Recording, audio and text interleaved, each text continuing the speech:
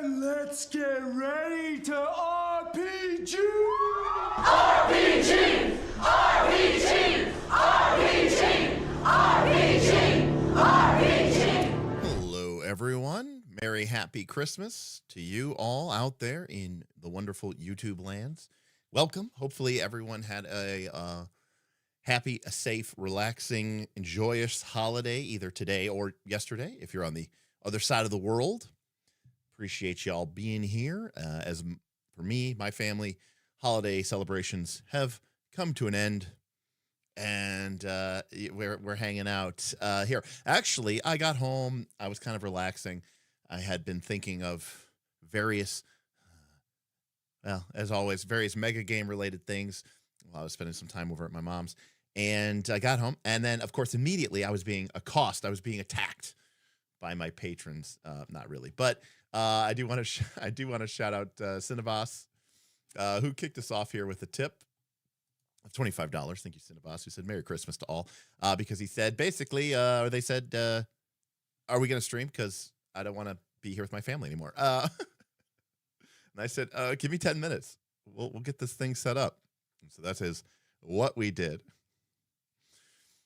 But no, I don't have any real plans or agenda or anything like that. Just hang out for a little bit. Besides, it is Thursday night, so always happy to talk about that stuff. And of course, last Tuesday we had Vin on. We're gonna have Vin on again, at least one more time. So before he has to go back to work, we got a couple more topics that we want to talk about, including before New Year's. We're gonna try to do. We're going to try to do two things. We're going to try to do a first look for the land of Eam, and then we're also going to try to do, we're going to do the 90s and do our 2025 awards show. Self-Confessed Cynic says, man, green and red with that T-shirt on is a lot. Well, it's a what are we even doing here? A T-shirt. It's a Knights of Last Call's Origins 2024 T-shirt. So no, I'm not changing it. Thank you for the follow there. TH3, The Way. Ooh, Klopster. Thank you for all the bits. Wow. Klopster. Thank you. That's by far our biggest bits contribution ever. Thank you so very much. Appreciate you, Klopster. Thank you for being part of our community. Thank you for supporting us so much. We love getting the bits. I don't know what bits do, Self-Confessed Cynic says. Well, so Twitch has a very interesting model, which I actually kind of like, which is that you buy the bits. And once you've bought the bits, you can donate them. And there's no conversion at that point. The bit has been paid for. So, the streamer doesn't have to figure out, okay, how much am I getting taken for? And so one bit is a penny. That was 150,000 bits. So that was, I can't read. It was 15,000 bits, sorry. And so, that was very nice. That is very, very nice. But no, I think we've only gotten like 100 bits or something like that before. So anyways, but yeah, so 15,000 bits, is $150. So very based. Thank you so much for that. Appreciate your Klopster roll. Klopster. Yeah, they actually are pretty good. It's way better technically than super chats. So yeah, YouTube loves to steal. YouTube loves to steal your money. I'll just say that. Twitch, I think, is actually a little bit. I mean, people go back and forth, and obviously, I'm not like a super, mega Twitch streamer, so I don't necessarily know that everything there is to know. But generally speaking, it's been my experience that the Twitch has been better in terms of the impact. Yeah. I think Jams is right. I think they each have their strengths and their weaknesses. I think that's true. Kloster the God, absolutely. That was a very, very generous tip and on Twitch, and I really, really, really appreciate that. So far, like I said, we did Twitch mostly just for you all, just to give you guys a place where you could also watch us on Twitch, so that if people who had their Prime sub, who were like, Derek, I have this Prime sub, I have no one to give it to, please take it, And so we can't do that unless you're on Twitch, and that's literally the reason why we started on streaming on Twitch. So, but thank you, Kloster. That was very, very, very nice of you. Right, Twitch still takes a cut. Let me be clear here. Twitch still takes their cut, but they take their cut on the front end. So YouTube takes 30% of any super chat, membership, super thanks, or whatever the other super is. There's memberships, super chats, and things. They take 30%, 30%. Now, for ad revenue, YouTube takes 50%. So, in other words, if somebody pays, an advertiser might pay $10 per mil, which is like $10 per 1,000 views. YouTube takes $5 of that dollars. You get the other $5 for the ad revenue that is generated on your content. So they take 50 for providing their service. which is, I guess, existing. So, I mean, there is something to be said about that.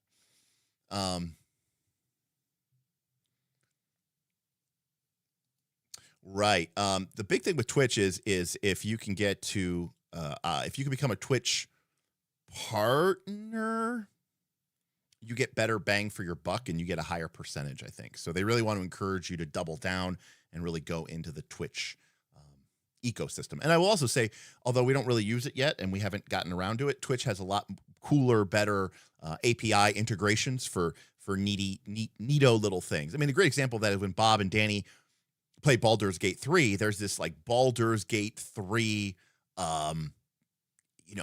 interface mod that lets users basically hover over stuff and see what like their character sheets are.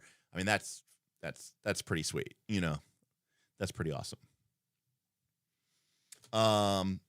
Yeah, so to become a Twitch partner,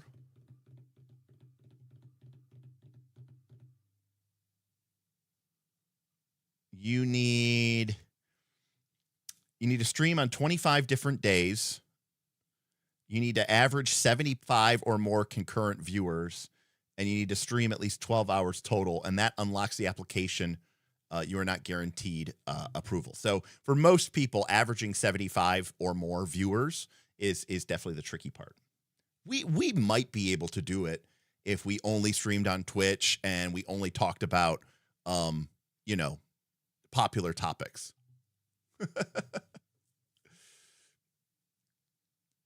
So, Merry Christmas, Kadrissa. Good to have you. Exactly. Always in time for capitalism. Yeah. There might be. I don't know. Again, my knowledge of Twitch is fairly limited. Merry Christmas. Christmas quiz. How many ghosts are in A Christmas Carol and A Muppets Christmas Carol, respectively? Well, in the base Christmas Carol, you have the ghost of Marley, and then you have the ghosts of Christmas Past, Christmas Present, Christmas Future, which would be 4. But in the Muppets Christmas Carol, Marley is played by whatever their names are, Willem and whatever, so it's 2 more. And so I would think you would say 5. So I would think base 4, Muppets 5? Is that correct?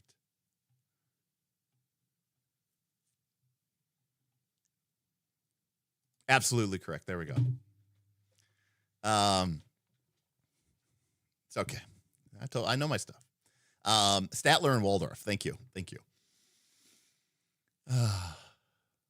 Yes, for Marley and Marley. For Marley and Marley.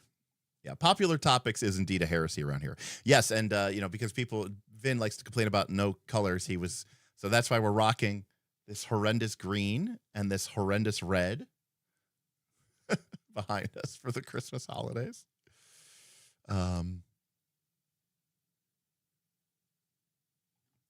Yeah, I don't know. Are wants and ignorance ghosts? I don't know. It's unclear.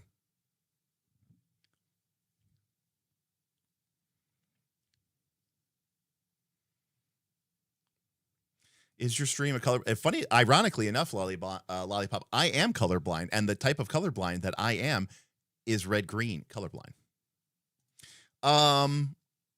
No thoughts, Danjamin, really. Most of that stuff we've seen already, right? We saw the stuff from the Void. So we know about those. We know about the new classes. We know about the new domains. They're going to add more adversaries, which is good. There should be more adversaries, but I am a little worried. Because again, I have a very different viewpoint and a very different relationship with adversaries in Daggerheart, and it's really funny because I see people having the same relationship that I have with adversaries with environments. And to be clear, I have the same relationship with environments, which is, this is a cool tool. It is descriptive. It is not prescriptive, right? The stat block gives me ideas and suggestions about what I might do, not what I can do. It is not the only thing that I can do. And I think a lot of people look at environment stat blocks and they get that. They understand that. Here's the busy town square environment. And, there's a couple suggested listed environmental actions or things that might trigger. And people read that, and I think they instinctively understand this is a list of suggestions. This is the only thing that you can do in a busy town market. And if you try to do something that's not on this, you're screwed. You're cheating. And so I view, and I think you should too, I think you should view adversary stat blocks the exact same way. Because again, Daggerheart doesn't have combat. It doesn't have combat. It just has scenes. It just has scenes. And sometimes we use mechanics to interface with the mechanical elements of the game in order to create more interesting, dramatic moments. And adversaries help us do that. Environments help us do that. But again, it should be fiction first, not mechanics first. And I feel like people see adversary stat blocks, and we've been very coded to do this, and they immediately start thinking mechanics first, mechanics first, mechanics first. And I think that is a problem. So while I don't think it's a bad thing that there are going to be more adversaries, I do worry that it continues to maybe reinforce bad habits, but that's a separate issue. As for the campaign frames,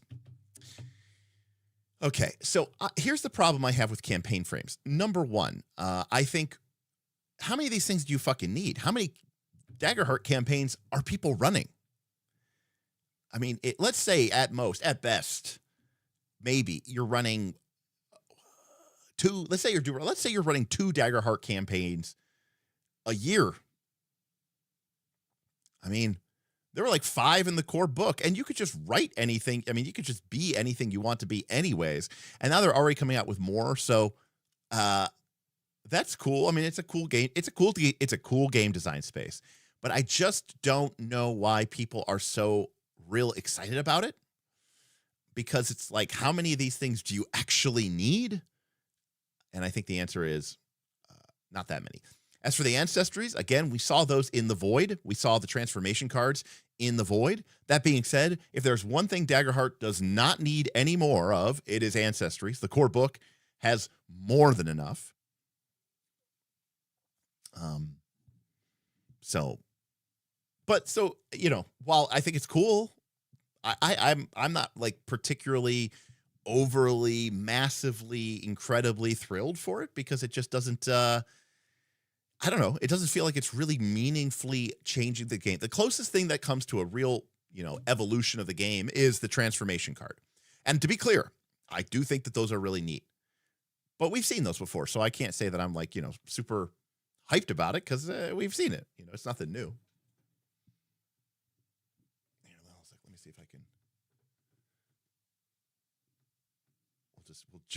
We'll just have that Christmas lights going.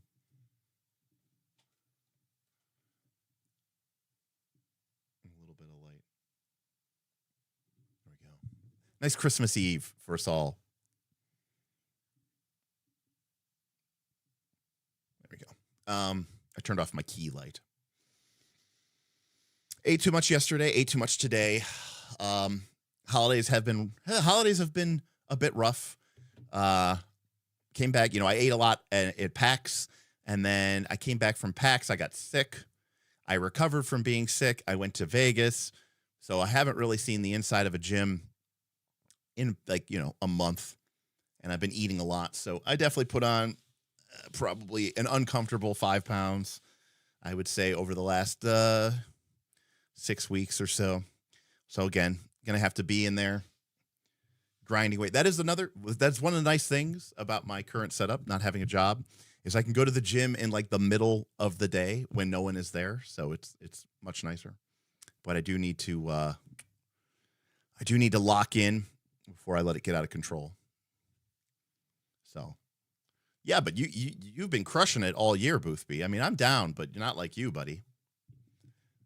So I'm hoping that in time for Origins, I will be closer to, 210-ish That's my goal. Because like Origins is in roughly 6 months. So I think I can safely lose, 5 or 6 pounds a month. Easily. At my size and activity level. Just need to watch what I eat. And again, I don't have junk food in my house. I just find opportunities to eat bad food when I'm out occasionally. And I don't order food out. I prep all my meals, so all of that's good. I'm one of those instances where that really proves how difficult weight loss can be, because you can make a lot of sensible decisions, and you can again, number one, exercise does not burn as much calories as people think it does. And if you're like most of us, you are not nearly as active as you think you are. I mean, I'm a guy who gets 10,000 plus steps every day, and I'm 6'1", and I'm 240 pounds and change. I don't go to fast food. In fact, I kind of really dislike fast food. And even if I did like fast food, which I don't, it's so expensive now. I refuse to go. I cook almost all my meals at home. What's the issue? Well, the issue is you can make smart choices, good choices, quality choices. You can be more active, and you might very easily, safely develop yourself a 300 or 400 or 500 calorie deficit per day. And over the course of an entire week of that level, you will have generated a 2,800 or 3,500 calorie deficit, which is 1 pound of weight loss, of fat loss, which is great. 3,500 calories or 3,000 calories, close to a pound. And it's very sustainable. The problem is, if you end up going to one burger restaurant and, or one late night Cane's run because you didn't eat anything, and then the stream went late, and then you're getting something at 1 a.m. and you're getting a full caniac combo with an extra sauce, suddenly you're up, that's plus 2,000 calories. Or that's if you go somewhere else, you get a burger with French fries and you get the cheese and the bacon on it, it's boom, you're up 2,500 calories. It's an incredible amount of calories in a very small package.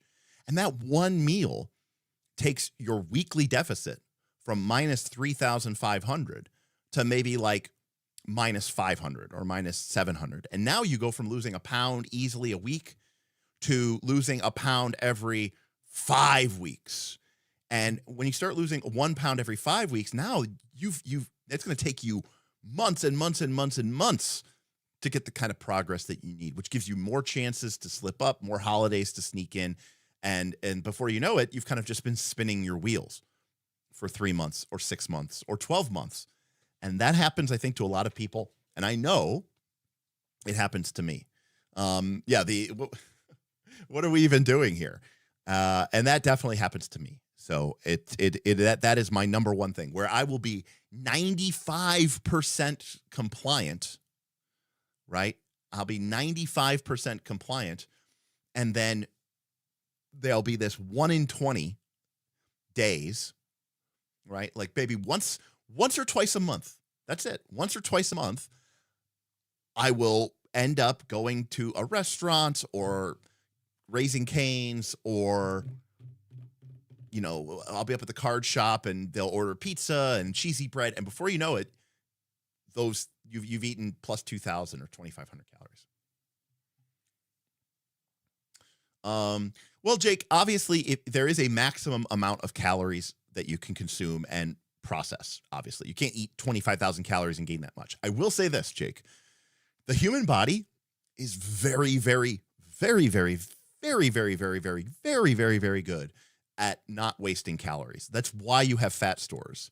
And it is really, really easy for your body to dump excess calories in the form of sugars and stuff in your bloodstream and convert it into free fatty acids, bind it to a glycerol molecule, create a triglyceride, and if you're me, store it right there next to your belly button.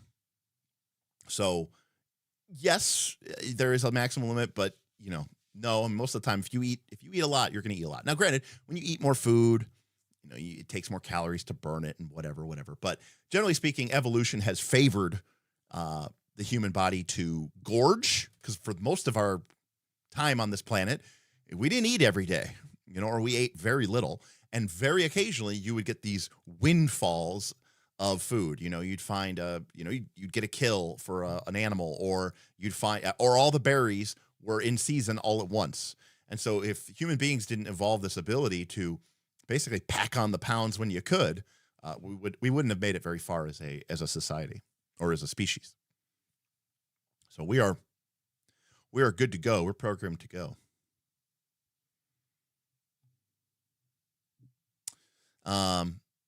There you go, Klopster. I was 250, went to 170. Great. Got a new job. Habits went out the window, getting back up to 200. Yeah. And if I'm telling you the truth here, I mean, I have rode this roller coaster many, many times. I was down, I was up, I was down, I was up again, I was down again, I was up again. And now I'm coming back down for like what I feel like is the 5th time. So obviously there's a psychological element at work. There might be a physiological element as well. But for me, obviously there's certain eating habits that I have, are not productive for me. Right.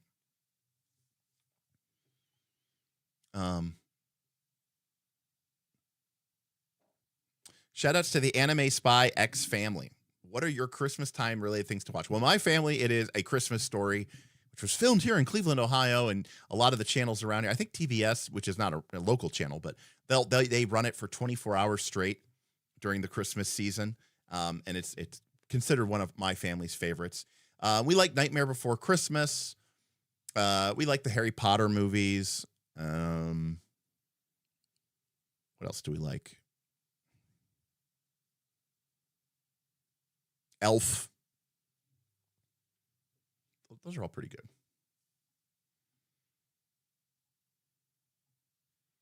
Yeah, so speaking of psychological issues, I know I eat when I am bored.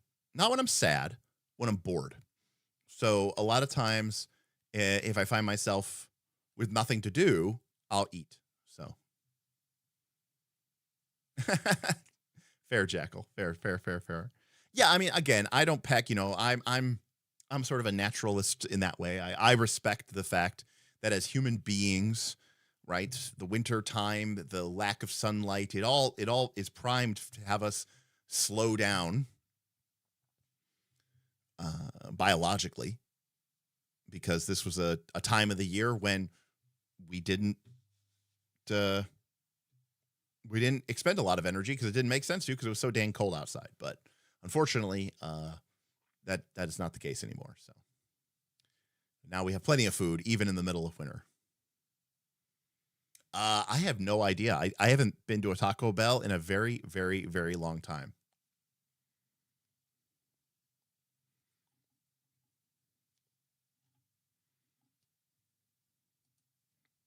Again, I didn't mean to just only talk about diet nutrition on Christmas. Meanwhile, there's a whole, there's a whole freaking box of cookies downstairs.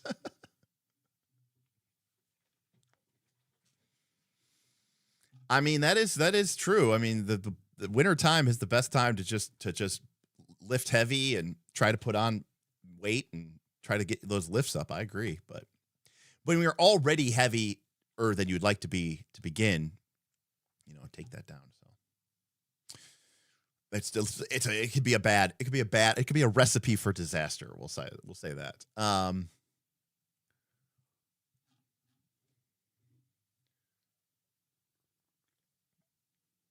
Anyways, so tomorrow is Fabula Ultima session number 2. Excited for that. I'm probably going to spend some time tomorrow. Actually, I might spend most of the day tomorrow before the session, because the session is already prepped in the sense that it's Fabula Ultima. It's low prep, no prep. But thanks to Lollipop, I already have the stat blocks for the warden of the prison, if they end up needing it. And they have indicated a desire to engage with her. So that'll probably come in very useful. So I already have pretty much all of the stat blocks that I might need. However, I do want to spend some more time with Foundry and making the Foundry experience cooler. We already had just some fun little stuff in there, but I want to add in like there's a mod that lets like when you switch scenes to a combat scene, it kind of does like a like a zoom, like a window break zoom in, like a JRPG. And I've also seen animation mods where people cast a spell and it fires a little fireball or whatever from your sprite or from your token to another token. Normally, I think that shit is extra as hell and totally totally unneeded, just totally unneeded. But for Fabula Ultima, I'm kind of here for it. I think that would be kind of cool. So I do kind of want to put a lot of effort. And since the game itself doesn't require a lot of work from me in terms of the prep, it's kind of like, I'm going to kind of go with this. All right, this is driving me crazy. It's too dark over here. Okay.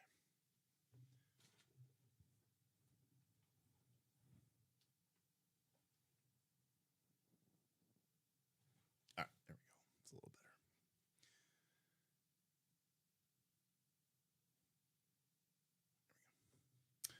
Let's see here. Derek, what do you think about the idea that your D&D party is too big? I started watching a video from the DM Lair about it earlier today. Probably. I don't like to run with tables more than 3 to 5 is my preferred range. Anything more than 5 is too much. And even then, I think 5 can be too much, especially in a more complex game. Anything that involves moving people on a board, or a grid or anything like that. If you have 5 people, it's just going to take that much more time. And I'm kind of not a fan of it, honestly.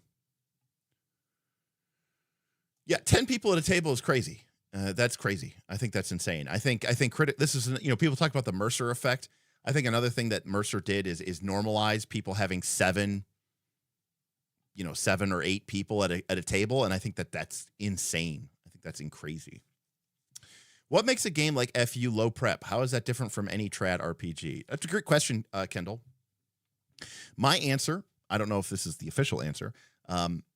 My answer is that the games, again, how I approach FU is different than the way a lot of people approach FU, but I also approach FU, I think, in the way that the game says you're supposed to approach it, which is, number one, the monsters are very simple, and you can either put them together ad hoc on the fly, using a very simple set of, kind of metrics on the back of the GM screen, combined with the fact that a combat doesn't really need to be balanced, because if you fuck up and it's way hard, maybe, everybody dies, but everybody can just choose to surrender. And as a GM, you get to decide what the consequences of surrendering are. And if it's because you fucked up, just don't make the consequences for surrendering that bad. And if it's too easy, great. Your players kicked ass and rock and rolled. It's totally fine. So that's number one, kind of combined into 2 things about the monsters and combats. Number 2, the players have the ability through Fabula points and through their dice rolls to take the game in completely radical directions. It's one thing to say that any RPG can do that, because they can to a certain extent. But Fabula Ultima really gives the players a lot of tools to take the story and take the fiction in a completely unforeseen direction. So I think that trying to prepare a quote unquote railroad, and prep some very, very prep heavy thing, is just going to be a bad beat. Tertiarily, going back actually to combat, because in Fabula Ultima, I could create a villain. Okay. Like, for example, there is a villain, the warden of Aurak 7, which is the Imperial prison facility that they're in. That stat block was, in this case, it was taken from one of the books, so I kind of repurposed it and changed it a little bit to make it my own. Well, in a lot of games, when you make a stat block for, say, a villain, you're making that stat block once to use that villain, you guessed it, once. Why? Because the villain attacks immediately and fights to the death. And not only that, but if people do get away, if a villain gets away, a lot of times players feel like you cheated or you gamed it or you gave it some sort of weird thing. That's not the case with Fabula Ultima. I can make this stat block once, and I potentially could get, who knows, 2, 3, 4 uses out of this stat block is this villain continues to recur. Because in Fable Ultima, the players are very aware of the fact that a villain only has to spend a single Ultima point to basically escape and get away for free. So even a basic minor villain has 5 Ultima points. So in the case of like a more major villain, like Warden Vin or Vryn, Warden Vryn, no, maybe it is Warden Vin. She has 10. So, you know, that's super easy. You just, you know, keep her around for a while, and you can make a bunch of changes to it. So anyways, so I think so in terms of reusing and reusability, and lastly, which I think is really important, is the game is not a challenge. Again, this is my view on it. I know there's people out there who are playing a lot more Fable Ultima than me. I don't view the game as a challenge-based game. It is, for me, very much a campaign as collaboration, combat as collaboration, combat as cinema, combat is cool.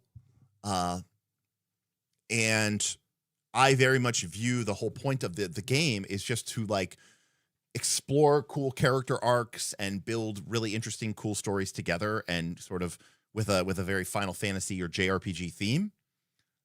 I don't view it as being something where I have to sit there and obsess over how do I make this difficult enough to feel challenging, but not so difficult that it's going to kill the party and they're going to bitch. And that is a very tight rope to walk in a lot of games. So anyways, with none of those things holding their heads over me, I don't really have to worry about, you know, the prepping of a situation.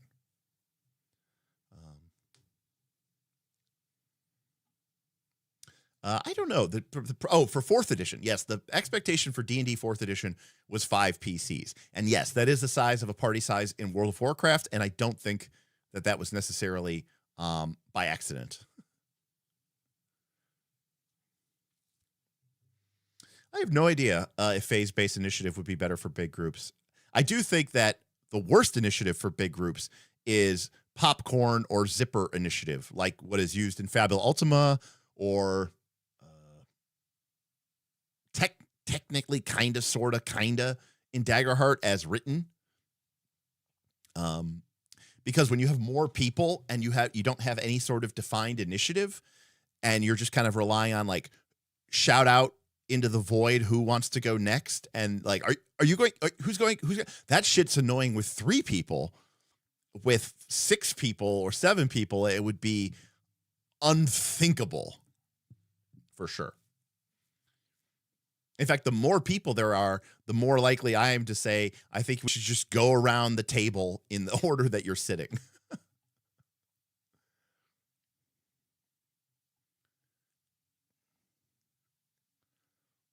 Yeah, well, I mean, I think that's, I mean, props to you for running for that many people, but man, that just seems horrible. But as you said, it's also because of a dearth of dungeon masters, right? Nobody wanted a DM, so what are you going to do? I mean, you could just kick people out.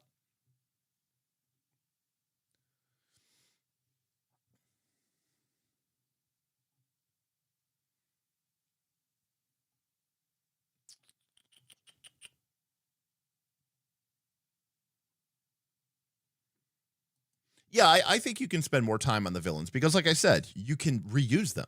You can use them again and again and again, and get a lot of value out of that. And if you still like that villain, Lollipop, and your players are still engaging and fucking with that villain, then spend an Ultima point, keep that villain around.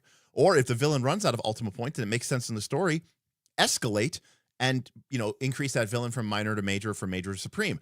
But if everyone's done with that villain, if you're done with that villain, if the players are done with that villain, even if the villain still has UP left, let it die. Just let it die, I'm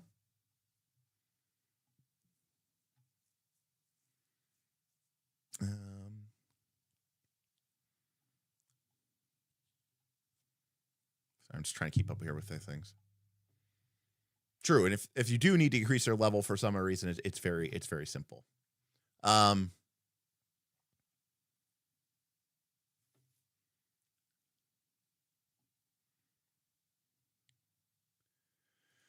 What is your favorite damage mechanic? Rolling for damage, flat damage, hits, wounds, dagger heart? What is my favorite damage mechanic? I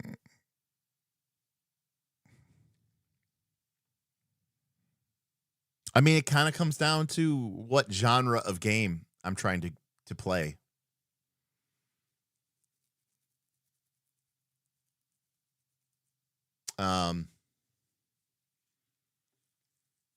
Because I mean, ultimately I would just say, I mean, it depends. I like the idea of rolling for damage only because I like the idea of the players rolling for their defense. But again, that might, if this is a game where, you know, we always hit, then the variability of the damage is sort of consigned to the attack roll. That's like what Draw Steel does, right? I mean, Daggerheart's okay. Again, Daggerheart isn't a perfect game. Daggerheart kind of annoys me with the numbers go burr thing. I don't see a reason or a need for the damage thresholds and the damage values to get as high as they do. And if I remade the game, I would probably substantially change that. At which point it probably starts to become not like Daggerheart. But I feel like they did that in Daggerheart to appease people like Self-Confessed Cynic and Vin, and I think that was a huge mistake because I don't think that those people are going to play the game or stick with it. And I think they also did it just to, you know, appease the, you know, whatever the, you know, the trad people and make them feel like it was still D&D or what. I don't know. I don't like it. It's not, I mean, I think it's a fine, the core mechanic is totally fine. I like the idea of the damage roll, mapping to just 1, 2, or 3. I think that, because I will admit, as a gamer, if you just did 1, 2, or 3 damage in Daggerheart, I would feel like that was a little flat. I would feel like that's a little boring. I would feel like that's a little bit uninspiring. I would feel like that's a little unenthused. But if we also were just like, oh, hey, you have 150 hit points, and this did 12 damage, or this did 11 damage, or this did 9 damage, and now I've got to subtract 9 from 150, and now I've got 141, and then I take 8, so now I got to subtract 8 from 141, and now I've got 133, and now I've got to subtract 17 from 133.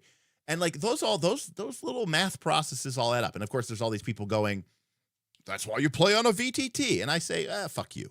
But so I like the mapping to 1, 2, or 3. I like that a lot. What I don't like is the pointless, unnecessary scaling, basically. You know, I don't think, I mean, and here's why it really matters even less is because, so these are just random ideas that I've had, because in a lot of games, they want to show that 0 to hero progression. And and Daggerheart is kind of 0 to hero, kind of. And I say kind of because, you know, it's not like you go from 10 hit points or 15 hit points to 950. No, you start with 6 or 7 and maybe you get to 12. You know, it's not like this massive increase. Same thing with your evasion and same things with your whatever. But one of the things that they want to show is like, oh, because we want a high level character to just completely raffle stomp a low level character or a low level monster. Well, that's cool because they want to show that massive power progression, which is fine, except the problem is in Daggerheart, the most damage you can only do is 3. And even if a monster who does 1d2 damage hits you, they're going to hit you for 1. And I can see how do I want to describe this nicely? I don't think it's a mistake, but I think you can see some of the, I don't know how to, some of the problems with the design is in there's certain abilities, which, now they are lower level abilities, full stop, but they do something like D6 damage and they don't scale. And so this means at a certain point, there's no point to rolling that damage roll, and it should just do 1.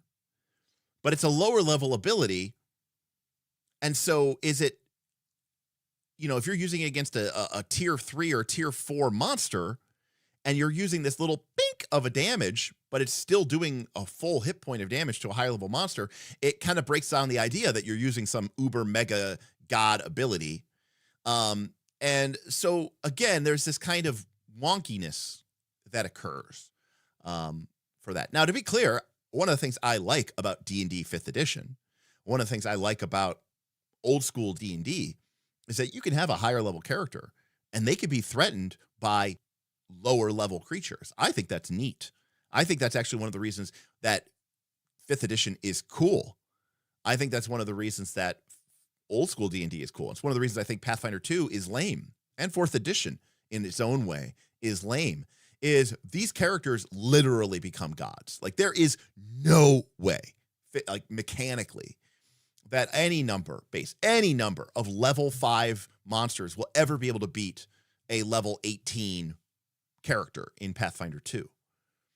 Whereas in a game like D&D 5th edition or old school D&D, you could do enough damage because the hit points didn't scale to infinity, the armor classes didn't scale to infinity, the attack bonuses could still hit you, and the hit point, and you could do enough damage. Now, 5th edition does have massive hit point scaling, but for some people, they want high level D&D characters to be like something out of some mega shonen anime where like you're fighting literally 10,000 orc armies.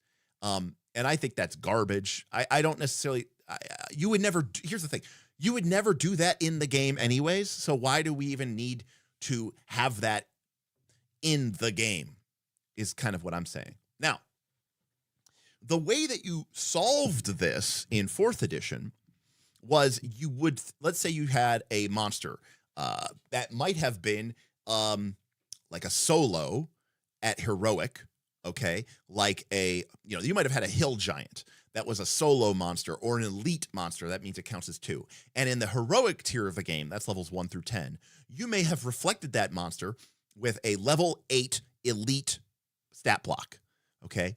If you use that level 8 elite stat block and you tried to throw it against a level 18 party in 4th edition, it would be a joke. Even though that monster is elite, the 18th level party, they have all these level bonuses and stuff. They're going to make complete trash out of it. So here's what you do instead.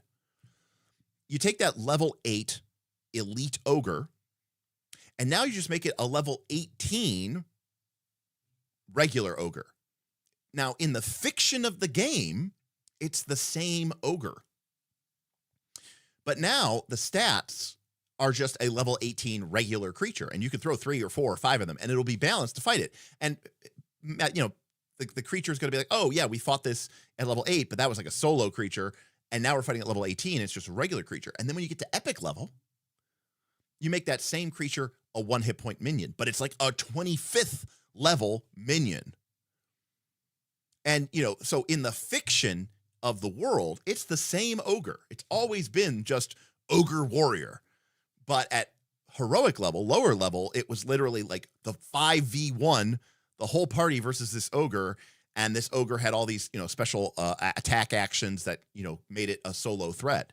But by the time you get to level 25, the GM's putting out, 18 of them. And that's just a small part of the encounter because they're minions now. But in the fiction, they're the same creature. But in order so that they feel like they can hit a level 28 creature, you've given them the attack bonus and all this other stuff that you need. So 4th edition, I think, solved that issue. Now, the problem is people go, but it's not the same, and they lost their mind. And Pathfinder 2 tried to have their cake and eat it too by using the same exact literal monster stat block, which you could argue is efficient because that way you don't need 3 different stat blocks to showcase the monster. But I think the net effect isn't particularly that good because I think that monsters need to have different stat blocks when they fill a different role in a combat. A monster that is acting as a solo creature or an elite creature needs different abilities and different initiative actions, different ways to interact with the encounter than, say, a standard creature does. And a minion type creature or a throwaway creature, a lower level creature, actually needs to have less complexity. Otherwise, it's going to be overwhelming. And so when you take something like in Pathfinder 2 and you take a stat block, let's say of a level 10 monster, You could throw that level 10 monster at a level 6 party, and it would be a solo boss, and it would be a really tough fight. And then you could throw that level 10 monster, you could throw a couple of those level 10 monsters at a level 12 party, and it would be, you know, a tough fight. But the monster is the same monster. And then you could throw 12 of that level 10 monster at a level, I don't know, 14 party or 15 party, and it would be a tough fight. But the problem is that stat block hasn't changed at all. And those monsters are filling very different roles in those fights. And I think that the mechanics should change to account for that. So, yeah. Thank you, Forsyth, for the 8 months with Prime sub. Thank you.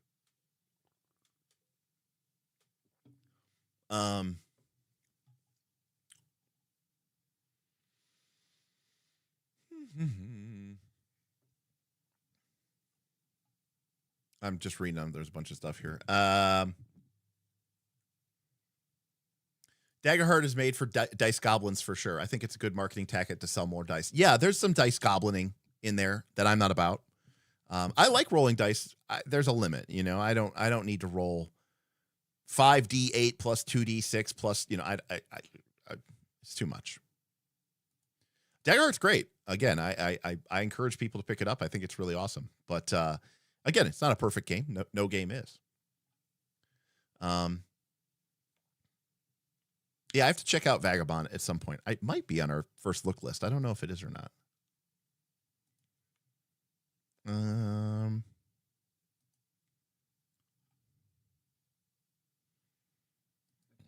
don't know. Yeah, I could do without the yo-yo healing myself.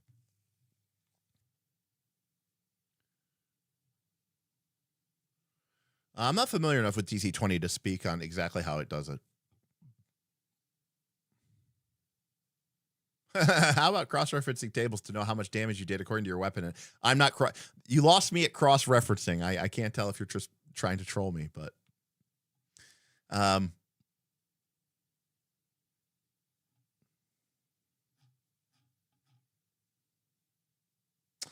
what's the maximum number of dice per roll that's acceptable to you? It always depends.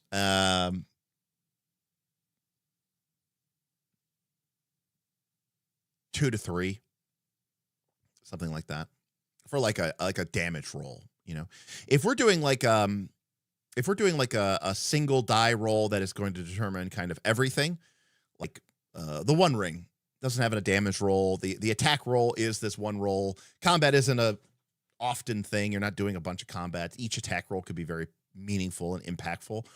That's where I'm okay with. Okay, I've got a D12 and I've got, you know, 3 or 4 D6 in my pool, or 5d6, you know, to that end. You know, Fireball is a great example of this. So in original D&D, Fireball obviously did 1d6 points of damage per wizard level, and it was always a rank 3 spell. It was never rank 4 ever. It was rank 3, and it scaled with your level. So a 10th level wizard could use their 3rd level spell slots to cast Fireball, and they couldn't use their higher level spell slots. And it would do 10d6. Okay, cool. Here's the thing. Even in that game, Fireball was a very precious commodity. And a wizard might not be throwing a Fireball more than once or twice a session. And it was a big moment when they did. But it's more than that. It's more than that. I'm going to get to this in a second. The problem is that the modern day Fireball equivalent, you're doing that every round, more or less. And in Daggerheart, you literally could cast Fireball over and over and over and over and over and over again. At which point, it's not a Fireball. It's just an attack. And we should treat it like that. Okay, here's the second point. Fireball used to require much more work than anything else. A fighter's attack would be D8 plus 7 damage or something like that. But a Fireball, let's say you're 8th level, 9th level, and so you're getting 8d6 or 9d6 together. A lot of work, right? You're getting 96 damage. You're going to roll 96. You're going to count all that damage up. You're going to tell the DM, this is old school D&D, make a bunch of, saving throws versus spell. Here's the thing, though. We're going through all of that. And guess what? 9d6 damage was enough to kill like almost every monster in the game. So yeah, it was a lot of work. You're making a save for each target.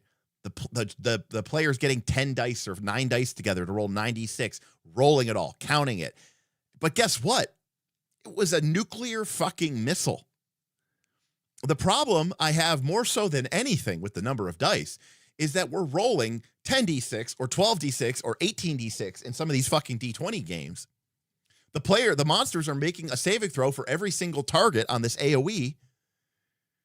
And these motherfuckers have 180 hit points. So this big, huge thing that just eats up a ton of compute cycles at the table doesn't even have a big, huge impact. So, you know, what are we even doing here? That's the problem I have with it.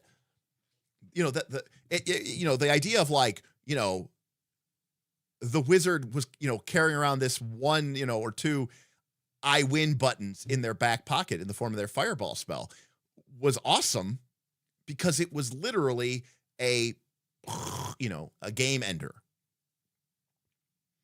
So, I mean, to put it into another way, okay, we all know that the average damage of a 10d6 fireball is 35 points of damage. Well, guess what? The average hit points of a 10th level cleric in AD&D was 45. That's a PC with 10 hit dice. That's 45 hit points. So that means that on average, a fireball would leave a cleric with just 10 hit points, assuming they pass the save. So, it was a lot of work, but man, it just took them out completely. Even something like a big giant, a hill giant or whatever like that. They had like 12 hit die, which were D8s back then. So they had about maybe 50 hit points. And so a fireball, and by the way, the number, so here, I pulled up the AD&D hill giant. The number encountered was 1 to 12. So the GM rolls on their table, rolls a D12, and they get a 9. So you're fighting 9 giants, and they each have 12 hit die. So they each have, what is that, 45? They each have like 54 hit points. And there's 9 of them. And this is a giant. This is one of the bigger creatures with the more hit points. Can you remember, the hill giant has 45 hit points. Loth, the demon queen of the spider web pits, or the queen of the demon web pits, or whatever it is, has 66. Okay? So goddess has 66. This big giant has, 50 something. Well, a fireball is going to potentially wipe out, 75% of their hit points on all of these monsters, more or less. So that's a lot of damage for what is essentially a very computationally heavy fireball or spell. I'm going to throw this spell. We got to calculate the AoE. We got to figure out that, especially if, you're back then, it was even more complicated, believe it or not, because fireballs expanded to fill the volume of a sphere. So 4/3 pi r cubed, if anybody was wondering. And so anyways, but you had to figure out the area effect, which monsters were targeted. Every monster had to make a save versus spells for half. And then you had to apply that damage. And it was a lot of work. And you might say, wait, we still do that today. You're absolutely right. We still do that today. But that fireball is not taking out 80% of that monster's hit points. So it's a lot of work for not a lot of impact. In other words, not a lot of juice for the squeeze. Contrast this also back then with the spells that just instantly killed a creature. Well, remember, so let's say similar situation. We're, mid to high level. We're 11th level. And the GM says, we're moving our way. We're going through, it's an ancient mountain range on the edge of an ancient cursed wasteland. And as we're making our way through the mountains, trying to find this ancient dungeon entrance, the GM describes this band of mutated hill giants that, come down out of the shadows and the eaves behind, boulders and twisted trees, and rolls a random encounter. And we're fighting, 10 of these hill giants. They're, mutated hill giants. Okay, cool. There's 10 of them, and they all have 50 something hit points. And, the initiative is rolled, and the wizard starts by, moving their hands around, and boom, hits one of them with a finger of death spell. And the monster fails its save and dies instantly. Okay. So what? Good. Why are we still rolling what am I going to do? Roll a bunch of damage? Who cares? I don't. It's a spell. It should be impactful because we only get so many of these. And what am I going to do? Have it do more damage? It's like at a certain point, what are we even doing here? So anyways, I don't know how we got into this topic, but my point is just that the problem I have with even in Daggerheart is they are still treating a lot of these spells like it's a D20 game. And that's bad because the D20 game is, a problematic already. Sorry. Did I say, okay, 5? I thought Finger of Death was 6. Thank you, Forsyth, for correcting me. Disintegrate then, right? Disintegrate, that is, I think, level 6, right?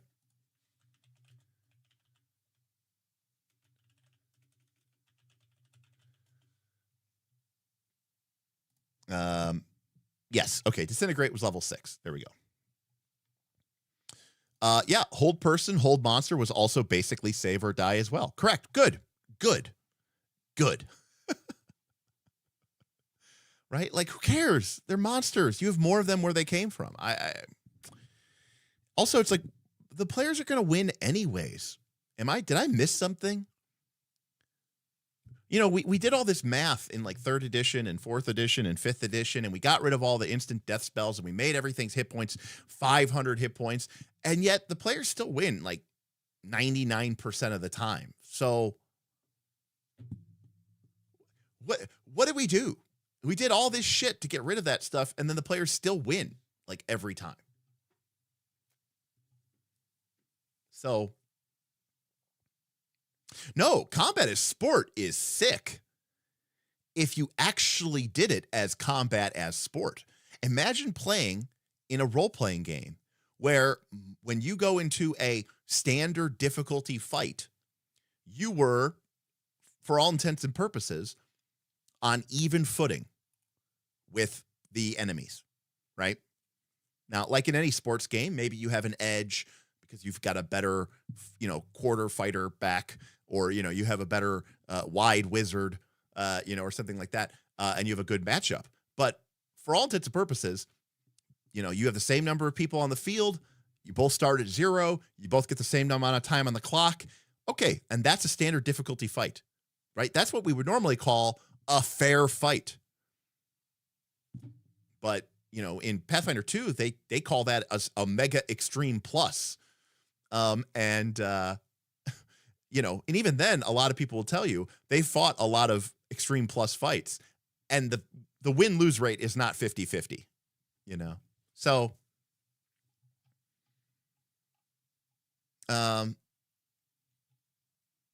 Pathfinder 2 made 99% of the spells bad and the players still win. Yeah, the players are designed to win. Mark Seifter has said that, basically. And it is about participation points, which is fine, but then let's not pretend that any of the things that we're doing actually matter. And can we just skip that then and get to the parts that we do care about? I've said this before, and I will say this again.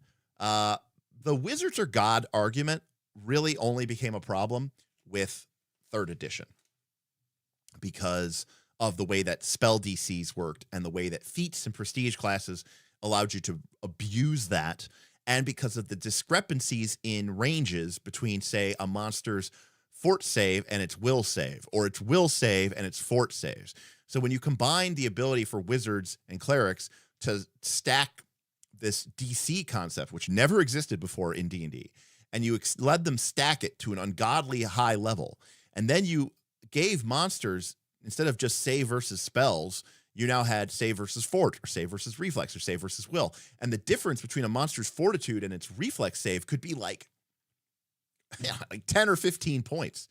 And so when the wizard cast their already hyperinflated DC spell that they got because they took advantage of feats and prestige classes from all these books and stuff like that, and then targeted the monster's, quote, weak save, it was a recipe for disaster, where essentially the monster could only pass on a 20.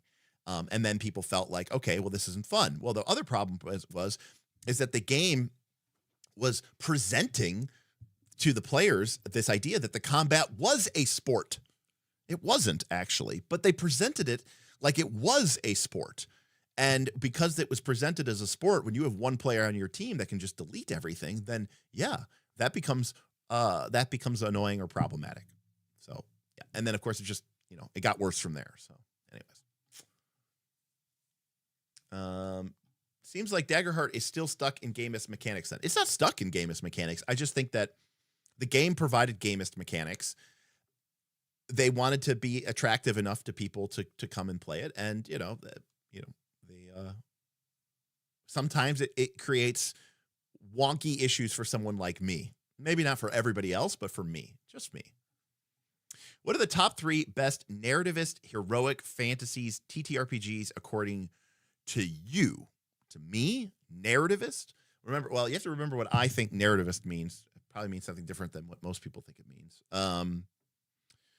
Fate, Fabula Ultima, which is kind of like Fate. I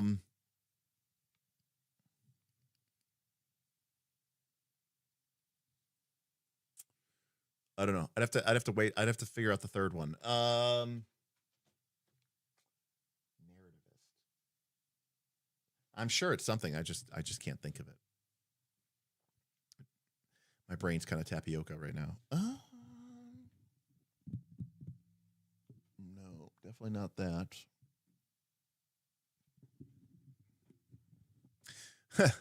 Roll for combat meant yo ho ho ho. What's up, RFC?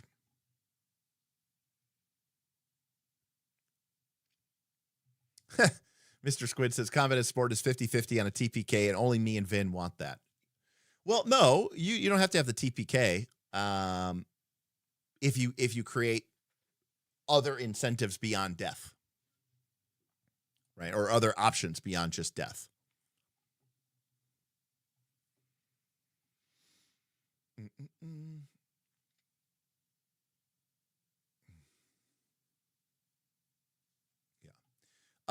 Dungeon World, believe it or not, I don't consider a very narrative game.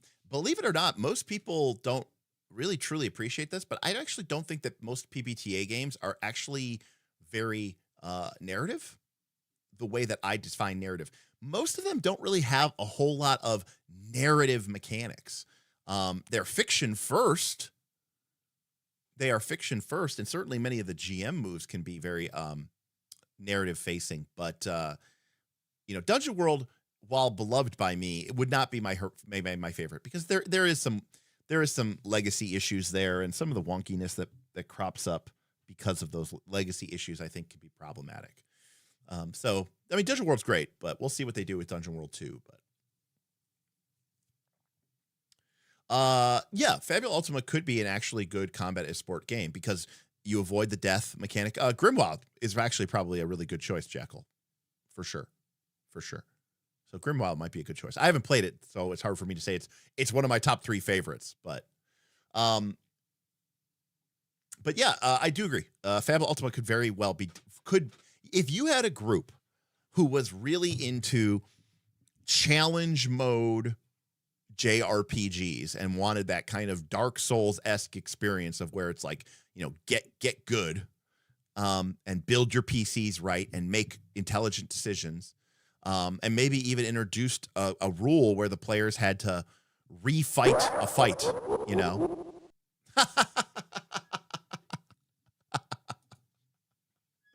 Mary Fishmas from Roll for Combat. Delete the channel. I'm bored. Let me join you. What do you guys think? Should I get Steven on this? He sounds like he wants to come on. All right. Kendall says bring him on. All right. This will be fun. I, for one, welcome our... This might mess up my camera a little bit. We'll see what it does. Hold on a sec. I gotta delete my camera. All right, let me close. Get rid of my waiting room. All right. What is that? All right. All right. We'll get him on here in a minute.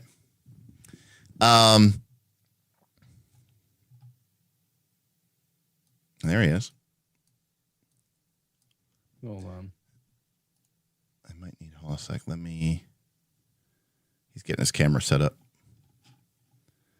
All right, hold on. Where is my camera? Do I have a camera?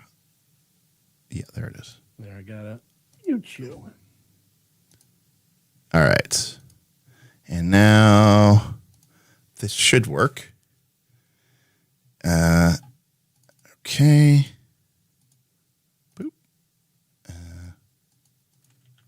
Hey. There we are. Hey, I'm Vin. Yeah, you get to be Vin. Actually, it's not showing up. Oh, there we are. Whoa, we're off. There we are. Yeah. We're getting it fixed. We're getting there. We're getting there. What's up? The most boring day of the year for me. Right. How was your Jewish Christmas? Dim sum morning. I sent you pictures of the dim sum. I did see it. Yes, we got up nice and early. Went down, had some dim sum in Chinatown. Came home. Of course, we're like, because we get there at 9, because by 10 there is. I was going to take a picture. There's literally hundreds of people outside. It's 3 stories. This Chinese restaurant. It looked massive from the picture you sent me. It's huge, and that's 1 floor, and there's 3 floors. It's absolutely enormous. But I think it goes pretty quick. But then but then we're like, oh, we'll be home for lunch by noon, and sure enough, we got there at 9. We left at 11 and home by noon, and I just sat here and I played video games all day. That's all I did. And had dinner, and now I played some more video games. And then I saw you were streaming, and I was like, oh. You're like, I'm bored. And then because you were playing your video games all day, you were like, I'm so bored. Well, I didn't really want to work, and I'll work tomorrow. And man, it's just, I'm actually in a big holding pattern because I need a lot of artwork. So there's not a lot for me to do right now. Mark's away as well. So oh my gosh. I know. It's like I'm in retirement. It's horrible. What would you do with yourself? We were talking about this the other day. I was like, you got to get yourself some new hobbies. And you're like, I already do all this stuff. And I was like, well, you need more new hobbies. I know. Well, after going to discourse for 4 hours, we were did one of your streams yesterday. We talked for 4 hours yesterday. First, I found out her and I have, which means you and I. We have, discourse minis. Oh. She and I and you have a million things in common. I didn't realize how much we had in common. Which is funny. And on top of that, made me want to get back into minis after talking to her for 4 hours. Oh, yeah. So I know she's a big like 40K fan for sure. Yeah, huge. Well, everything. Do I need a Fantasy Grand developer? Big time, man. I can't find any. It's so even Fantasy Ground can't find any.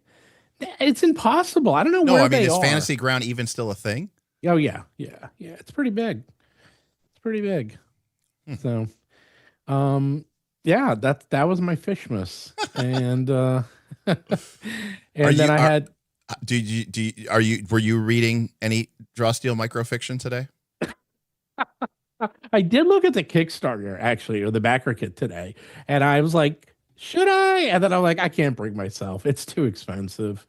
Even I'm like, if I'm saying it's too expensive, it's too expensive. I mean, that is. And on top of that, they're like, oh, we're going to develop it. It's coming out next year. But then on another channel, what's the one? It's one of the other channels I listen to, that it's some of the developers of Draw Steel. And they're like, oh, yeah, we just got the outline for the first adventure. I'm like, this is not coming out next year. I'm like, you got the outline? Are you kidding me? What's that? What are you showing me? Lion's Head Gaming signed up for the Patreon. He was mad that there's no alert, and so I just brought up the Discord of him joining. Welcome, Lion's Head Gaming, to the Knights of Last Call. Appreciate you. Yes, welcome. But yes, I do need a Fantasy Ground developer, big time. I do have. I think I have now. I got more Foundry developers. I found 2 more. I have a massive team. It's something like 7 or 8 Foundry developers. Because we're cranking on that. Because it's just so sad. Well, take care, Way. It's so sad that like being an RPG developer now means you need software development. That you need to have this. For me. I was joking, right? That we're running we're running this Fabula Ultima campaign, and I go, it's like very low prep, no prep, at least the way that the book says you should run it and the way I run it. And I said, so we have a session tomorrow, and I go, I don't really need to do anything. I already made a couple stat blocks for the first session that we didn't get to, so that's all set up. And I go, because it's Fabula Ultima and it's a JRPG, I go, maybe I'll spend a couple hours playing around with modules and trying to get cool little animated things to work inside of Foundry, which I never do. But it's like how sad it is that there's people I've seen some people's Foundry setups where it's like everything is automated, and like when the players move down the hallway, it triggers a thing, and they've got special effects and like all these crazy effects, and I'm like, love it. Wow. It's just a video game at that point. You know what? I love it. It's not even that hard to do because I'm setting up a new module because we're setting up. We just came out with Release the Kraken, and that's a module. And so when you set up a module, you got to put all that crap in, and it's really easy actually. I mean, it's I don't know. I mean, for me, I find it's like it's not that hard, and you look at it. And you think, oh my God, look at all the stuff it's doing. And then you're like, oh my God, it must be so hard, but it's not. It's like, oh my God, look at all the stuff you're doing. It's like, it's not hard. It's just triggers. You just throw some triggers on there and put some points and you're done. I mean, it's really or you could easy. Become a better game master. Why can't you do both? You're right. But most people have a limited amount of time. And I'm willing to bet that there's a lot more people who've spent their time trying to get their Foundry looking cool than there are people who have tried to actually become a better game master. So, well, one, they have complete control. It's the difference between, remember in high school, it's like there were the people who liked math and science and the people who liked English. Sure. And it's like one you can control and one you can't. I mean, to be clear, I'm being unfair. And the reason I'm being unfair is because people for years have, painted miniatures and assembled minis and built dioramas out of Dwarven Forge or whatever for their game, and so people have been doing that for a long time. So I actually can't, fault them too much. Oh, something else that just happened. So at 8:00, so literally 2 hours ago, the new season of Stranger Things dropped. Second part of season 5, and Adam, my son, already watched it. And that's how quick he was going. And you watching at times 2 speed like me? I don't know. He was watching pretty fast, and he said it's going heavy into D&D again, like really heavy, which is nice. So they're going back to where they started. I'm not going to spoil anything, but it's not like I didn't watch any of season 4, and I didn't watch any of season 5, so I know nothing. Season 4 is really good. Season 5 I didn't watch yet. Season 4 is good because they actually start tying it all together, which is nice. It's a little retro because I can tell that they kind of thought of it after, but still doesn't matter. It's good. It's really good. And more importantly, you could tell that season 5, they decided like, okay, we got to go back to D&D. And now they're really, I'm not spoiling it, but they go heavy into D&D lore and add a lot more. So it's good. And I'm like, the D&D nerds are going to be going like creaming their pants right now. Like, oh, look, yeah, but is that who watches Stranger Things? D&D? I mean, is that the majority but of their subset, audience? the subset of the subset of the subset. Got it. Yeah. Somebody above had asked what mega games are we currently working on? Well, technically, it is the winter season. And so all of our mega games are currently mega shut down. Historically, we usually have a game or two that runs, through January, February, March. And those are being debated. One was going to potentially be Lancer, using the Lancer game, the mech game. Why don't you try Robotech? I heard it's pretty fun. The RPG? Yeah. Well, because the Lancer RPG is like super tactical and super crunchy, and the people who wanted to play it wanted like almost like a very almost like a miniature war game. Yeah. Why don't you try Draw Steel? I mean, the combat's because we're waiting for Codex to be finished. Okay. But the combat's mini. That's what she's playing. That's her favorite thing.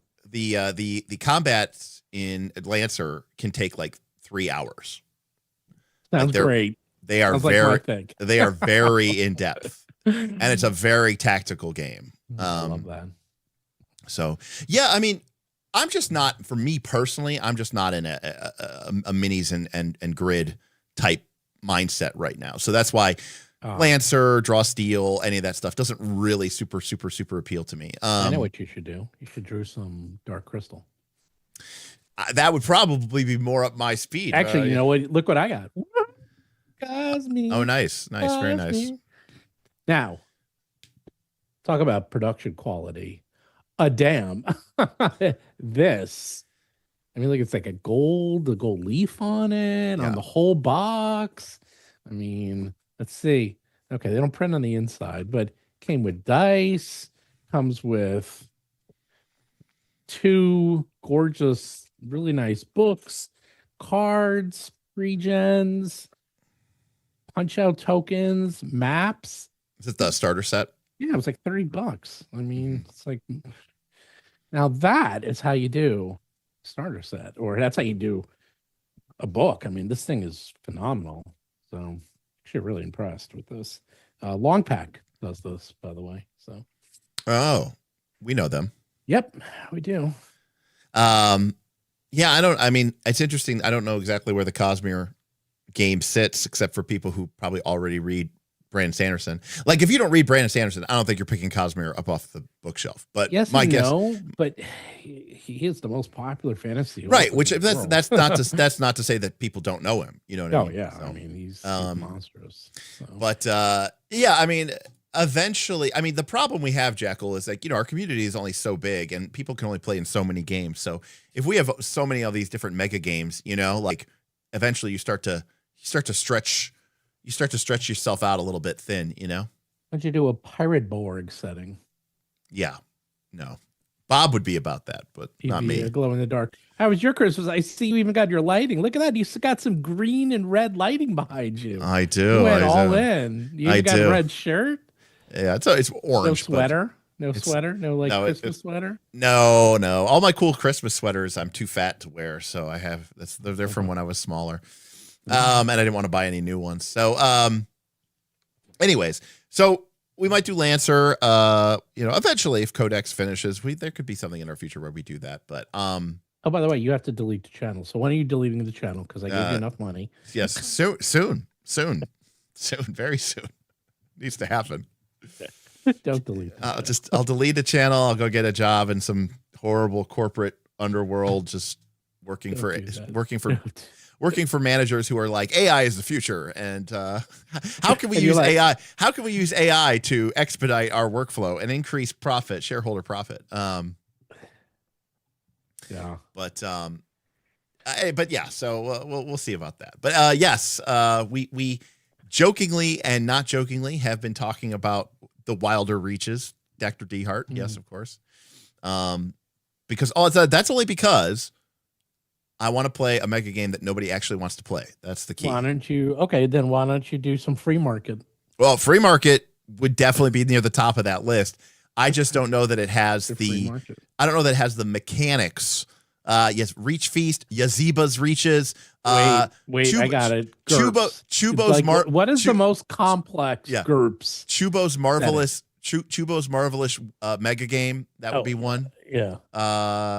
So. You know what? There's enough. If you really look, trust me, you take half of those games from the 70s and 80s were almost unplayable how complex they were. I mean, there's a lot. There was people had a lot of time on their hands. Lots of time, A lot. Man, 70s and 80s. There's whole movies about how bored we were back then. Right. I was going to say D&D's popularity is rooted in a very bored generation. Very. I mean, that whole thing going to mall culture, that was basically had nothing to do. Let's go to the mall and hang out. If you think about the fact that D&D is able, in today's time and place, to get market share when it is competing against, movies with CGI and video games and TikTok, right? And D&D is still able to hold on. In fact, growing, right? It's still bigger. It's bigger than it's ever been. Mm-hmm. Think about when it was coming out in 1974, 77, or especially 81 with the magenta box set. What it was competing against then? Nothing. People still choose to play D&D instead of sitting down to play their video game. Well, back then the video game was like Pong, or whatever was on the Atari 2600. So it's like crazy, and board games were what back then? Monopoly, Battleship. Now board games are, now board games are gorgeous and incredible and amazingly designed. So props to role playing games for being able to stick it out as long as they have. But yeah, I mean, well, video games were really back then. It was arcade.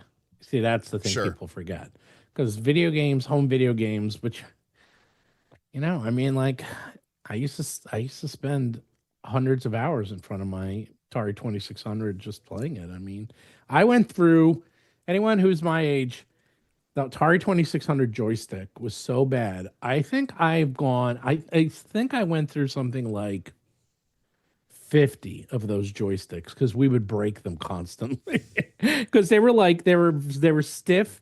They had a little base, so you had to hold it with one hand and then hold the other. You couldn't put it down because it would go all over the place. So you actually had to hold it, and then you would like hit it so hard and it would snap and you'd break it. You're like, throw it away, pick up the other one, just keep going. Yeah. It's like when I was a kid, we had my uncle's Intellivision. That was like I never really got super into the Atari. My friends had Intellivision, but we had Intellivision, and then from the Intellivision we went to the Nintendo, the NES. But ColecoVision, what about that one? Oh no, I didn't have ColecoVision. That was amazing. But that was amazing. But I do remember my Commodore 64 and 128. Yeah, that was pretty cool. Yeah. Lollipop says, "Do you think board games have made bigger strides than TTRPGs?" Yes, I do. Actually, God, yeah. For Big sure, time. Big time. I mean, certainly market penetration. Board it's games not even are close. Yeah, not even close. I mean, Essen is one of the largest conventions in the world. It has over 250,000 people, and it's all board games. Literally, I mean, it's like one of the largest conventions in the entire world is a board game convention, and so, and they sell out. So yeah, it's a lot bigger in Europe too. Like, you go to Europe, I told you that story. Like, here you can't find game stores, and if you do, you walk in, there's like 2 or 3 people there.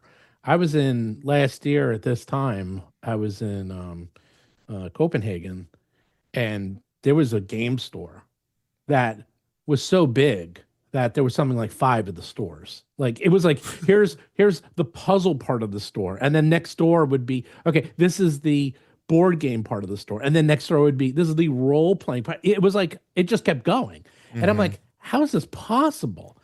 And it wasn't busy. It was, I mean, it was just packed full of people, like shoulder to shoulder. I couldn't. The other thing from that we really benefit, or that board games really benefit from, is most people, even the most casual, quote unquote, of even the most casual, what we would call a normie board gamer, they still probably have, they have that, maybe they don't have the full IKEA Kallax shelf like, some people, but they still probably have a board game shelf, and they probably have, and I'm not talking about people who just own like a copy of Monopoly and the Game of Life and that's it.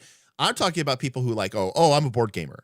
And you're like, oh, you're really, but you're really casual. It's like, yeah, they have 8 board games or 10 board games. They've got Catan and Ticket to Ride, and maybe they have Wingspan, and they have Splendor or something like that. And they have, and I would consider many of those games to be totally perfectly fine and totally valid. you don't see someone who goes like, oh, I'm a board gamer. I got into board games. And it's like, what'd you play? Settlers of Catan. And what board games do you play? I only play Settlers of Catan. I've bought 27 expansions for Settlers of Catan, but I only play Settlers of Catan. And I've pimped out my Settlers of Catan. I bought $100 Dispel tokens for my things. They're unreadable tokens. So board games tend to create, I think, a more heterogeneous population of consumers. And most people get into board games and then they buy a new board game, and then they buy a new board game, and then they buy a new board game, and then they buy a new board game, and then they buy a new board game. Before you know it, they've got dozens of board games. And yes, of course, I'm sure there are people who go, I only play Dominion. It's the only game I will ever play in my life.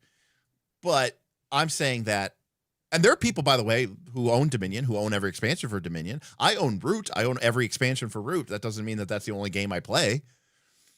So I think that I think board games tend to create a more savvy customer because they are exposed to a variety of designers, a variety of publishing companies, a variety of stuff. And so they want better and more. And I think a better informed consumer base leads to better games. And that has happened over the last 15 to 20 years. I mean, I remember when I first played designer games back in the late 90s, like Catan and Carcassonne. And I was like, oh my God, these are so much better than the games I grew up playing.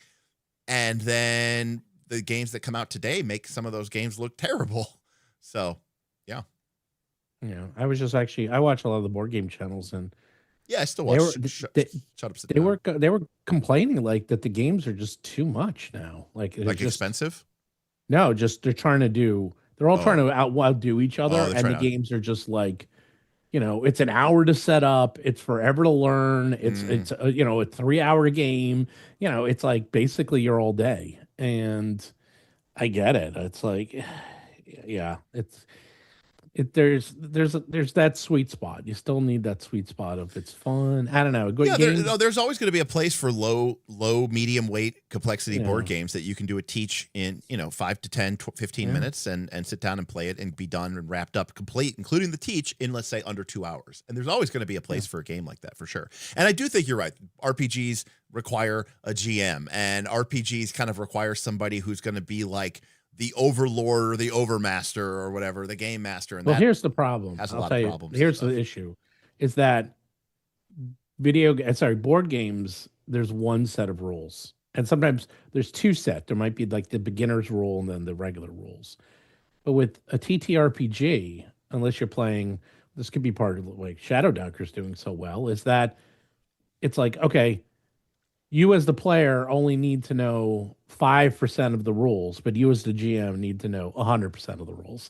And you might never use more than 10% of the rules in your entire life because you just don't know. It's like being a lawyer or a doctor to be a GM, because it's like you just need to know everything. You may never use it, but you just need to know it just in case. And it's fucking hard, man. It's intimidating. And that's the biggest issue with TTRPGs. But that's only because we've normalized playing these TTRPGs that put that emphasis on, well, you do need to know every single rule. Yeah, but the thing is, there are lightweight TTRPGs. There's tons of them. Yes, but they also they don't have 20. Well, because people can't sell them for $125. Right, and then they end up they can't sell them for a lot, and they're only designed for very short one shots or short periods of time. What people want is a 300-page RPG that they will struggle to read, that can last for years, and they will play it for like 5 sessions before they stop playing. It's basically, they can't do what board games do. Is that, I mean, and strangely, I think I've been reading a lot about, there's been a lot of year-end articles about, gaming and D&D. And that one I sent you was the fascinating one, because they're like, D&D has no idea, the one in Polygon, of what it wants to be. It's like, is it trying to be too easy? Is it trying to be too hard? Is it trying to make the powerful, like the players really powerful, which it did with 2024, but now it sucks to be a GM because they feel like they're not doing anything. And I'm like, yeah, it man. Wants to sell units. That's yeah, I know. It's like, it's hard. Like TTRPGs are very hard. And it's just like, unfortunately, I think the type of person who plays a TTRPG. Here's my easiest analogy, I would think. Tennis versus pickleball. TTRPGs are tennis. It's like a lot of people know tennis, a lot of people like tennis, and a fair number of people play tennis, but not as many as you might think because it's hard. It's a hard game, requires a lot of time, a lot of effort.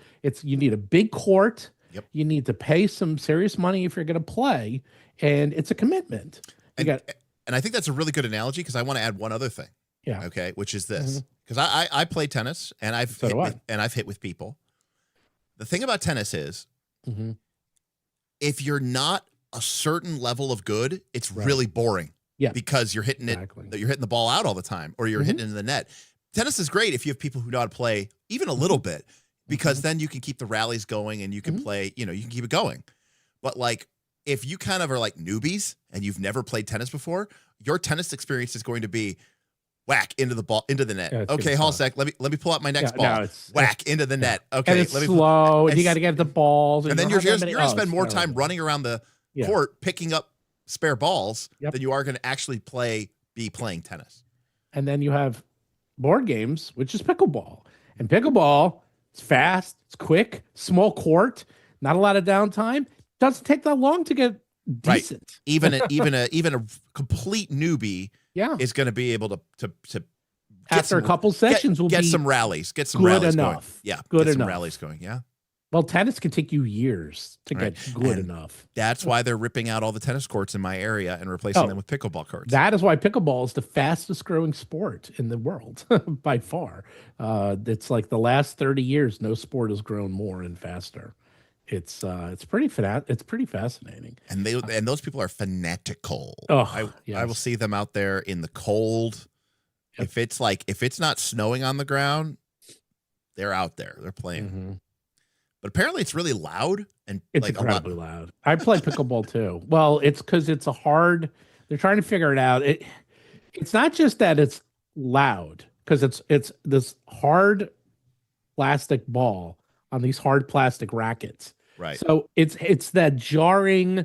It's not just like that ping, that pop. I don't know. Right. It's like the perfect level of pain in your ear. It's like, every time you hear it, and it's like ping, ping, ping. And now imagine that, and there's 16 pickleball courts, and everything's hard, so it echoes. Right. So you're bing, bing, bing, bing, bing, bing, and it's like it drives people insane. Yeah. Someone wanted to know what pickleball is. That's pickleball.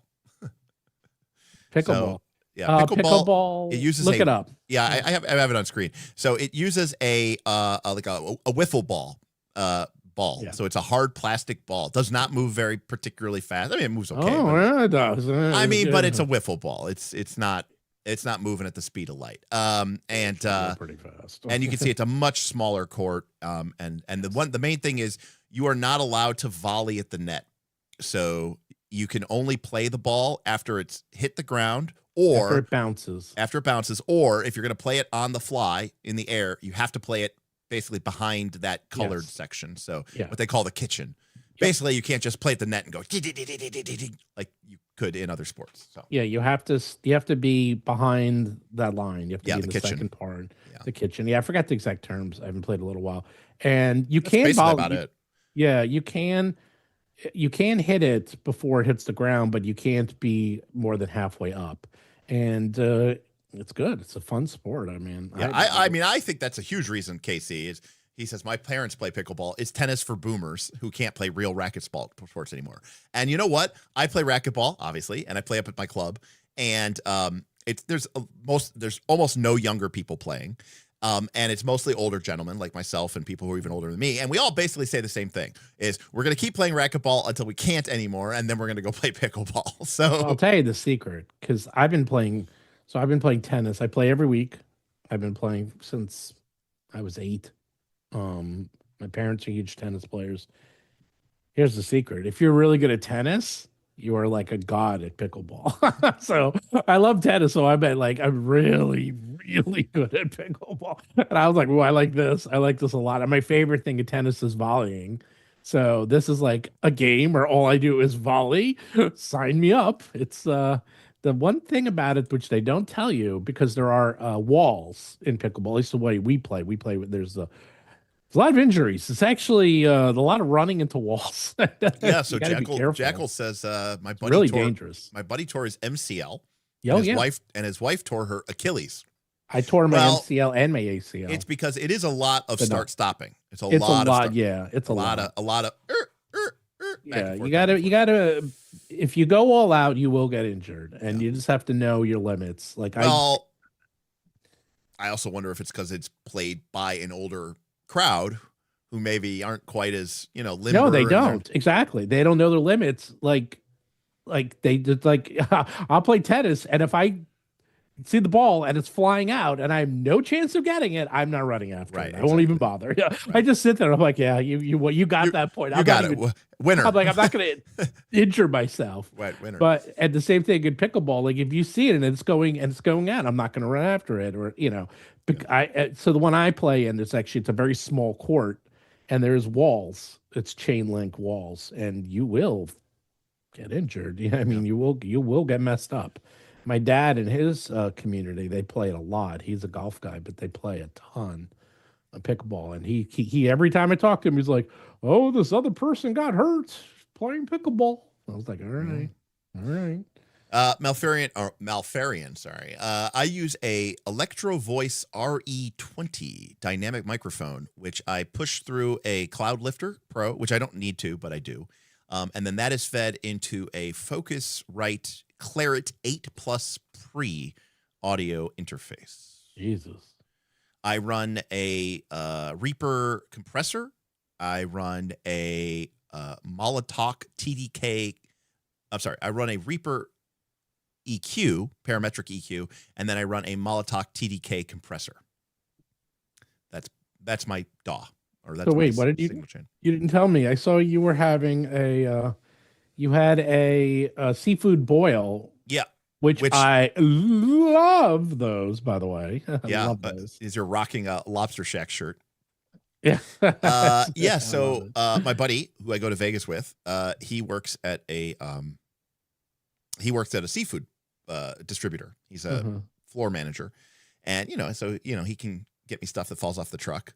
And so he was like, "Hey, can I get you some stuff?" I go, "Yeah, man, just get me whatever. We'll do it up." And so on Christmas Eve night, I got some water boiling on I had a big stock pot, and then I threw some lemons, garlic, and some bay leaves in there. Got it rip roaring, and then we put in some red skin potatoes, corn on the cob, some crab clusters, 2 8-ounce lobster tails, some clams, and some shrimp, and then we just drained it and served it.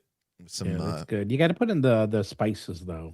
Well, my roommate Amanda doesn't really like the spices so Oh, much. okay, Otherwise, yeah. I would have gone. That's Old Bay. Cajun. I like the Cajun Oh, you style. like the Cajun? Okay. Yeah, okay. yeah. I like Old Bay, but Cajun's pretty good too. Yeah, no, I like the Cajun. I mean, we didn't dump it out onto like a picnic table covered with newspaper or anything, Oh, but we were good. basically there.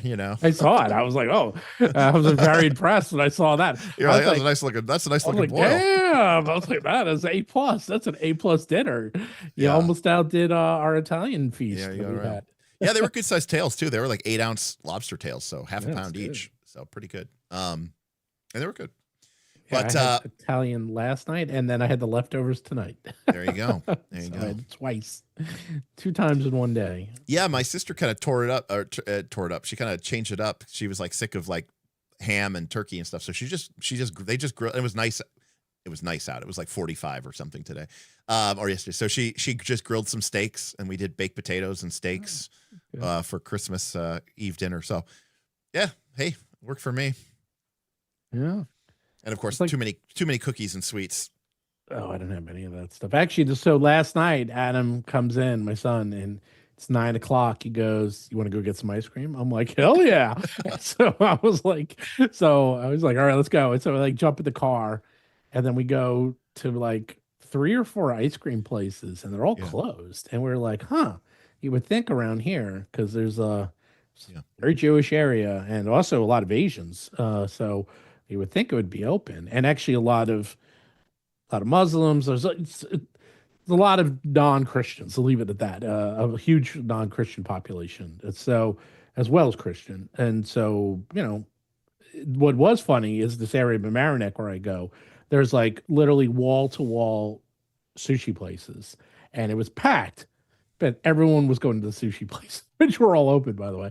And of course, the Chinese restaurants were all open, but all the ice cream places were closed. So we're like, where are we going to go? Where we go? So we thought about it. We call up a place, and it's called Mimi's, and it's gelato. And we went, and they're open. They have like, are you open to go? Open till 10. We're like, bingo. So we go and we get the stuff, and it's packed. And of course, everyone's there is either Jewish or Asian or Indian.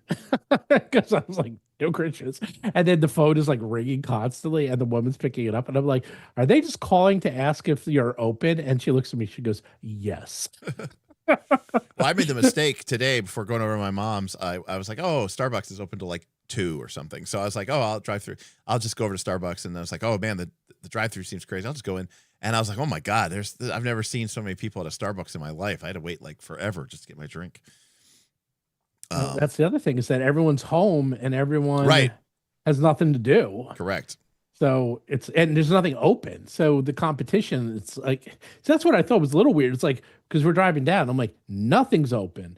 You think you want to almost be open because you're going to get a ton of business. And sure enough, the ice cream place was packed. So, well, some people do prioritize spending time with their family over business, Stephen. There is that. Well, I did both. You got ice cream with my family. You there can do go. both at the same time. But you said yourself you didn't work today, so I didn't work. You did prioritize self-care over getting the job done. Yeah. Well, on top of that, I'm going to be away too. I'm going to be away from the 1st to the 9th. I'll be in Florida. Oh, okay. I'm not going to be working at all. Wow. Wow. Big difference. So, are you not going to Page? No, I'm going to Page. It's the week after. It's the 16th. Oh, okay. So the week after I go to Page. So yeah, I don't know. They got me doing stuff, so I'm going. I saw that Kelsey's supposed to go to Page. Yeah, everyone's going. Everyone's going. I'm not going. You can go. You can stay with me if you want. Yeah, I don't know. We'll see. I'm kind of enjoying my not having to travel as much. Get some stuff actually done. It's I think you would like it because it's basically, it's just hanging. It's so small. I mean, there's not even a convention. It's really just hanging and playing games and eating. I mean, that's the whole convention. So, right. Well, like I was saying, I need to eat less and move more and get to the gym more. So I need a little break from that. It's overrated. It's overrated. It is, but it's nice. It's nice to be in halfway decent shape. Chinese takeaway. Casey Roberts must be from overseas because we. No, I think he's Canadian. Or Canadian, yes. We don't call it takeaway. Takeout. Takeout. Yeah, we didn't have Chinese today. Well, we had dim sum. So yeah, you had dim sum. Like, what are you talking? Well, I meant Chinese dinner. So yeah, we had it for breakfast. But and then tomorrow. Well, tomorrow's like always the weird day because it's a Friday. Right. So do people take off? Do they not? Yeah, I mean, most people. I mean, I remember back in the day, we had to take off for that day, and I always loved it because I would always go into work. I would always go into the office, and no one else would. So it was basically like a free day off. Yeah, actually, yeah. Well, most companies are closed basically from Christmas to New Year's. Correct. But in my business, we used to stay open, and we were busy. It's a little different now, but our busiest time of the year was October, November, December, January, February, because pharma was trying to get rid of their budgets. So they would slam us with massive amounts of work. Like, it's like, oh crap, we got all this work. We got to spend all of our money. Here's 20 projects. And you have 3 months to finish them all. We're like, so we'd always be like slammed at this time of year. But then I would give a lot of people off in the summer and so we would work. And this was our favorite time of year to work because you would get in and we would just work because no one would bother us. It would be like a week of nothing, like no one calling, no meetings, and we would just crank. So yeah, it was great. I loved it. So time of year. No, are you planning on you run your game on Monday? Yeah. How's it going so far? We actually haven't played, and I won't get into it. There's some medical issues with some of the people. So I mean, I've been there, done that. Yeah, both personally and otherwise. So. Yeah, we haven't played in Okay. We haven't played in a month. Well, Yeah. first, yeah, it was between one person had dental surgery 2 weeks in a row, so he couldn't play, and then there's someone else with some medical issues. And you're still vibing the PF2, huh? What do you mean? That's all we play. I love I it. know. I can't get enough. I love PF2. It's I just so don't know how good. you can go from playing what was it, a 3-year long campaign? 6 years. And you guys took off like what? Like 2 weeks? No, we took off a lot of time. That's why it took 6 years, because we were like playing. No. I mean, after it finished. Oh, we didn't take off any time. Yeah, Yeah. we basically. And there was there was no debate. You just went straight into PF2. Well, we went into my adventure. This is the Right. most fun they've ever had. They're like saying this is the best adventure and the most fun they've ever had, like ever. And But these guys have been don't- playing for 50 years. Right, but aren't they like curious to sample the Nope. the incredible I've asked them. They don't care. I mean, they look behind you, for God's sake. No, they don't care. No, because they are what most people are, is that they have no desire. Okay, Starfinder 2, I could probably convince them to play. That one I can't, but the only reason is because it's Pathfinder. That's how I can convince them. They like what they like. All right, and let's it's simple no, as that. I don't watch actual plays, so I don't really watch, I'll have it on sometimes just to see what it is. But like how long do your combats take? Now we're going pretty quick. We, like, depends. I mean, it can take. Depends. I mean, right now we're still learning Foundry, Okay. and they're learning their classes. Yeah. And I felt like it took us a good 3 sessions, and now they're getting the hang of it. Like, But in your adventure, most of these I'm assuming are moderate and severe. no, this is level 1 and level 2. It's actually, low? it's level 1. We're only up to level 2. Pretty quick. Now, pretty quick's like 20 minutes. No, you're not getting a combat in 20 minutes. Yeah. How? You can watch them I gotta watch them because they're fast. Because Trust I but move it verify. along.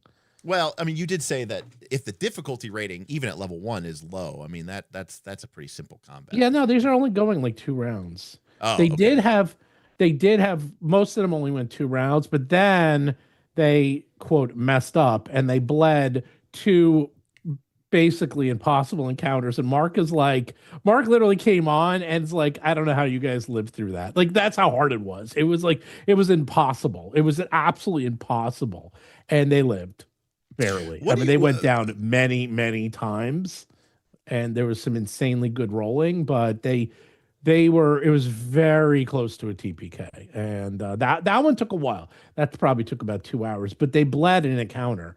They split the party, and it was a hard encounter to begin with. So I was like, guys, you're going to die. And I basically said, you're going to die. And I don't even know how they lived through it. It's sort of a goddamn miracle, to be honest. So. And you have what, 5 people, 6 people? 4. Oh, just 4. Okay, so that's totally reasonable. So like, what do you think a Pathfinder 2 fight should last in terms of rounds? Like, do you like 2, 3? It depends. 4? I mean, ours can. My guys are bad. I don't know. I would say. I mean, we write. Well, I'll explain. I'm trying to explain this. Okay, what it probably should. So when we design monsters professionally, the golden rule is 3 to 5 is what it. I mean, it could last less, but you're aiming for 3 to 5 rounds before the monsters get boring, before you kind of run out of tricks on a monster. And so you give them enough cool shit to do for 5 rounds. Now, if you do an encounter with boss monsters and it's a big fight, it can go 7, 8. I've had them go 20 rounds easily. But when I do that, I do waves. So I cheat, because then I won't have, so if there's like, say, 10 monsters, I think it's boring to have. First, it takes forever. It's boring for the characters. It's boring for me. It's boring for everyone. And it just ends up being just a massive wipe. So I do wave attacks where it's like, okay, here comes the first wave, and it's like 3 monsters. And then okay, here comes, and then as they're defeating that one, the next wave comes. Like they're coming through the hallways, and here comes the next three monsters, and then they're defeating that, and then comes the boss with his guards, and then it's like so. It's a very fun, dynamic combat, but it's really secretly three separate combats, one after another, Right. and that can take like 15, 20 rounds, and that can Right. take several hours. But it's really, in my mind, three combats. It's not really Sure. one. Sure. So, I mean, and that's how I do my with the distinction that you're not able to, recover your focus points Correct. or use your treat wounds or whatever correct. like that. And they also have to really use the environments, and they have to run around. Like they know. It's funny because so we'll give you an example. Like Seth, each of my guys. So Seth is one of these guys who's like, I'm a fighter, and he's never played a fighter. So every one of our characters, by the way, has a shield. So we went from never having a shield to 4 out of 4 of these characters have a shield. Like a razor shield. Yeah, they all have raised the shield, all of them. Oh. And it's never happened. I was like, wow, and they're using them a lot, and it's really powerful. But he's now trying to do shield bash. He's trying to do demoralize. He's trying to like trip. He's trying to reposition. Like I'm like, he's just trying every trick in the book just to see how it works. And that's different. Like they haven't done that before because he never played a fighter. So, remember, all these guys have been playing. We basically been playing one game of Pathfinder Second Edition for 6 years. So they've been playing the same characters. Like one was playing a monk, one was playing a sorcerer, or a thief. A rogue. Cannot imagine that in my wildest dreams. Why? Because when I was playing my last time I played a PF2 character. Well, okay, the last they got time up to level 20, and it really changed. I was so high level fighting was awesome. I was playing in Smith's campaign where we were leveling up almost every session, like every other session, every session. Yeah. Like, and by level 10, I told Smith, I was like, Smith, I got to make a new character. I'm so bored. Oh no, they liked it. It was getting. This is what happened. I will say it. The first book, awesome. Second, third, fourth, it started to drag. The fifth was a slog. Fifth was a slog. Do they even make? Does Paizo still make long adventure paths? Yeah, not like that. Nope, not anymore. Now they're not doing them as individual books, right? No, yeah, they're just doing them as hardcovers, and yeah, they're all going the route of, and even they're so when you did Society, a lot of Society games were 5 hours, and then they brought them down to 4 hours. Now they're officially making them 3 hours. So right.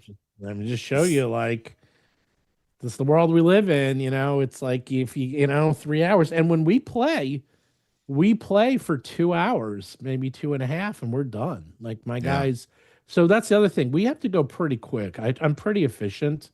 And, like we're just, I have to remember, I've been playing with these guys for 35 years. Like I know every one of their tricks. I know every bell, every whistle. I know all their buttons. I know exactly how to push them. I know exactly how to get them where I want them to be at this point. And they know it too. And I can even, based on their moods, like what mood they're in that night, I know what to do. Like, oh, Seth's tired. All right, we'll do this. Oh, Seth's Chris is in a jaunty mood. All right, I'll throw some crap at him. Like each player, I just kind of do the game for their moods. But no, it's great. Yeah, that guy. Worse, actually, I was a cleric, so my MMO rotation was cast heal. Was my MMO rotation. Chris is a cleric, so Chris is playing a cleric, a dragon. So he's a sea dragon cleric. Jason is a Zottle Eldamon trainer. We have John is a living spell elemental avatar, and he's water, which is the most complex one. And he's having he loves it because it has the high tide, low tide. Oh yeah. So he's like moving people. He loves it. He's having a great time. And then Seth, who's the lawyer, he's literally a lawyer in real life. So he's tricky. He's the most difficult one because it's like you talk about a rules lawyer. He literally is a rules lawyer. And he's playing a living dungeon human, a living dungeon human fighter. And he is just kicking ass. Like he loves it.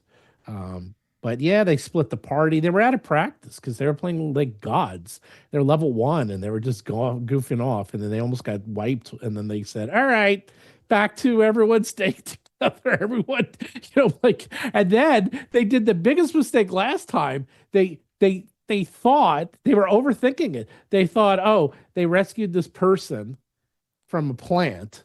By the way, plants are the most deadly monsters in D&D and Pathfinder. No joke. They seriously are. I can get into reasons, but they actually are incredibly difficult. And they you should get into the reasons. These are the type of people who would care about those reasons. All right, I'll get into that. Remember, you're not actually trying to like sell things or like talk to business. No, I'll people tell you here. why. This is my channel where. True. Okay, I'll get into that in a second. And then they're like, should we heal? And Seth is like, don't worry about it. We're just going to go talk to her, right? And it's like, they have to go talk to this person. And I'm sitting there I'm like, these idiots. And then sure enough, they go in and there's a huge monster in there. And the whole thing is a trap. And they're just getting fucked up. And then after they, of course, barely make it. And then I'm just sitting there. I'm like, you idiots. You didn't spend 10 minutes to heal. Naughty. And then everyone else, they yelled at Seth. They didn't yell at me, which is nice. They're like, you said it was going to be fine. You said we were just going to go talk to her. It was a huge fight. And, it's great. I love it. That's the other thing. My adventures go super fast. I mean, it's very fast, these adventures. It's I'm the Brandon Sanderson of adventures. Like, it's just keep it going. Like, I can't say, I don't want to spoil it, but like how do I explain it? Like, you get a goal, and in the beginning of the book, in my adventure, in this one, the Jeweled Indigo Isle, and you think, oh, that's the goal of the adventure, and you get a map. No, you finish that. You finish that by the end of the first chapter. That's done. Like, you're like, oh, you found it. Now go part 2, and you're like, oh crap, wow, that was quick. I didn't expect to get that so quick. And then it just goes very fast. So you're always moving, and it's keeping the action up and the pace up, which is why I think they like it, because I purposely had it go really fast. I kept, like, you were constantly getting rewarded. The slot machine mechanic of constantly rewarding them with small, medium, large favors. One of the games that we reviewed for the channel that we were going to potentially use as one of our KOLC, winter phase mega games is this game called Beacon. You may have heard of it, but it's a very complicated game. But literally in the game, when you like defeat a combat or at the end of a session or whatever, the players literally get, and this is what they're literally called in the game. They're called loot crates. No. It's literally a slot machine mechanic where it basically provides you with 3 random pieces of loot, and you get to pick one of them for your character. But like everybody gets their own loot crate, and we were joking about turning my channel into like a gotcha game, and turning it into that, and people would bass that up. So Dr. Waite said after 10 levels and 1.5 years with the same character, I am bored out of my mind. So let's hear it. Why are the plant enemy secretly so difficult in PF2? Okay, they are actually. They are the most. So plants are really tricky because usually they have some damage resistance, and they're very so that sucks, especially at low levels. They can usually entangle you, which sucks at low levels.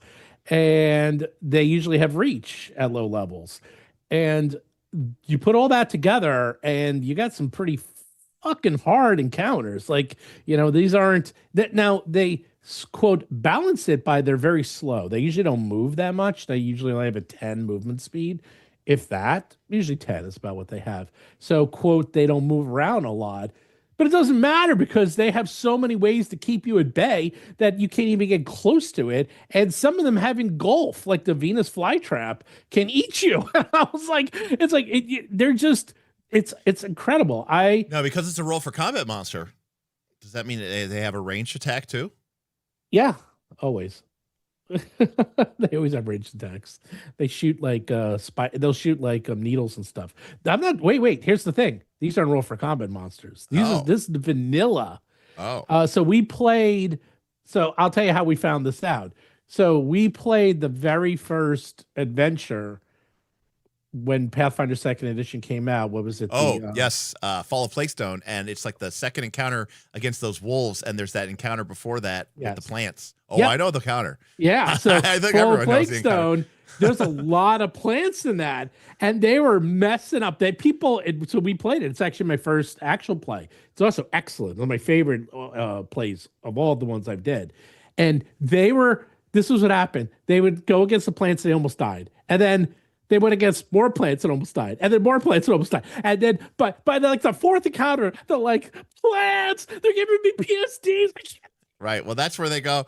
That's where you got to go. Oh my God. They're eating him, and then they're gonna eat me. Oh my God. Troll. Yeah. Although I mean that adventure is so bad. That adventure is so badly written and so badly designed, and it's what's his name? It's a Jason Bowman. It's Jason Bowman, and Jason Bowman is known as a killer GM. It's very hard. It's a very hard adventure. Right. It is a bit of a mess. And I did have to clean up a lot of it, but boy, it's fun. I mean, it was a fun adventure. It is really hard. There's also some mistakes in it, but yeah, no, the plants in there. If you look at the standard plants, the blood ooze. That's the other one. That TPKs people. You know my story of Fall of Plaguestone? No, actually. I don't. So my group, Smith and everybody, they absolutely hated the people in the town. They all thought they were jerks and dumb, and they were like, these people suck, they deserve to have terrible things happen to them. I guess we'll go save them. So then they did the things, and they fought the weird monsters, and then they went and fought the orcs, and they fought the orcs, and then they learn about the alchemist girl, her secret alchemist headquarters, and they go into the dungeon, and they're fighting their way through it, and they get to this chamber where the adventure describes how when the players reach this point, one of her homunculi goes and tells her, oh my God, the heroes are coming. And so then she sends one of her homunculi with the magic ring that's going to blow up the whole town. And it's designed to happen at the speed of plot so that the PCs have enough time to kill her. And then she goes, you're too late. And then the players race down and stop the homunculi. But literally, my players didn't even know this was happening. But that moment happened. And then they went, you know what? We've done a lot of damage. Let's go out. Let's go back into the woods, set up a camp and a perimeter, and we'll take a full rest. And I went, okay. And so they took a full rest, and I'm like, later that night while you're sleeping, you hear a massive shuddering sound as if a great explosion has rent through the air, and then all is quiet. They're like, huh.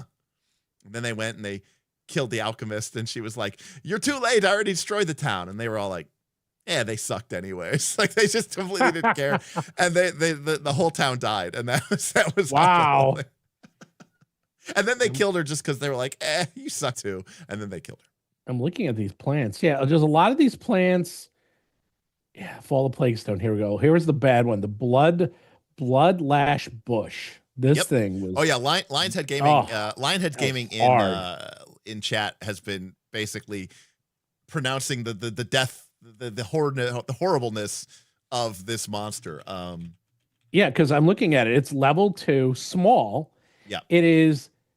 So it's a level 2 creature, which means you will fight it at level 1. It is. Stats are okay. 35 hit points. It's not nothing. Resistance, bludgeoning 5, piercing 5. Yeah.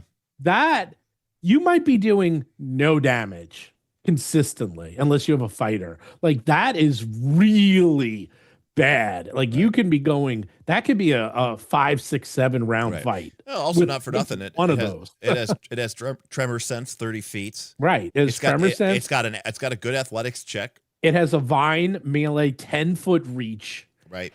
It can grab here. Right. This is whenever it hits you, you start taking 1 persistent bleeding damage, and it's cumulative. Yep. And this monster is death. I mean, this is an incredibly hard monster at level 1. Right. By the way, if that wasn't bad enough, it has literally a level, level 12? I think it's a 12th level barbarian feat. And it just has it. Yeah. Basically, the 12th level barbarian feat is basically the whirlwind attack, where you can spin around and hit everybody in reach. Yeah. Yeah. It's very hard. And you see that, like, how hard to play. It's fight just one of those, and you will have plant issues for the rest of your life. And there's a lot of them I haven't looked at adventure in a long time. That one's a really tough one. But yeah, plants are consistently now it does have weakness fire, which you know what it is? It's one of those like if you It's have a easy fighter, if. It's right? easy If you have if you have a fighter and if you have or if you have fire, a fighter or fire, it's not so bad. But if you don't, you're dead. Like it's not like, oh, you'll have a hard time. No, you'll die. It's not you'll have a hard time. You basically can't damage it faster than it will kill you. It's just the math is against you. Because you on average will not even do any damage to right. it. But I'm sure you can agree that I think Paizo and you would say that that kind of design is a mistake, right? Oh, it's a totally mistake. If I Whereas I did think that, it's awesome. oh no, well, let me rephrase it. I don't think it's a mistake. Oh, you don't have an alchemist? You can't do fire damage? Get fucked. How about that? So if I did it, I'm trying to think. If that was submitted to us and if it won, how would I change that? That's interesting. Let me bring Well, it it back. probably wouldn't have an AoE at will ability. No, I would take that away. Or I would make it weaker. Like I would have it that if it lashes out in all directions at once, it would be like at a -5 or something. So you have to that's how you would balance that. And you would still make it 3 actions because it's pretty bad. So you would have to put in a negative of some sort in there. The bleed that was actually a mistake. So the stacking bleed, that's too much. That's actually just wrong. So I would take that out. Well, that's the real problem, that guy, which is that in any sort of logical connection, a party would enter. And let's say you're like not optimized. You're not a, super hardcore party members who are going to like know that like, oh, well, we're playing Pathfinder 2 and nothing has attacks of opportunity now unless it specifically has attacks of opportunity. This creature doesn't have attacks of opportunity. So what we should do is we should move 25 feet in, hit it once with our full 0 map, and then move back 25 feet because the creature only has a speed of 20 feet. So the best it could do is target one of us, blah, blah, blah. If you did all that, fine. But in a normal game, you might say, well, my character has a bludgeoning weapon and I do like, I do 4 to 6 damage. And so this creature is on average going to take 0 to 1 points of damage. I can't possibly, I can't repel firepower of that magnitude. Yeah, you're right. Let's call this one even. I guess we're not going to go this way. But when you're playing an adventure as a player, not only as a PC, because they might be like, the world or the village is depending on you and you have to be big damn heroes. So you feel a certain amount of pressure as a PC to keep pushing. But also as a player, okay, I'm actually going to break this down from you from a PC, a player, and a system perspective. As a PC, you think, we're the heroes. If we don't stop this, no one will, and we have this obligation. As a player, you go, this is the GM's adventure. This is what they prepped. I know that if we decide to go, well, we're not fighting that thing, the GM's going to be like, oh, you bunch of jerks, you assholes, I don't have anything planned, and you guys are going off the rails, and I don't, fine, but I don't have anything planned. And then, nowadays, you have a system where you go, well, they wouldn't have thrown an encounter at us that we can't beat. And so we should just stay here and fight it because the math will be on our side, which it should be in theory. So the monster is probably not level 2. It's probably like a level 3 monster or 4 monster, but it has too much in it. I'm looking at it. But as a player, you just think, oh, right. Well, that's you're metagaming and thinking, we're level 1. Right. It's a plant. How hard can it be? And then you get killed. It doesn't matter what it is. It could be a demon. And you're like, okay, it's a demon. You're like, I am a demon of the ancient world. You go, all right, well, what is this? Well, level guess 1, what? Level 2? What is and this? You know what? My players who have been playing over 50 years, between the 5 of us, we have 250 years of fucking, combat experience together. And they're like, Steve isn't going to kill us at level 1. We'll just walk into these things. We don't need to heal. And they almost had a TP key twice. And I'm like, guys, and then I literally said to you, let me tell you something. This is the easy levels. It purposely made the first 2 levels of the adventure really easy. And you guys have almost died because that's how shitty you're playing. Yeah. And they were like, yeah, we got to get our stuff together because they were really playing hot. They were like being loosey-goosey, splitting the party, goofing around. I agree with C-Cal. I would push it a little bit further there, Calderiac. I think levels 1 through like 5 maybe are for me the most fun levels of PF2. I think they're that fun. I think that once you start getting into like levels like 6, 7, 8, like Dude, I think hate to tell you, level 20 was awesome. I mean, I've played level 20 before. I found it nothing to write home about. They were fighting gods, and we were fighting solars and it was great, and they were getting their asses handed to them. It was interesting. I got hit with like a level 10 or a level 12 or something. We were getting Word of Death. Level 10. Word of Death. Oh yeah, they're getting hit instantly constantly. killed me, and they were getting hit by a lot of level 10 stuff. Well, anyhow, I'll tell you what saved them. I'll tell you what saved them. And you know what it is going to be as soon as I say it. The thing that saved their ass both times Cleric with is heal. Cleric with heal. Eldamon Trainer. Oh. Because they're like, what's in week 2? Because someone wrote there, it says, now in Pathfinder too, weakness is the most powerful exploit in the game by far. Eldamon. Mark and I've talked about this. It's like there's nothing better. And I'll tell you why. Because someone said, if you attack them with a torch, does it work? And the answer is not only does it work, but if you hit them and only do 1 point of damage, that's 6 points of damage because you add 5 to whatever you do. Right. And that's the secret sauce, by the way. So if you can figure out their weakness, those monsters, no matter how strong they are, will go down fast because weakness is death. It is absolute death because you only have to hit them for 1 point to do the full weakness. The difference is that at low levels, hitting their weakness might double or triple the amount of damage that you're dealing. But at higher levels, weakness tends to be like weakness 8 or weakness 10 or weakness 12. And so the monster has like 280 hit points. Yeah, but it adds up because you keep hitting them over and it adds over up again. over enough time. I know, but it feels less cool at higher levels. You're right, it does. But anyhow, the point is that they were fighting a plant, and then Jason's like, well, I'm bringing out Fire Lash and Fire Squirrel, and sure enough, Squirrel Lash. I'm trying to say people that might not know what it is, so I said they know what Squirrel Ash is. Okay, Squirrel Ash. They brought out Squirrel Ash, and down it went. And that has been the secret: is that fucking Eldamon trainer, he's just bringing out whatever he needs, and it's working great. Buddy, you don't gotta tell. Oh, I know. But I'm seeing it. We had 2 Eldamon trainers in our party. Okay, we had 2 Eldamon trainers. Yes. And between the 2 of us, we had every fucking element covered.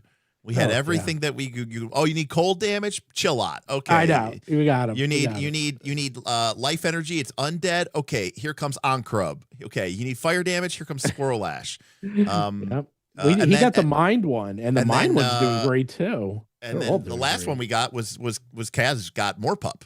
And so he had the death Eldamon. So. Actually, Jason, I do it by rolling on the table. Okay. And he got rare. I rolled it, and it's like rare mind Eldamon, and he's like, oh, and that's the dinosaur. That's the dinosaur Eldamon, and he lost his mind. Eldamon. Yeah. So very cool. Great game.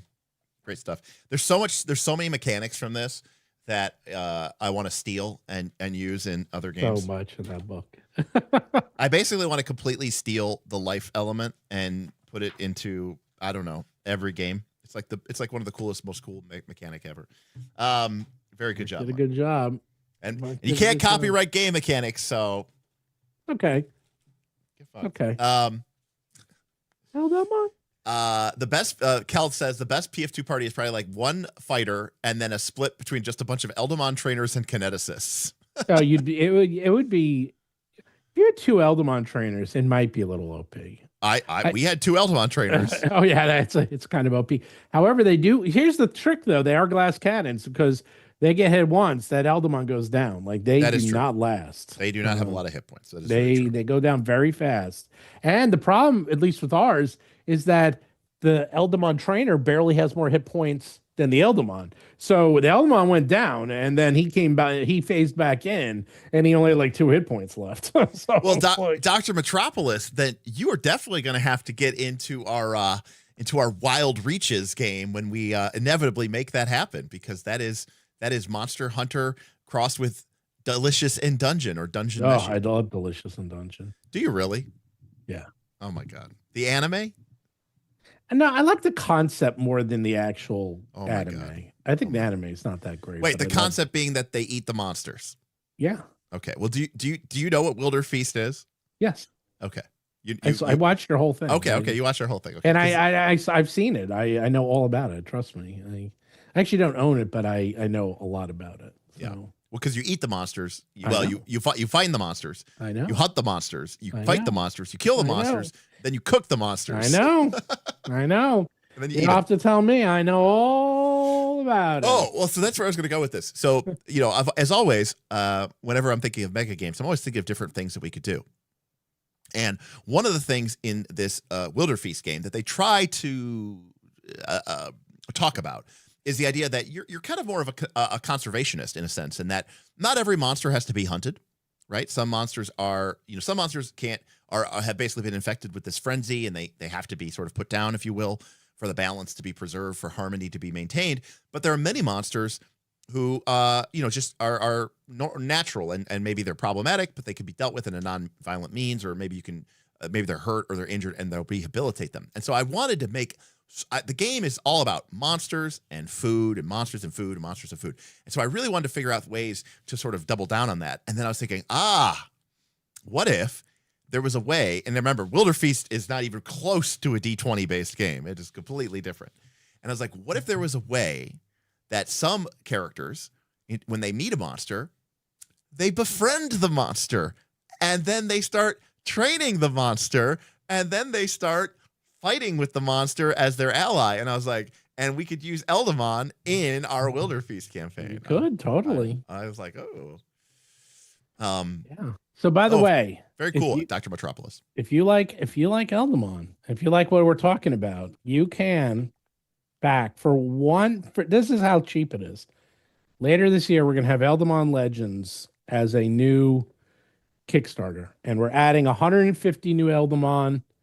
We're adding legendary Eldamon, brand new rules. There's only one in the world of each. We'll explain how that works, but there's only one. And then you'll find them. They're probably going to have lairs. We're going to have a lot of lore on them, a lot of history. And then, of course, we have new commons, new uncommon, new rare, because everyone wanted that. And we have also information on each element. We're just going crazy. So 13 supplements.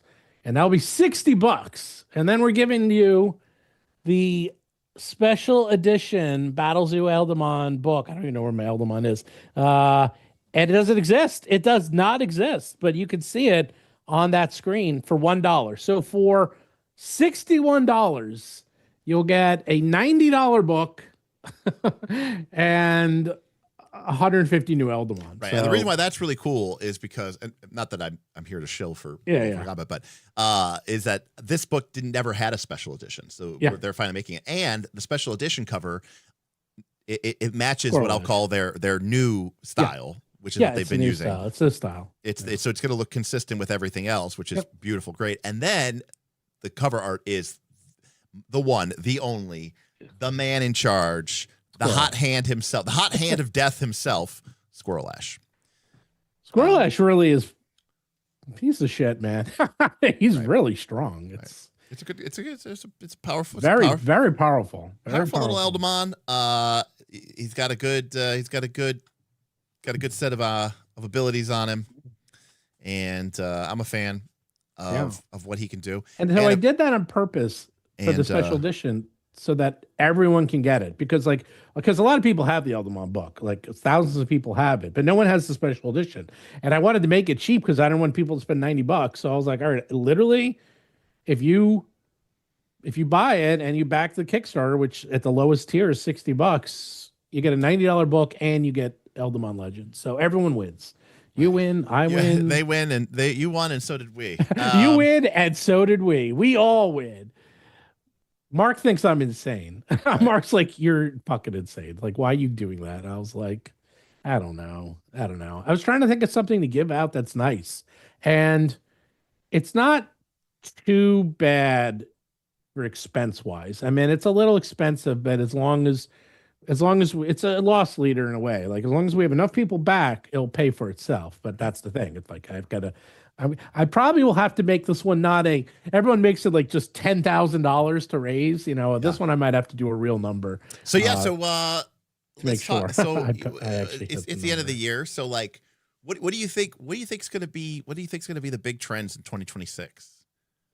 Worlds, universes beyond. Like in TTRPGs. Universes beyond. That's what I'm saying. Universes beyond. Like you think we're going to see? Everything's going GURPS. Everything's going GURPS.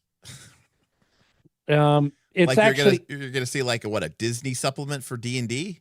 Everything. So we talked about this yesterday, and what you said last week, I've been thinking about it a lot. Oh, okay. And I guarantee this is the way. So this is the Cosmere RPG, and this is the Stormlight archive. And then they did their They're gonna do a Mistborn, right? Right. They're doing Mistborn next. And the Mistborn book is like almost 500 pages. It's a huge book, but it uses the Cosmere. So that's a world, right? You have Borgs. Well, Borgs are basically all the world. You have me. I'm even doing it. Oh, what a surprise. The whole reason we're doing Deathbringer in the world of Shadowdark is because there's a million reasons, but it's easier. It's just like, you already know the rules. Like, why come up with a brand new rule set? So, but isn't that the mentality that they used in the 90s with AD&D and second edition and just making a bunch of different campaign settings? Yes. That kind of fucked them, though? No. I'll tell you why. We talked about this yesterday. And by the way, also Starfinder, Pathfinder, sure. Right? I mean, everyone's doing it. And the main reason is everyone's doing it. You're nobody if you're not doing it. Well, they do it because of the VTT. So, like, for example, nobody wants to keep making new VTTs. No, seriously. They know. Well, right now, because my team is the team. So the team that programs my modules is literally the exact same guys who are programming Starfinder.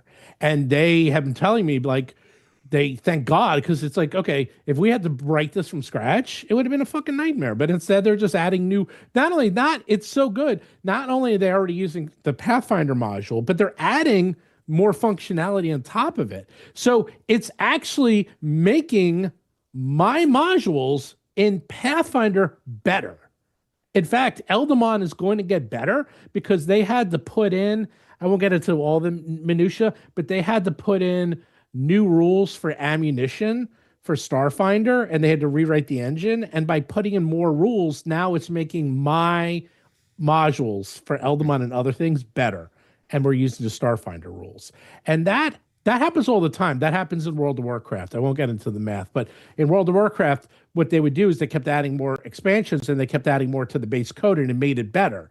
This is very common in the video game world. So they're doing the same thing. It's better to expand the existing code and add more functionality, which makes the code base better and allow it to expand more.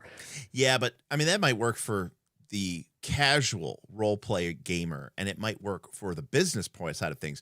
But for people like me in my community, where we want 1,000 different bespoke RPGs, none of which work on Foundry at all, what's in that for me? What's in that for me? Yeah, but I'm talking about the big ones. I'm talking about, so Daggerheart's doing it because Daggerheart's doing all the new worlds, right? And don't they have that like new, what's their new expansion? It's like a Eldritch Heart type. Well, no, it's Hope and Fear, but it's going to have classes. It's going to splat book basically. Yeah, no, it's a splat book, but they are at least going to different types of, like they're doing other types of genres, if you will. Well, they already did that with their core game. They have the campaign frames. That's campaign frames, but now they're really going all in on it. Yeah. Now this is where it gets fascinating because the people they have, because of Perkins, they know what D&D is going to be doing for the next 2 or 3 years. So they're able to counter them. So if you want to watch what the future is, watch what Daggerheart's doing because they know what's happening. Counter's a bit rough. We were looking at some Google Trends data last night or the other day, and it's like I was watching that show. It is disturbing how popular D&D is. I mean, obviously, Google interest trends are not the same thing as sales or people playing. But no, D&D is massive. There's a strong correlation. So here's the trick. This is how they're able to do. This is why it's going this way. First, they looked at Universes Beyond, and they're like, let's see. We made $1 billion. Yeah, we're doing that with everything. That's the first. So as I said, by the way, Universes Beyond, he means Magic the Gathering, where basically they started making. you know, Avatar, The Last Airbender, Spider-Man, Lord of the Rings, you know, Teenage Mutant Ninja Turtles, everything, Warhammer 40K, you name it. And they literally made $1 billion on Final Fantasy. And Final Fantasy, yeah. Final Fantasy, probably 1% of the, think about it this way. Maybe 1%, 2% of the people who bought those actually play the game. Because I listen to a lot of video game podcasts. That's a little, I think that's underselling it, but all right. I will tell you, I'll listen to the video game podcast, and they were all like, I don't even play Magic, and I bought $200 worth of cards just to have them. And it's like, oh, so did I. Like, there was so many people I was listening to who were just buying them just to have them. No other reason. And that is the collector mentality. Now, here's the other thing. They are like, it is horrible, but it gets better because they're like, no, you know what? Of all those people who bought those games, if they get a couple of them to actually then play Magic too, it's a win-win. Everybody wins. It's like everyone wins on the Magic side because they sell a ton. They have people who buy it and do nothing with it because then they have their money. They don't even care if they play it. And then if they get people to play it, even better, because then they'll keep getting their money. And they saw that. So they couldn't get the OGL. We talked about this yesterday, but they managed to figure out how to gatekeep everyone, because this is the thing. They own D&D Beyond, and they can keep the OGL, and they can say, you know what? You want to do your Final Fantasy and D&D and use the OGL, go right ahead. But we're not going to put it on D&D Beyond. So how much money can you make? You're not going to make that much. You do okay, but you're not going to make the real money like you would on the books, right? So instead, what you do is, because they own that platform. They own that platform. So they're like, okay, you got to sign a contract with us, and we'll do an official contract, and we'll even put out the books for you, and then you can go onto our D&D Beyond, where we have a nice split here of money, and we control that. So they managed to, they control it. They got a GSL. The GSL is D&D Beyond, and they get the best of both worlds. If people want to make their own and go OGL and just put out their own Conan universe, go right ahead. We are not going to stop you, but you're not going to be in D&D Beyond because we control that. But if you want to do a custom contract with us, right, and if you're not on D&D, something out, and if you're not on D&D Beyond, you might as well just not exist for a vast majority of people, basically. Yes. Yeah, and it's only going to get worse. It's only going to get worse. As in, like, more people are just going to play only on D&D Beyond. Yep, pretty much. And so that's what they're doing, and that nightmare is fuel. No, and you know who came, and you know who I get to give the full credit to for that idea, or blame, you, Derek, me, because you're the one who came up with that last week, and I thought about it, and I think about it more and more, and I'm like, it's 100% right. The more I think about it, the more sense it makes. Well, right, my job back when I worked for Progressive was to imagine the worst case possible scenario for any possible thing, and so that was my job. You did it. Yeah, it sounds horrible. But that's what it makes sense. What's up, Tundalus? Merry Christmas to you as well, good sir. So that's what's going to happen. It's all going to go into this one system to rule it all. Like it's like D&D, one D&D. Well, they're getting one D&D. Cosmere, they're getting Cosmere. Daggerheart, you're getting Daggerheart. Even Pathfinder. I mean, Pathfinder, they're doing it. It's like now we have Starfinder, which is using the same system. If they wanted to do a Western version or a horror version, they could. Right. And I don't think they will, but they could. Right. They could do one set in the modern era and call it Cul-de-sac Finder. Yeah. They can do whatever they want. And by the way, and Shadow Dark is going down that route, and so is Borg. Like the Borgs are all going to go down that route. Yeah, but the Borgs, though, like there's no central Borg authority. There's not, but there's a. I mean, aside from the Borg Queen, of course. Yes, right. But you know what I mean. It's all on vibes, and that's what that is. And well, the other thing is, Luke himself is the one who told me that. We were talking about this as well on that chat, which is like, for a lot of these people, there's a big difference between Wizards of the Coast and Paizo and probably Darrington Press maybe, and like MCDM, and then maybe everybody else. Because for everybody else, if you do a Kickstarter and you do a couple $100,000, that's good. You know, like you don't need to be making millions and millions and millions of dollars on all of these products, you know, just to stay solvent. And you only need to find your, you know, couple thousand true fans, and you're probably pretty set. So I don't know, you know, it's well, I'll tell you the one that okay, you know what also opened my eyes? Did you see Veritasium? Did you see his latest? Yes. How he's not retiring, but he's retiring. Yeah, but did you see how he said, well, when he started out, it was just him and a couple guys, and the problem No, it was just him. It was him, but then he ended up hiring a few people, and he had to work, and I know this for a fact because I'm harder than ever. Right, because you have to now do your job, and you have to manage the job of everyone else and give them stuff to do. I know this well because that's where I'm at. And strangely, when I had a company and I grew my company, that was when it was at like 5 or 6 or 7 people, I was working 16-hour days, 7 days a week, because it was killing me. But then when the company went to 40 people, and it got to the point that I didn't even know everyone's name at the company, I was doing nothing. I went from overworked to bored out of my mind. I was literally just goofing off and he was saying that it's like because he sold Veritasium 3 years ago, and now they have a huge. Well, he sold a non-controlling interest in it. Non-controlling is, you know what I meant. Okay, non-controlling interest in it, and he has 30 people working there, and now he's able to step back. He's not going to be the host. He'll do one every so often, and he's still going to be doing great and fine. Maybe. I don't know. Maybe. We'll see. I think it's going to be fine. Well, he said the last. I know. I have to say the last 3 years. He kind of bait and switched people a little bit. Not bait and switch, but like he basically did that and then didn't really make a big deal about it and didn't talk about it. No, and then it's like years later, he's like, oh, by the way, we did that.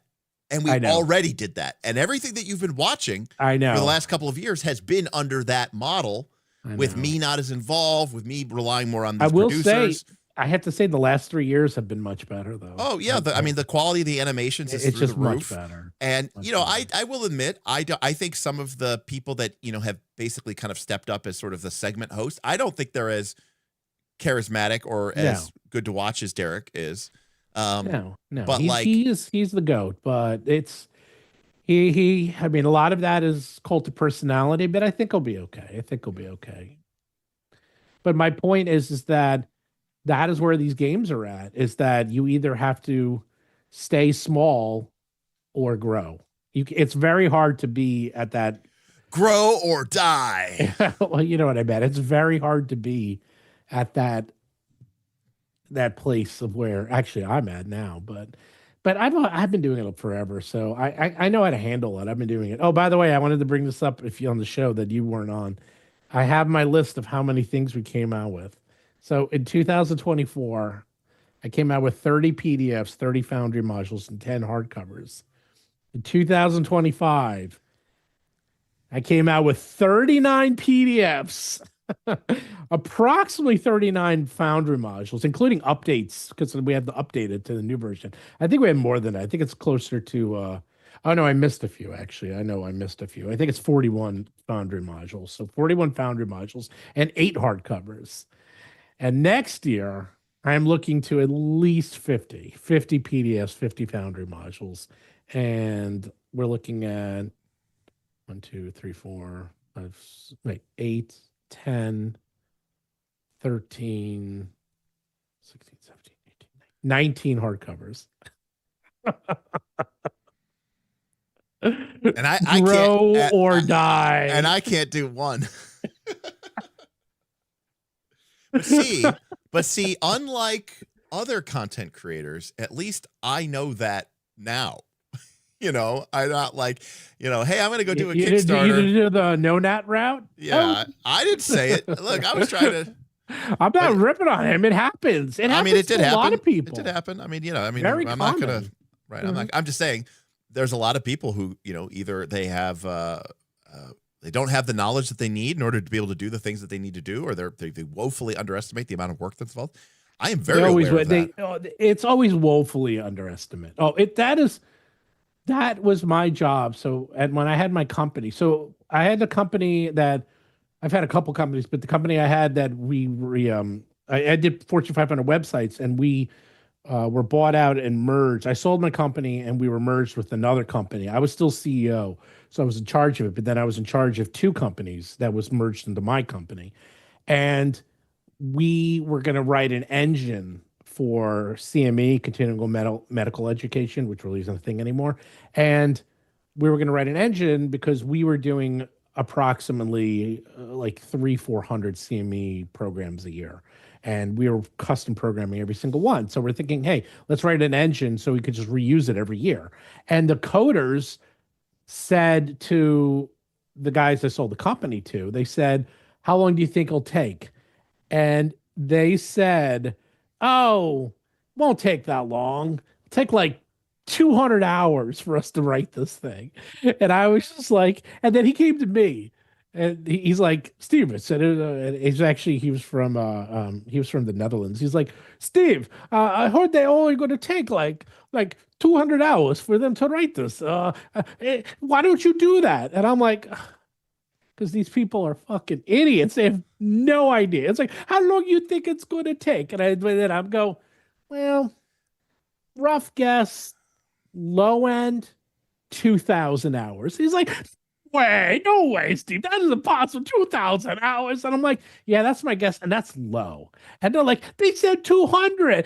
I'm like, that's fine. And then I like did the math and I actually started. I'm like, you got graphics, you got project management, you got debugging. It's like they were just thinking of coding. They weren't thinking of anything else, Right. Nothing else. Yeah, and then we did it. We did it. It was 3,000 hours. There you go. Yeah, I learned that when I was woodworking quasi for a living, like I'd be like, okay, I do this. I was like, I'll estimate 20 hours. And then I was like, it always took me like 2 to 3 times that. So I was like, I started to be like, all right, what do I really think it's going to be? I'm like, I really think, I'm being completely honest with myself. I think it's going to be 30 hours. And I go, I should say 100 because, somebody's getting you on a typo. Yeah, man. Oh, I'll look at it. In Year of the Titans, the Dullahans has a line in the Wretch paradigm without any spaces. It's the abandoning their duties or breaking with their line. Wow. That's so weird. I mean, I spell check it. So that stuff usually gets caught, but I'll look at it. Look at that. Yeah. I mean, I'm pretty diligent, but I'm kind of surprised. But I actually have a couple of those I need to output again because there was a few small things I found. Yeah, if you ever see anything, let me know because I always fix it. As Derek well knows, I always fix it.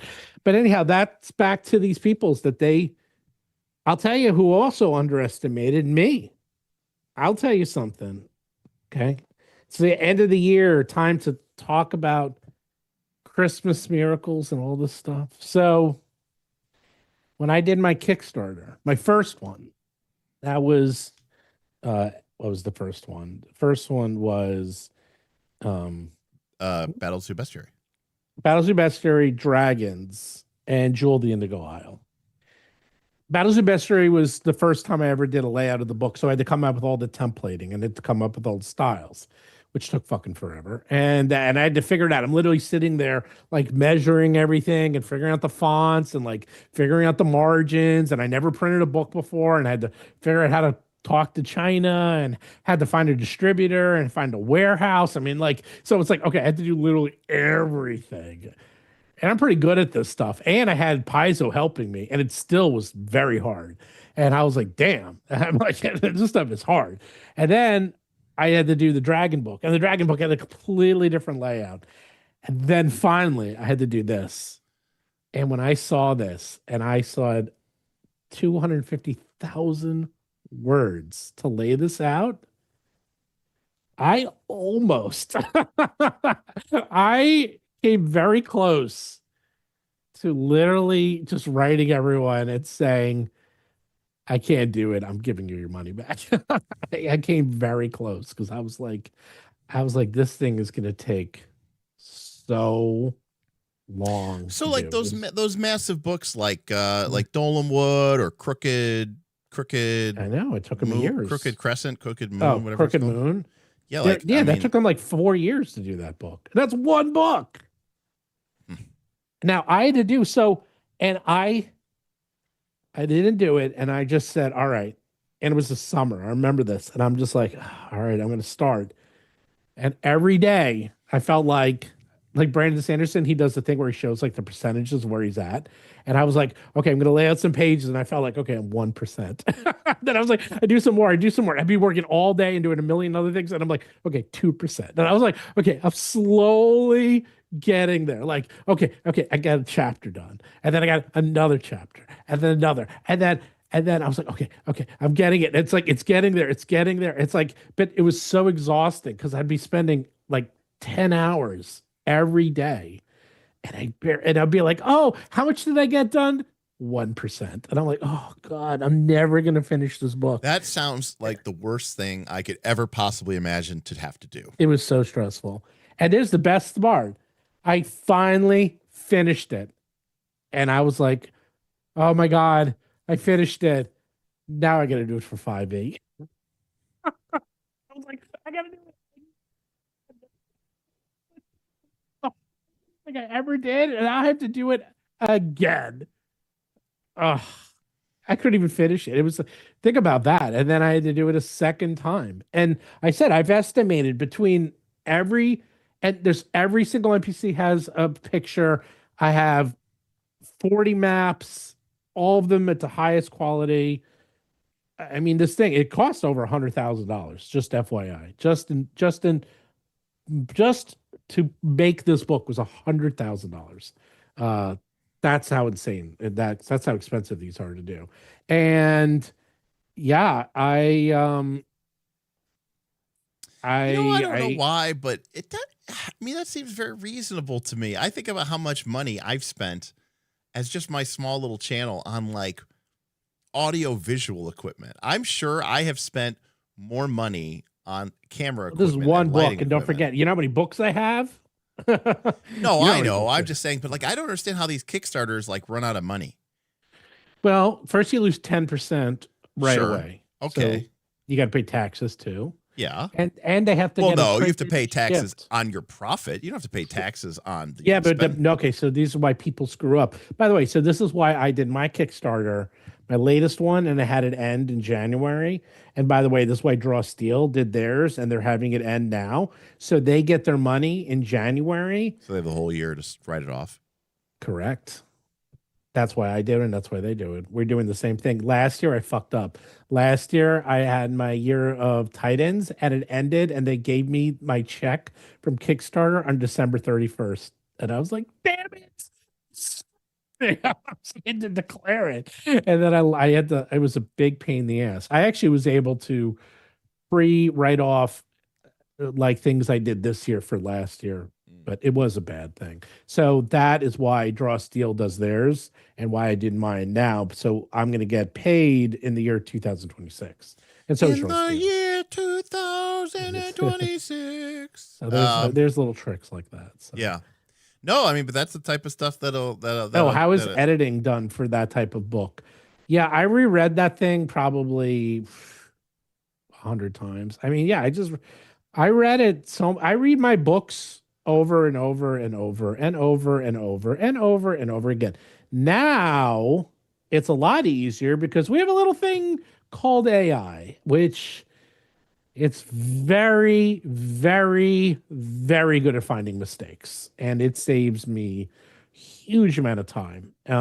It's not rewriting our stuff, but it finds mistakes very quickly, and it finds things that you will never find because your brain will insert words automatically and you'll read it 100 times. That's why the trick is you're supposed to read it out loud, because then you'll hear, because you'll read something 100 times and you'll have the word the or is or of, but it's not there, but your brain will just put it in. You won't even know you do it. So you read it out loud and then you're like, oh shit, I forgot the word of.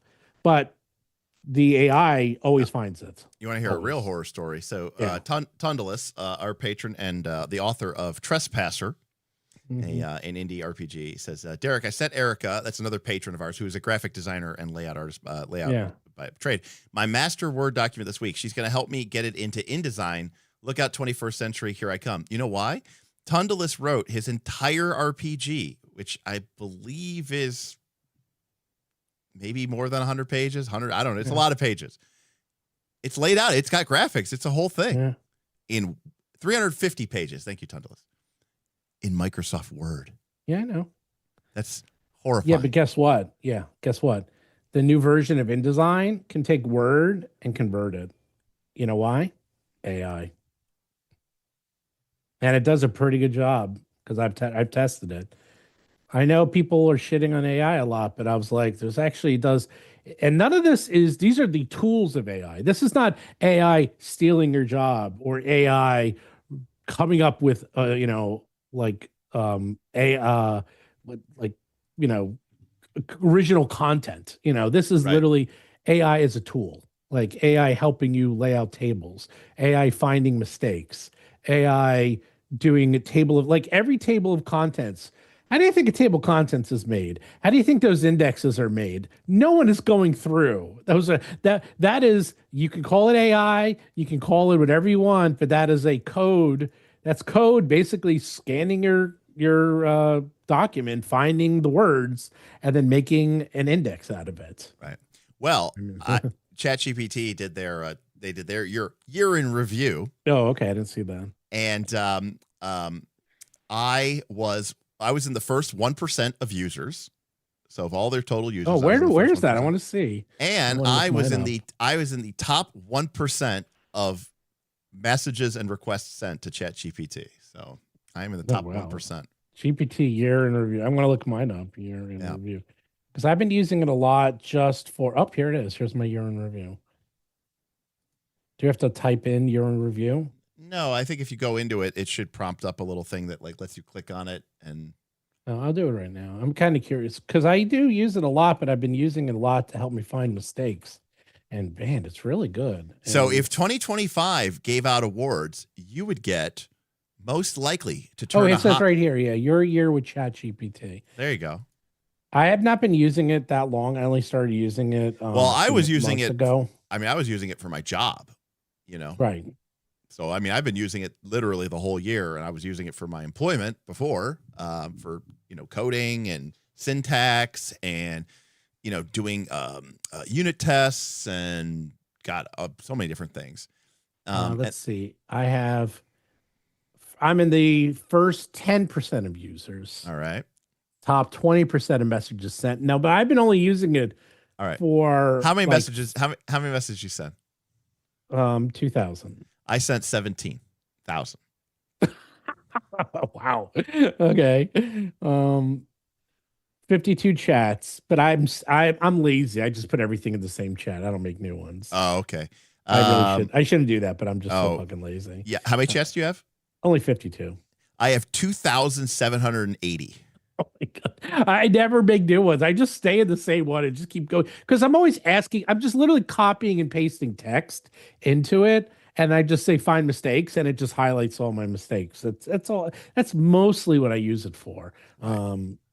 And that's why I don't need because it's one and done. It's not like I need to go back to it. Sure. Because if I find some mistakes, I fix it and then I'm done. I literally never need to go back. Yeah. M dash. What's an M dash? It's the thing that everyone always says is the most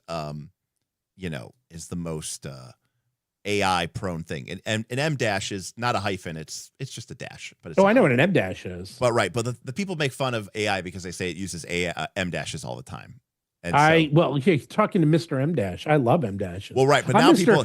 Right, I use M dashes too, or I'll use ellipses. But people say you can't use M dashes anymore because it makes your writing look like it's AI made, and everyone's like, Oh, fuck them. I've been using do you even know what an M dash means? Do you know what an N dash means? I use N dashes all the time, and we don't use hyphens. We use actual minus signs, which is a different size than a hyphen. I use all those because I'm a fucking pro, and I've been doing this since '88. So screw you all, and I love M dashes. Yeah, well, now you can't use them because now it's AI. Too bad. I still love them. Tundala says I'm a semicolon guy myself. Yeah, obvious. It's also like the classic AI thing is like, oh my God, it's not just a revolution, it's an evolution, right? That's a very AI type coded thing as well. Your chat style. Oh yeah. Wait, let me find my chat style. Wait, you're gonna lose your shit when I. Wait, what is chat style? Oh, these are the things that you sent it. Yeah. Yeah. Okay. I got it. I'm Your listening. chat style. You communicated a concise, directive, and constructive tone. Focus on precision, uh, s flair, and iterative improvement across projects, design, storytelling. But then it has the little like things. You know what it Yeah. comes up with? What? Yeah. I won't say the other ones are technical, like make this around X words, like look this up. No one cares about that. But the fourth one is guy stirring the shit. So my chat style is you talk with curiosity, precision, and creative energy, mixing analysis, humor, and design-minded ideas while jumping fluidly between tech and games. And my things say things like, let's make this cooler. Okay, that was terrible. Try again. Oh. I need more ideas, but different. And could you help me with this? Right, somebody guy stirring the shit, and the other one is whip out the pan pipes. Like, wow, this really does know me well. Tundla says these sound like fucking horoscopes. If ChatGPT gave me an award, I would get most likely to turn a hobby into an empire. Oh my god. If 2025 gave out awards, you'd get the, how does it know this? You get the Kickstarter Hydra. Yeah. Because it knows I did so many Kickstarters. I guess it really does scan the fucking web. That's insane. And then Damn. what is your type? Mine is the architect. The producer. Oh, yes. I am. I think in structures and systems, I use ChatGPT in order to help plan and develop conceptual strategies. I creates across contexts and medium, uses ChatGPT to turn diverse ideas into tangible outputs. But I am a producer. That's literally my title. I mean, an explorer, doer, practical. And 20% of users share this. I am a producer. I mean, if technically what I do is producing. So, and John says I'm an architect. I kind of hate this. I mean, yeah, I mean, it's weird. I mean, I think the difference is like everybody uses, their ChatGPT things for, different it made ideas. a picture of what is your pick your year painted in pixels? Mine is God. Mine is a still life with dice tower and data cable, a jigsaw blade, a glowing D20, a monitor share a desk where campaign, coding, like programming, and camera gear vie for initiative. I have to show you this picture. You gotta put these up. Look at this. You're gonna lose your fucking mind. Did you send it to me? Yes. Look at that thing. Still life with Kraken and coffee stain manuscript. It's got a con badge and a Pathfinder book. That's fantastic. That's fantastic. And it has Jesus Christ. Well, I mean, especially if you're asking it questions to help you with the editing. But like Well, for me, it's all Pathfinder. right. But like a great example would be like, wow. I'll go to ChatGPT. This is the type of thing I'll ask ChatGPT that I don't Google anymore. I'll be like, I'm thinking of getting a 16 millimeter lens, or should I get the 24 millimeter lens? What are the pros and cons of each? And find me the best price for both. Right. And like that's the kind of thing I use ChatGPT for all the time. Is like just like do a web search, do comparative analysis, scan Reddit, like give me information, because I don't the Google searches now are so like product sponsored and all this other stuff. Like it's just it's hard to get, and a lot of times you don't know what information you're getting. And obviously it's me trying to pick a camera lens, so it's not like it's like, do I have cancer or not? I mean, it's not like it's a do or die type situation. So I use it for a lot of like comparative and analytics, which is why it was saying like I do a lot of analytics. Yeah, mine is, again, I use it. I never use it I only use it for one thing, and that's pretty much text and analyzing text. Whereas earlier in the year, when I was running my Torchbearer campaign, I had to write a ton of JavaScript to be able to do everything that I wanted to do in Roll20. Oh, I did use it for one other thing. And I don't even remotely know JavaScript. Like ChatGPT literally wrote all of the JavaScript that my Roll20 game I used. did use it a lot for I do a lot of grep searches in InDesign, and I was having it, and I do very complex grep searches, and I don't know exactly how to use the language, so I would tell it, okay, search for this pattern, and then give it to me how I would input that into InDesign, and it would do it step by step and say, here you go. And I'm like, thank you. And then I would just copy and paste it. And there you go. Because that I probably could have figured it out. It probably would have taken me 2 hours of back and forth and figuring out the scripting and figuring out exactly how to do it because it's its own language. And instead, I just put in ChatGPT and it did it for me in 1 minute. And it worked perfectly. And it did exactly what I needed it to do. And again, if you use it as a tool, oh, let me look at your picture. Yeah. Oh, yours is that's yours? Yeah. Oh, that's cute. I thought you don't play video games. It has you with a video game. Yeah, I don't know why it has that. So I mean, obviously it's AI, so sometimes it's just. Oh, you're putting mine up. Crazy. I mean, that's actually a really good picture. I mean, I actually don't like I don't like AI art at all, but that one is, you know what? Because it's pixel. It's a nice pixel based. And it did a really good job actually, and it is like And it that's messed mine. up a little bit of the dice. Yeah, I don't know. Yours is not quite right.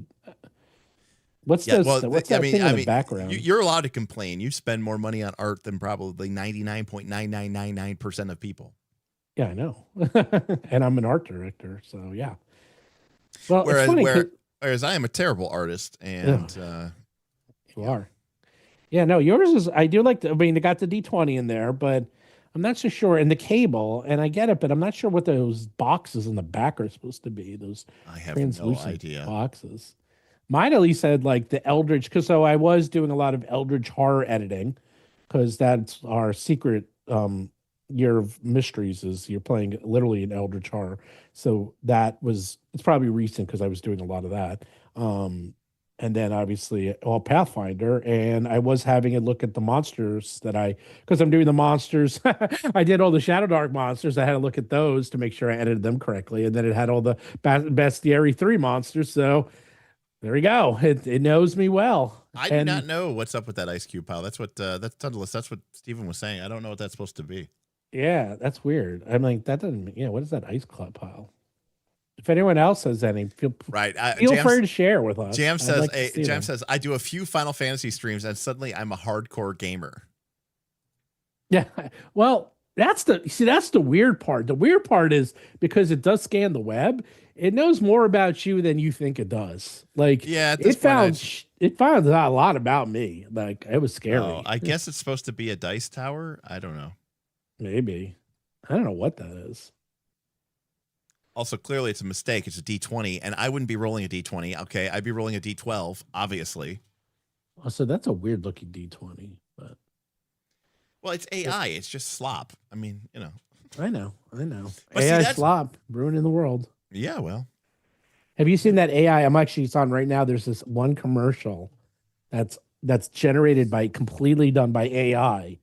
And a lot of people are complaining about it, but it's for like some shitty product anyhow, so they don't care. As opposed to the McDonald's commercial that was so bad on so many levels that it was kicked off the air. No, I have not seen that. Oh, you didn't hear? Okay, here's this one. I mean, I'm fast forward. So yeah, so they came out with a commercial. Oh, this one. If you look up bearskin, here it is. Yeah, bearskin. And the whole commercial is done in AI, and you could tell it's just BAERSKIN. Bearskin. And you look at it, and you're like, there's this guy talking to the camera, and there's a guy, and it's just so AI. But here's the part that's crazy. If you didn't know, like I do, like I'm able to tell just because, whatever. But no one really caught it. Like they're like the if you look up the commercial that was McDonald's, that you can tell it's AI because it's so over the top. It's a commercial about how Christmas is the worst time of year. So I was like, wow, bad subject matter. Like what? Like, and you can clearly tell it's AI. You can clearly tell. And this one you can barely tell it's AI. Yeah, Only you at know the what very end. I feel like this is the same conversation of people being like, you could tell this is CGI. You could totally tell this is CGI. Like they use CGI instead of a practical effect here, and I could totally tell that they use CGI. That's what like people saying it looks like AI kind of reminds me of.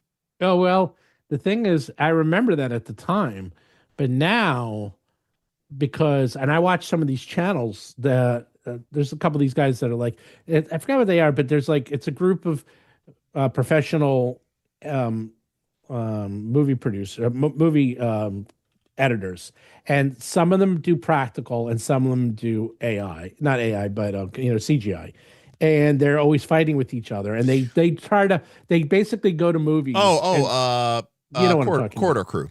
Yeah. Those guys, they're really good. And Did you see their like they did that almost like a mini movie about Lord of the Rings? Yes. Yes, the force perspective one. The force perspective one. I That love was that. so good. That was so interesting. The And they whole showed how they thing. did it. And they're like high-fiving. I'm like, how are they doing that? And they had the camera move and they show how they did it because everything's computer controlled. Of course I watched it. Yes. Yeah, that was a great. It was almost like a documentary. It was about the documentary. It was great, Yes. and it was what was awesome was hearing how that one movie literally put like for all of them was like what got them into Yes. cinema effects, whether Yes. practical or otherwise. Yeah. And that because that movie that was was crazy. because that is the shit. That movie. God. That movie. 25th anniversary. I know. But the thing is that movie is one of those where there's parts where you can tell, it's like you can tell it's CG and not. But nowadays, you can't. You know why? Because it's all CG. Well, and that's what they talked about in that is that all CG. in the original Fellowship of the Ring, they have the force perspective shot, right, of Gandalf and Bilbo, and the camera moves. Right. And the way they do that is with a parallax moving rig, and the table is actually split in half. Right. And then they showed in this documentary about how they had to do it again for The Hobbit. And how hard it was. And they said, and when they did it for The Hobbit, Ian McKellen is alone on a blue screen. Yeah. Like they didn't do it practically. It's just him talking to no one. There's literally no one else on the set. And they just, scale him in post. Well, that actually happened to me. And that when I saw Mad Max Fury Road, which I still think, like, you want to talk of the marriage of practical and CGI, that's like one of the best movies of all time. Because all that combat, that was practical. And then they added a lot of CGI around it. And you could tell like that is practical with CGI added. And then when Furiosa came out, I was so excited because I'm like, okay, they're going to do that again. And as soon as I saw it, I was like, this is all fucking CGI. You're like, this is CGI slop. It's CGI slop. And none of it was practical, very little. And they actually said the combination of they can't get insurance anymore because they're all like, no. Like, it's like, we need insurance. Like, no, do it CGI. Like, you don't need, like, that's the problem is that it just becomes impractical for them to do it. It becomes impractical to do practical effects. Exactly. Because no one will let them. And they weren't even allowed. Even if they wanted to, they couldn't. Because no one will give them insurance. So therefore, they have to actually do it using CGI. Right. Which sucks. I mean, you think about so many of these shots from Lord of the Rings. They literally helicoptered them to the top of a mountain. Yeah, I remember that. And then they said, okay, walk along this mountain. And then they shot it from a helicopter on film. It's like, now it almost seems just like so extra. It's like now that would just be 100% a CGI. Well, if you shot. really want to get depressed, watch any making of behind the scenes of Marvel, especially like and it's like, oh, this is the only thing that's practical is like, oh, him and they're hiding behind like a garbage can. That's it. And like everything else is green screen. It's like, yeah, none of it's real. It's right. It's called The Volume. And my brother actually has filmed in it. And that's what it's called. That's how Kendall, I remember when they said that like Ian McKellen was like basically almost quit crying. because he was like breaking down They because he was showed like, that in the doc in that show. They showed him breaking down. And if you saw because it's that like, for a split because he's second. like, what, what are we even doing here? Like, Yeah, what are we even doing here? What are we even doing here? I know it's so depressing, but that is unfortunately. But hey, role playing games, right? Yay! Yay! Well, yeah, but you know what? There was I sing. I mean, I don't use the DM's Guild, but they keep saying the DM's Guild is dead because it's because of all all the AI slop. slop. It's all like no one uses it. It's all AI slop. Everything. Yeah, I don't go into DM's Guild, but I read that on Reddit and they said it's like really bad. And like someone like posted a screen, like I was like, how bad could it actually be? And they passed a screenshot and I was like, holy shit. And it's all like it's all like 99-cent PDFs, and there's like just like hundreds of them or whatever, Crazy. Yeah, no, I mean, yeah. I think it's Drive-Thru has done a pretty good job of keeping it. Keeping it clean. I don't know how DM's Guild does it because Drive-Thru everything has to get approved. So well, also I think there's an option now where you can basically say like if they use AI, you can remove it from your search. Now, but here's the problem. Let me put it this way. So I was trying out some new artists, and I literally wrote them and explained you can't use AI. You're not allowed to use AI. If you use AI, I'm not going to use you and all this stuff. And they literally signed contracts and they said, I don't use AI. I don't do this. Like, they're swearing up left and right, up and down. And then I get back, and these are like 4 different artists, and every single one of them was using AI. And I could tell right away because the sketch was nothing more than they basically finish the whole thing and then they tell AI to make it look like a sketch and they put a filter on it. So it looks like it's hand drawn, but it's not. And it's like the shittiest filter. So this is the thing. 4 people send me 4 sketches with the same filter on it. And I'm like, yeah, what a coincidence. All 4 of you, completely different parts of the world, all just happen to have the exact same style. No, it's fucking AI. And I wrote him again. I said, let me double check. You're not using AI. They're like, no, not using. I'm like, okay, well, in that case, then I really fucked them up. I'm like, okay, they're wasting my time. I'm going to waste your time. And then I'm like, okay, you have to give me everything in multiple layers. And then I showed them an example. I'm like, I need everything layered out. I need everything separated. I need every single thing done. Like not one layer. And they're like, everyone wrote no problem. And then I'm like, okay. And then I must have put them through 20 rounds of revisions. I mean, I'm not using it. I'm throwing it out. I'm just wasting the fucking time. The generally accepted reason, Kendall, is that, well, number one, it's all LLMs, but the generally accepted reason is that because LLMs are trained on content that is available on the internet, and LLMs are just predictive. They just predict the next word. That's it. And they learn that by reading all the stuff that's on the internet, which is all free and all available for free. And it's, that's what the internet is. It's just, Wikipedia, right? AI art is trained on art. And because the artist did not give permission for it to be trained, the argument goes, is that art was basically used without paying or compensating that artist in order to train your model in order to be able to draw essentially like that, Yeah. And I'm not using LLMs to write stuff. I'm using AI to find mistakes. Right. And that's no different than a good spell checker, right, or a grammar checker, which has been in Word for 25 years. Now, the argument could be made. If I went to a bunch of artists' websites and I looked at their art that is available online as a person, and I got into the habit of copying Larry Elmore's style, but adding a little bit of Wayne Reynolds inspiration, and I learned as an artist by drawing, all of their stuff, and then I become an artist, and you say, hey, Derek, can you give me a Larry Elmore inspired thing, Dragon Rider, but with a Wayne Reynolds twist, and that's my art style. I never paid any money to Larry Elmore or to Wayne Reynolds. I never bought their, like I said, I didn't license their work. I just was inspired by their work. It's what I taught myself on. I grew up sketching, the death of Sturm Brightblade and Dragon Slayers and proud of it or what have you and whatnot. Am I stealing from them? And the answer is usually, of course, no, you're just inspired by them. So there's a weird people feel differently about it, Well, also keep in mind because you're saying LLMs and like how they do the text training. Mm-hmm. So it depends. Like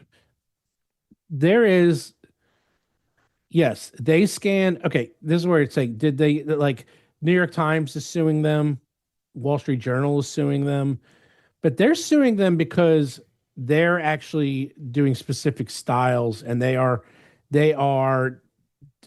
how do I explain it? They're taking they're like if you wanted to look up something on AI on like research of a specific topic that was that was done by the Wall Street Journal. Right, but what I find is interesting is but I'm not doing that. But if I Derek were to get a copy of the Wall Street Journal and take one of their articles and copy paste it and put it into my article, that is obviously stealing their writing.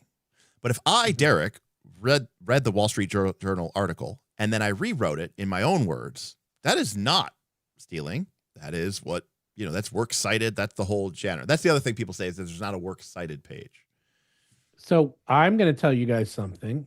Okay, here's something new. Here's a new. But how many books have you read that didn't have a works cited page in it? But obviously that author was inspired by or read other things. That's how they gained their knowledge. Yeah. And not only that, here's the other thing.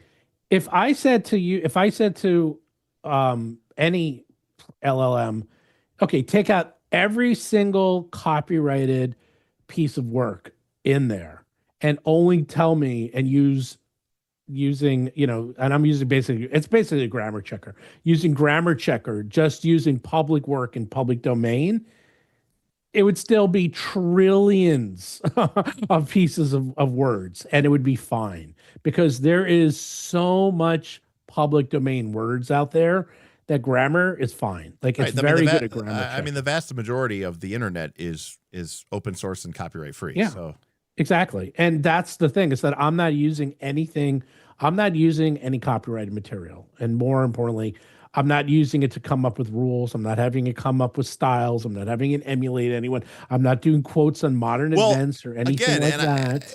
And again, I'm not trying to put a moral judgment on it either, Kendall, but it is very strange because a lot of people who aren't artists will be very defensive and support artists by saying, the models went and they stole their art and they trained on them so that they could become a better artist. And then those same people will go to the internet, do a Google search, take that image, copy paste it, put it into a token in Foundry. Now it's just for my home game. So you stole from that artist, but I'm not using it for public use. Well, neither are the vast majority of people who are using this art for LLM. So like, there's definitely there's no clear cut answer. Yeah. And also, by the way, it says here, like, I agree with you saying the AI might be training on itself, but here's the trick. That's kind of cool, Dictator. That's very cool, Dictator. It's that you train your own. That's cool. But I'm using it as a tool. Like, okay, I've been using Word since version 1, and there's a tool in there for Word. By the way, it's gotten a lot better because guess what? It uses AI. It has a grammar checker and a spell checker. Well, guess what a spell checker is? Guess what a grammar checker is?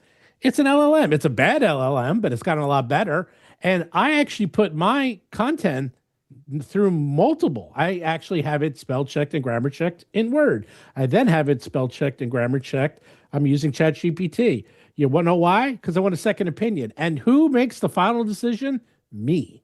Okay? Because it often is wrong. It often will also change the tone that I don't like because I'm doing technical rules in Pathfinder and 5e and it's getting things wrong. So I can't just copy and paste. If I did that, you would have fucked up rules. So I'm just having to find mistakes. Right. Because I mean, I'm just saying, like, art, photography, music. I mean, this stuff has been getting copied and knocked off forever. So let me tell you. So I mean, again, that doesn't make it Mhm. right. Doesn't make it okay. But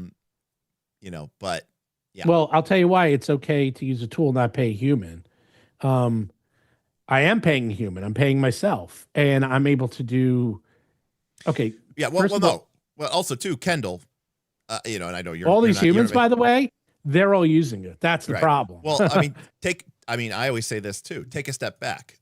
There is probably I don't know who you are in terms of your thing, but there's probably a 100% chance that the vast majority of furniture in your home was made by a machine, not by a person. It was cut out by a machine. It was assembled by a machine. It might even have been designed by a machine.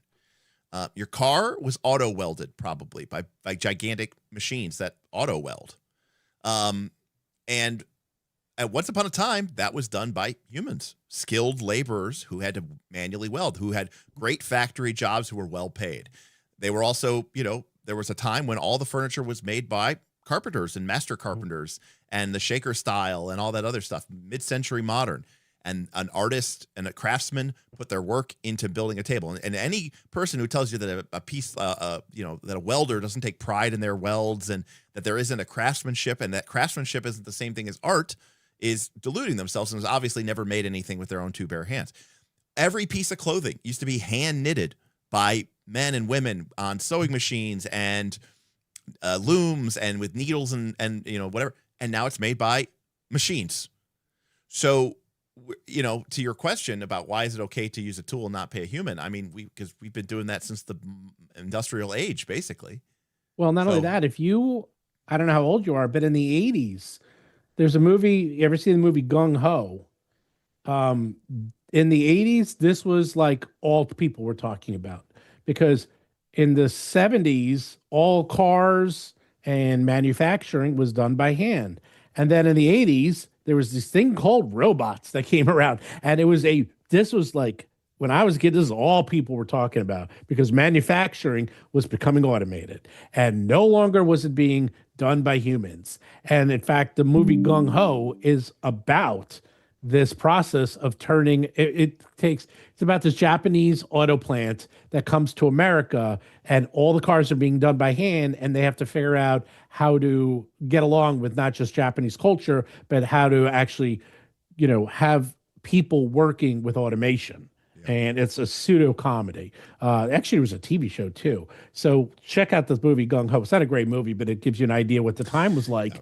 And this is all people talked about throughout the 80s. Right. And now everything you eat, everything in your house, every aspect of your life is done by machines. Okay, yeah. It just is. Yeah. And again, I'm not happy about the. I'm not quite a like a communist anarchist or anything like that. I'm not. Yeah. And I'll tell you, by the way, one other thing. But I'm going to say is that obviously I'm not very happy about the economic potential of this, and that, it's just one more industry that's going to be controlled by the powers that be. And, it's terrible. Obviously, I mean, the same way that over the last, 30 or 40 years, how many factory workers or, skilled laborers like welders and electricians and stuff had seen their careers essentially disappear and evaporate. And now people like me who thought, this is a young Derek, oh, I'm so much better than these people. Look at me with my thinking man's job. I will be safe for all time because I'm an analyst and I'm a programmer. And then earlier this year, I was laid off because they were like, well, the AI can do what you do and for cheaper. And yeah, maybe it's not as good, but it's free basically. So we're going to do that. So yeah, I think there's a lot of like whiplash from people like me who thought, we were untouchable because machines will never be able to think. Machines will never be able to think. I mean, Zarian, I watch a lot of. I'm very into like means of production and all this other stuff, and I watch a lot of stuff from like farmers and stuff. Do you know that the first tractors now are being made that don't have a cab? Yeah, they're all done by They're all computer controlled by all GPS. computer controlled by GPS. There's not even a cab. No one even drives it, you know?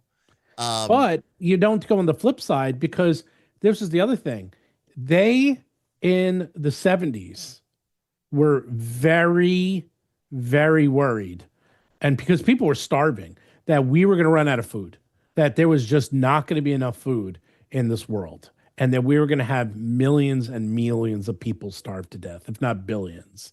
And we don't talk about the other side, is because of automation that we're able to feed everyone. You know, it's like there's always the other side, and the other side is like we would not be able to live the society we live in today without automation. I mean, it's not physically possible. Of course not. I mean, you like getting your blueberries in the middle of winter. You know, I mean, that is a thing. Yeah, or if you want avocados when it's off season, or any other food. But I think Foxtrot highlights the most important problem, which is, it's not really about the copying. It's about who gets the money, because to a certain extent, there's obviously a primal desire of humanity. But at the end of the day, it's about money, and people want the money to go to the small artists, not the big faceless corporation. And with that, I completely agree with you.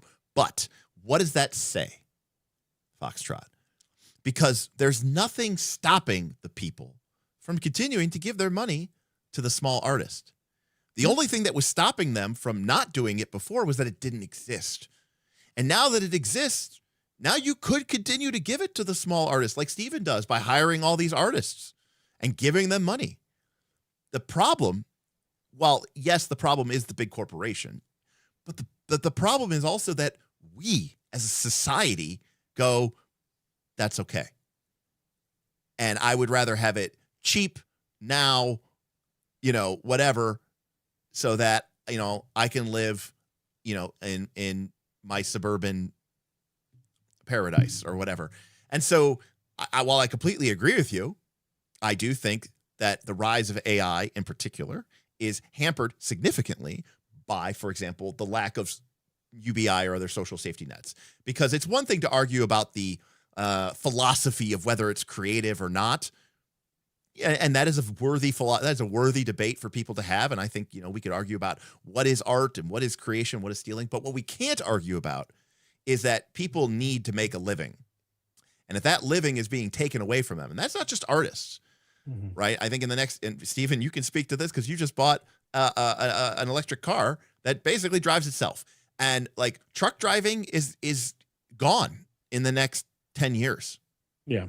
If not 10 sooner. years, truck driving is going to be long haul truck driving. And so that's an entire industry gone. And what are those people going to do for a job? We used to tell people, well, go get to college, go get a degree, become a computer programmer.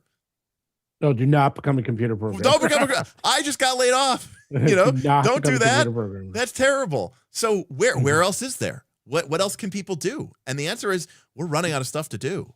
Yeah. So, go learn to code was definitely a thing for a while, for sure. And correct, right, Bale, if it's not just an industry, it's a way of life. Our whole infrastructure is based around shipping and trucking and logistics and just everything. The highway system and the size of containers, the way bridges are made.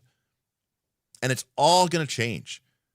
So, and I think there's a lot of people who are very upset about, AI art being stolen, but they don't give a shit about truckers losing their jobs. And I think that's the unfair part. Insurance is not going to block it. I'm going to tell you why. Because AI cars, true level 3 automation, which was just approved. BMW just got level 3 automation. Level 3 automation is the car truly drives itself, that you do not need a human in any way, shape, or form. Yeah. I worked in insurance. I could tell you something here. You're right. AI driving cars aren't perfect, but you know what? They're a lot better than they're people. Safer, way safer. Right. That's the thing. So the average person, so basically a person goes something like, I was looking this up. It's something like they go the average of whatever, it's like about 20 to 30,000 miles before they're in an accident. Big, small, medium, and that's this is average. Okay. Right. So the average person can go approximately 20, 30,000 miles. The average AI goes like 10 million with an accident. So and again, too, it's it's exponential. It's only going to get better. I mean, how fast did we go from nothing to flip phones to iPhones? You know what I mean? It was just like Nothing. Yeah. Zarian says, I worked at a collision shop. People crash their cars a lot. I just got my car back. It was in the shop for over a month because I got rear-ended by some guy who, guess what, wasn't paying attention and was on his phone. Now, yes, car accidents will still occur. Accidents occur, icy conditions, all that other stuff. But this was just a guy who wasn't fucking looking at the road. Yeah. You know? Yeah. And So. if you want to talk about losing jobs, do you know what piece of technology killed more industries and more jobs than almost any in the history of Earth? Cell phone. Look it up. Cell phone has killed more jobs than anything. Think about how many jobs. That guy guessed phones, yeah. Yeah, phones. Yeah, phones. Think of it. It's like Kodak. Kodak was one of the biggest companies of all time, Fortune 500. It's been around for hundreds of years. Out of business. They don't exist. Gone. Go look at Nikon, Fujifilm, and Canon's sales over the last Fujifilm 40 years. Guess what? And Fujifilm, they're worth $30 billion. You know why? Because you know what they do now? They're a perfume and lotion company. Yeah. I actually just watched the documentary on this today, is that Fujifilm saw what was happening and said, okay, we're really good with gelatin and like they're very good with chemicals, probably the best in the world. So they used their knowledge of film production and went into beauty and makeup products, and now we're one of the best in the world of that. Right. Thaddeus, I also don't think that we should discount the environmental impact as well. I think that is absolutely real. I think that's true for almost everything that we do, but it's certainly true for this stuff for 100%. And I do want to highlight one thing.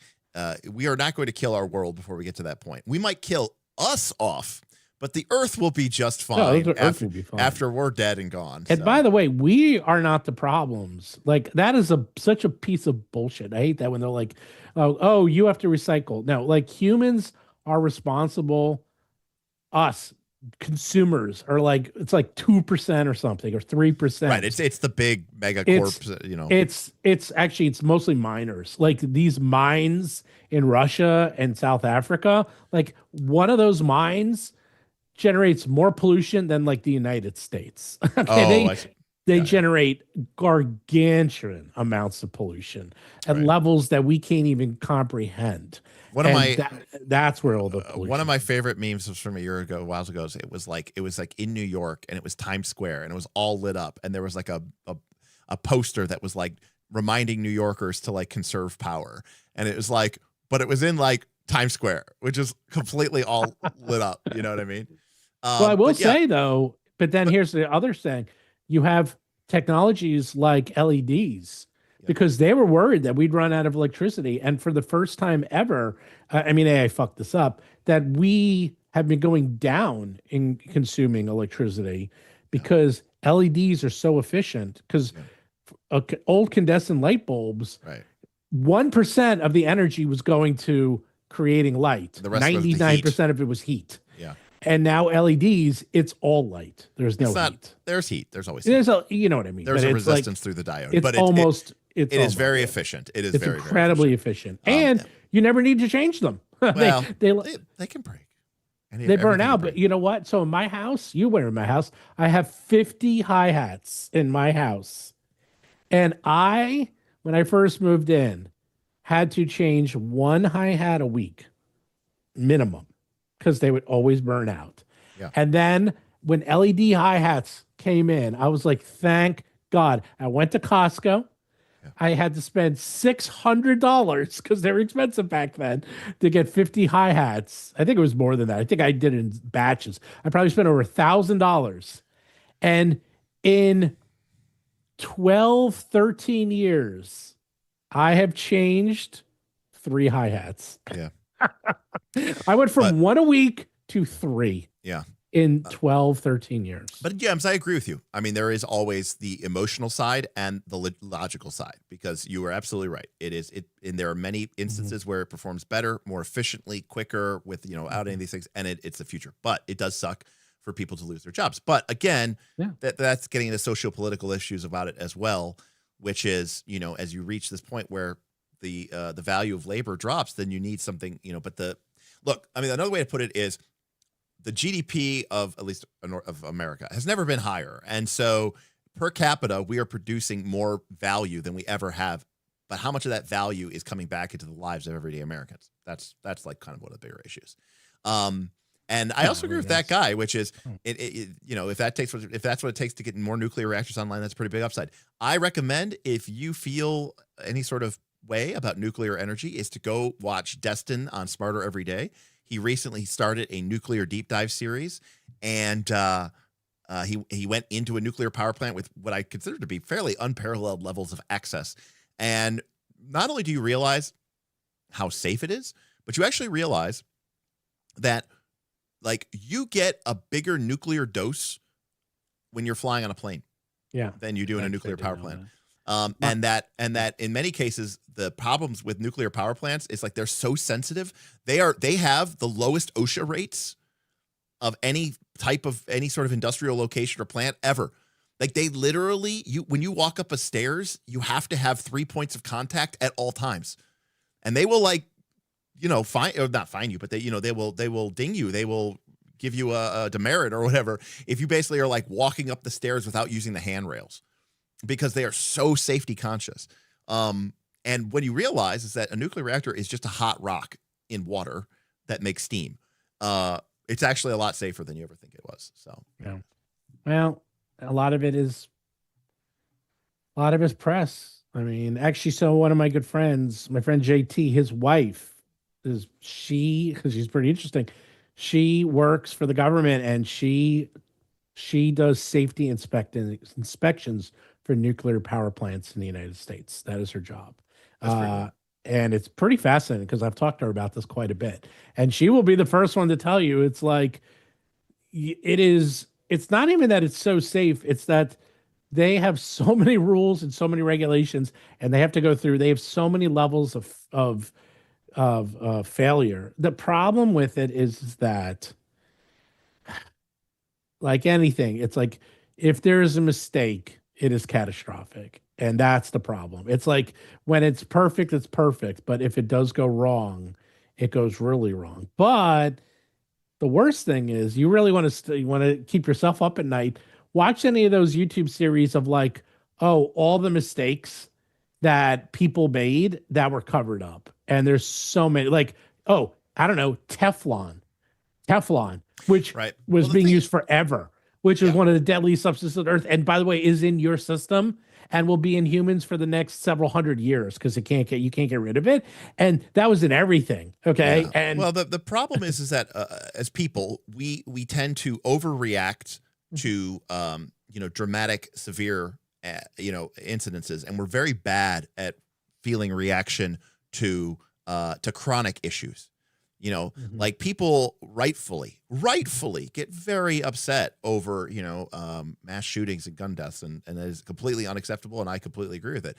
But so many people turn a blind eye to, like, the countless preventable deaths that are occurring every day. They're just happening in much larger numbers. They're just happening all over the place because of, say, chemicals or bad health or, preventable disease. And it's just like, there's what is it? It's an old Warhammer 40,000 line. Maybe, I think it's from Warhammer 40,000. Maybe they stole it, but they're like, if you kill one man, you're a murderer. If you kill 10 men, you're a monster. If you kill 100 men, you're a hero. And if you kill 100,000 men, you are an emperor, or something like that. Like, this idea that, like, at a certain point, we scale breaks down in the human perception, and how we look at things changes, and it's a very complex issue. We're looking at lead. Okay, welcome to the Christmas stream, everybody. I know, welcome to the Christmas stream. Maybe we should just lighten this up. But the other one is lead, because you know how they figured out how bad lead was because they found that serial murderers and killers spiked when they started using that stuff. We're near, like, factories and plants that were using lead. Right. They actually said, why is there, like, all these mass killings near lead factories and lead, like, producing? And that's how they sort of did that. Was part of the correlation. And they figured out that and if they didn't make unleaded gasoline, we'd all be fucking dead right now because lead was just everywhere. It was Right there. I think Veritasium did a video about like, the guy that killed more people than any human alive or something like that. Yep. Yeah. That's exactly what it is. That's exactly what it goes to. The biggest person who killed anyone more than anyone on Earth. And the worst part is he added lead to gasoline so that the engine wouldn't knock. Yeah. That was it. Yep. Crazy. And it was making people insane. Yeah.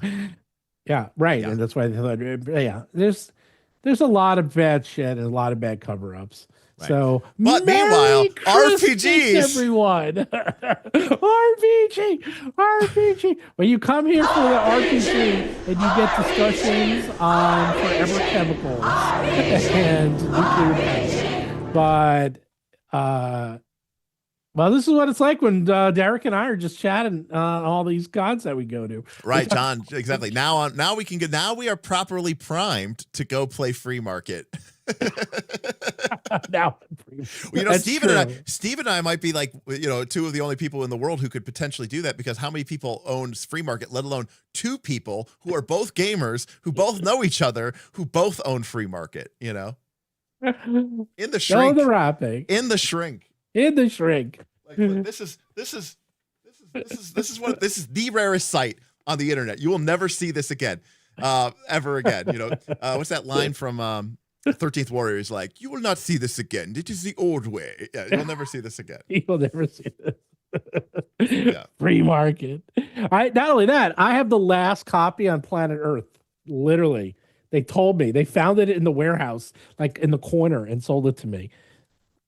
And God, that was so good. I was walking through the con, and then I was with I was with Bob, Grace, World Destroyer, and what's his name? I don't think I ever talked to you about this, but I feel like I put Bob through the gauntlet that first night at PAX. Oh, really? He had never really. We had like dinners before, but like he had never sat down across from me, and I was in full, Derek mode. I don't remember what I was going off about, but I mean, I feel like he was like, just like completely overwhelmed by the intensity of me. Oh, yeah. Really? He knows me. Yeah, but I was on, one of my classic, Oh, were you? I don't even remember now what I was talking I don't about. remember that night. I don't even remember who I was talking to. Well, because you were at the end. I don't remember. I know. I was at the end of the table. I was just talking to Jess like the whole time. But then right, you were next to Jess and Bob was kind of in the middle. Who was I near? I don't remember. I don't remember either. I don't know. I thought you were at the other end. I was across from you. Yeah. Yeah. So you were sitting next to Bob. I think I was. Yeah, I think I was. Oh, Bob's great, Derek. I love Bob. Bob's great. I mean, he has a youthful enthusiasm for the game that I really appreciate. I know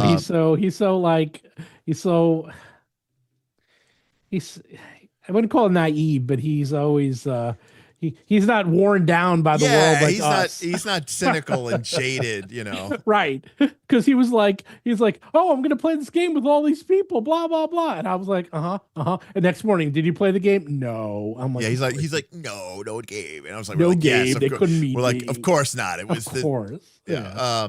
Oh no, actually, he was supposed to play a game with the Critical Role people. Matt Mercer, yeah. Matt Mercer and some of the Critical Role guys. And he was all excited. Well, he was going to run his Daggerheart one shot. Well, then they didn't show up. I respect Bob because it sucks. He I get the sensation from him that he is trying to embrace, new gaming tech and new gaming stuff. I get the impression that he's trying to, get into Daggerheart and stuff like that. And but I do worry about that game. I was talking about this before, but because I just, again, you only see what you see on the internet in YouTube comments and videos and then Reddit. I understand that that's not everybody, of course, but I just get the impression that so many people are playing Daggerheart completely wrong. And it's bad because, yeah, like you can play it wrong, and I guess that's okay. And I said it before that bad Daggerheart is just 5th edition D&D, which I guess is true. But like, I'm worried that people are just going to just turned this game into another, basically another trad RPG. And the things that people want from this game are not the things that people should be getting. And they brought Chris and whatever his name is, Chris Perkins and Jeremy Crawford on, and I'm like, don't turn this into D&D. That's all I'm saying. Just don't turn it into D&D. Yeah. Don't turn it into D&D. Did you see, was it the comic book guys? They did a very interesting video. Was it him? I don't know. There was a video about how they took. We were just talking about you, Jess. Hey, Jess.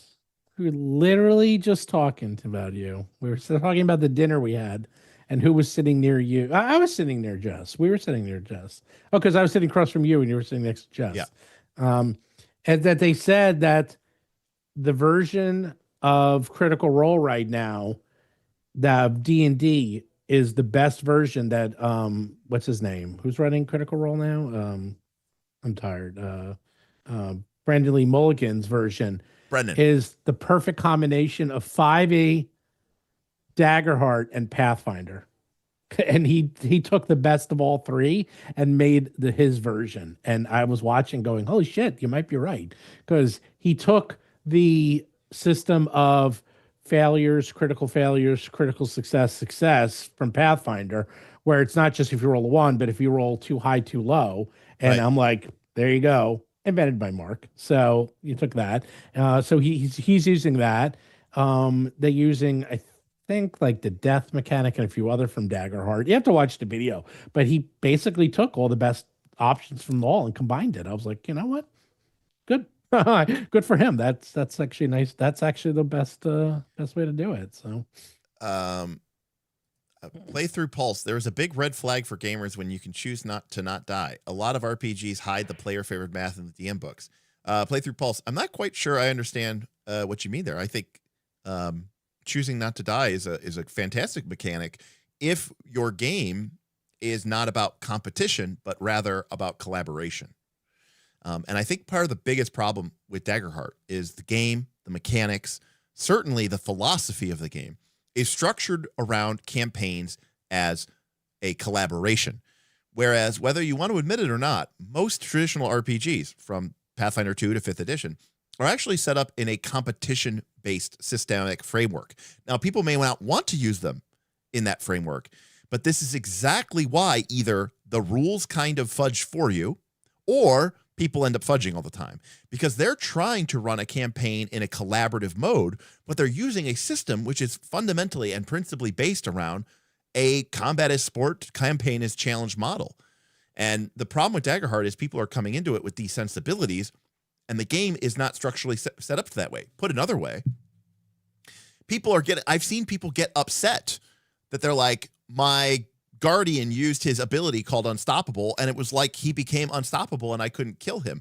Yes, because your goal as a GM isn't to be like, how do I provide a statistically significant challenge to my players without actually killing them? Which if you take a big step back, is really what I think 99% of GMs out there that are playing traditional games, that's what's really going through their mind. They say, how do I make a fight for my party members, which will definitely not kill them, but will definitely make them think that they're about to die. That is what they're looking for. That's what they want the system to deliver, which is a very strange premise when you think about it.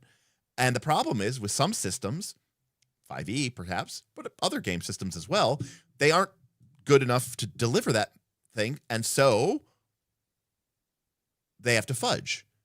Or you get a game that is so mechanically rigorous, like Pathfinder 2, that it manages to deliver that consistently. But if players really start paying attention to the lines, they might go, maybe this system is gaslighting me a little bit. I don't think I was in as much trouble as I was. Daggerheart is neither of those two things. Daggerheart is a game that fundamentally you should know doesn't matter because the players could choose to avoid death. Now, yes, the game does encourage you. In fact, I dare say it demands that you make significant narrative changes, consequences, right? I can't kill your character, but I can kill what they hold dear. I could destroy their village. I could kill their loved ones. I could destroy their nations that they came from. But fundamentally, I can't kill you. And that really rubs people a weird way because they're used to this game being about you know, I'm going to try to kill you, but not actually try to kill you, but make you think I'm trying to kill you, and hopefully I don't succeed. And that's where they get their tension. The tension that they're used to getting is from making people think that they are this close to death when they are in fact not. So anyways, a lot of chats while Derek was ranting. I have something funny here, is that someone who pre-backed the Eldamon Legends Kickstarter said, I do not like Pokemon. I was in college when Blue Red came out. We bought them and didn't play them very much. I really like the mechanics of the classes and retheme them as needed. I've played a couple of different elemental avatars and played with the Eldamon trainer. And then Mark Seifter wrote, you can join Derek in the, quote, I don't like Pokemon, but I love Eldamon, quote, crowd. It's very true. And that's because I think the mechanics for it are just so fundamentally cool. And like the thing is, it's like, really okay, good. If you're going to give me really balanced mechanics and make me fight fights that I'm probably going to win. And again, through Mark Seifter's own admission, you're going to win 95% or more of the time. In fact, I was being generous. I said 95%. And Mark was like, actually, Derek, I think it's more like 98 or 99% of the time. And I was like, okay, Mark, I was trying to give you a little bit of wiggle room. But if you're going to make me go through that process, at least make it fun and interesting. And I think Eldamon does that really, really well. Here's the thing, though. And I think Pathfinder gets it right, because my fights, people drop all the time. They don't die, but they drop. But I, as the GM, I know, and I don't pull punches. I do all my rolls out in the open. Everything's on video. I literally have, as we say, go to the videotape. Like I am so open that I literally broadcast my games live. So I am so not cheating. You can see everything. And I don't cheat, because my party TPK'd on camera and I didn't roll it back. Yeah, right. And I'm sitting there. But here's the thing, is that I know how much danger they're in, but they don't know how much danger they're in. And they always think they're going to die, and they're never like, oh yeah, we went down, but everything was going to be fine. No, they never think that. Trust me. They're always scared out of their minds. And I'll be honest, as I said, I had 2 encounters with them already in this adventure where I thought they were going to die. Okay. It's like, I, as a GM, I don't know how they're going to live. And they managed to do it. So I want to piggyback off of something that Stephen just said. I do want to call out a couple of cool chats that I've been highlighting, but playthrough Paul. Yes, I get see that we're now on the same page. It's just maybe the public isn't ready for there. But also I want to shout out permanent DM. Long time no see, buddy. Good to see you. He said those DMs are cowards. And I saw that. But what I was going to say is that what Stephen just said there, where he says we were in that, he was saying they don't know how much trouble they're in or danger. In fact, they might have an elevated sense of danger, but I know how much danger they're in, even if that isn't that much, but they think they are. He goes, but that last encounter where I thought they were going to die for sure, I didn't know what was going to happen. That was really cool. That was really exciting. Okay, take that mentality, step it back, and apply it to the whole game. Apply it to the whole session, apply it to whole everything. That is where I like to be as a GM. I don't want to know what's happened. I want to be as clueless as the players. I want to be like, holy crap, where is this going to go? I don't want to know some secret little inside tech information that the players think they're in trouble, but they're not. I love not knowing. I think that makes it more fun as a GM. I want to have, in a sense, weirdly, less power. Like a lot of GMs think about themselves from this like omniscient, omnipotent, maybe even omnibenevolent point of view. I want to be neither. I want to be none of those things. If anything, I want to be omnibenevolent, but because I'm neither omniscient nor omnipotent, I don't have the ability to let that bias fundamentally shift or change the game's outcome. This way, I could be true fans of the players and the PCs, but since I don't have the power to dictate what does and does not happen, nor do I have the knowledge to guide that decision, it means that I can be a legitimate fan of them while still filling my role as a game master. So, yeah. Well, that's where the role playing comes in. So, like in my game, they were going to go into a pirate hangout, and it was written that you can wipe them out, but they went in, they found the cook, they snuck around the back, They found the cook. They talked to him. They talked to him, and because Seth's character took Orpork cooking lore, so he actually is a chef. So he did some role playing and talking to him about like chef stuff. And I say, cool, lean into it. And then they got along. And then he found out the whole layout. And then the chef's like, look, I just work here. I'm friendly with some of these people. Don't kill them. And he said which pirates not to kill. And they said, cool. And they even gave him some like treats and some food. And they went in. They didn't kill anyone. They talked to them, let them go. They found the pirate king. They did a one-on-one duel with him. And then by the end, they spared him. And then they all had dinner together and hung out. And that was the end. And I was like, awesome. I didn't know where that was going. I mean, right. I mean, to highlight this, you know, similar when I ran Avatar for you, right. You guys were going into this Fire Nation controlled town, and you were an earthbender who was going in through the front gates, and everyone was expecting a big fight. And instead you just, you know, you lied your ass off and made this outrageous claim and rolled really well. And I was like, the Fire Nation people are like, yeah, that sounds good. And you're like, wait, really? And I was like, yeah. You're like, what about our big climatic encounter? I go, I don't know. Your idea plus these crazy ass dice rolls that you keep rolling suggest that my idea, throw that the fuck away, and we're going with this. And you're like, okay, this is awesome. I remember that. Nobody, I mean, everyone, and you could see genuine looks of surprise around people's face, because genuinely no one had any idea that was going to happen and it was going to go in that direction. In fact, at the end of that session, we ended up just saying, okay, let's have a fight, like almost like after the closing credits, because between your talking and Smith's talking, nobody fought.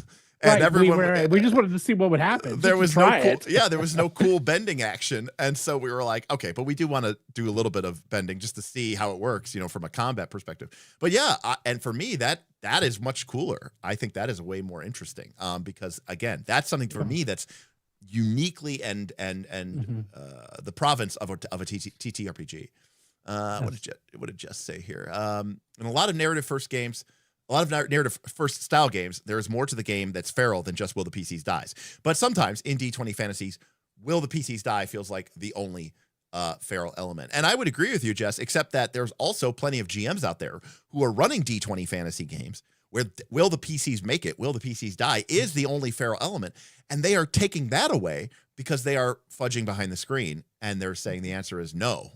Mm-hmm. So in a way, you have kept something, but I'm going to give everyone here the biggest piece of GM advice is do not fudge your rolls and do everything out in the open. Not only will it make the players respect you as a GM infinitely more, not a little bit more, literally infinitely more. And there will be no bad will because they know the dice fall where they may, and it's not your fault. It's not their fault. It's the dice's fault if something happens. Yeah.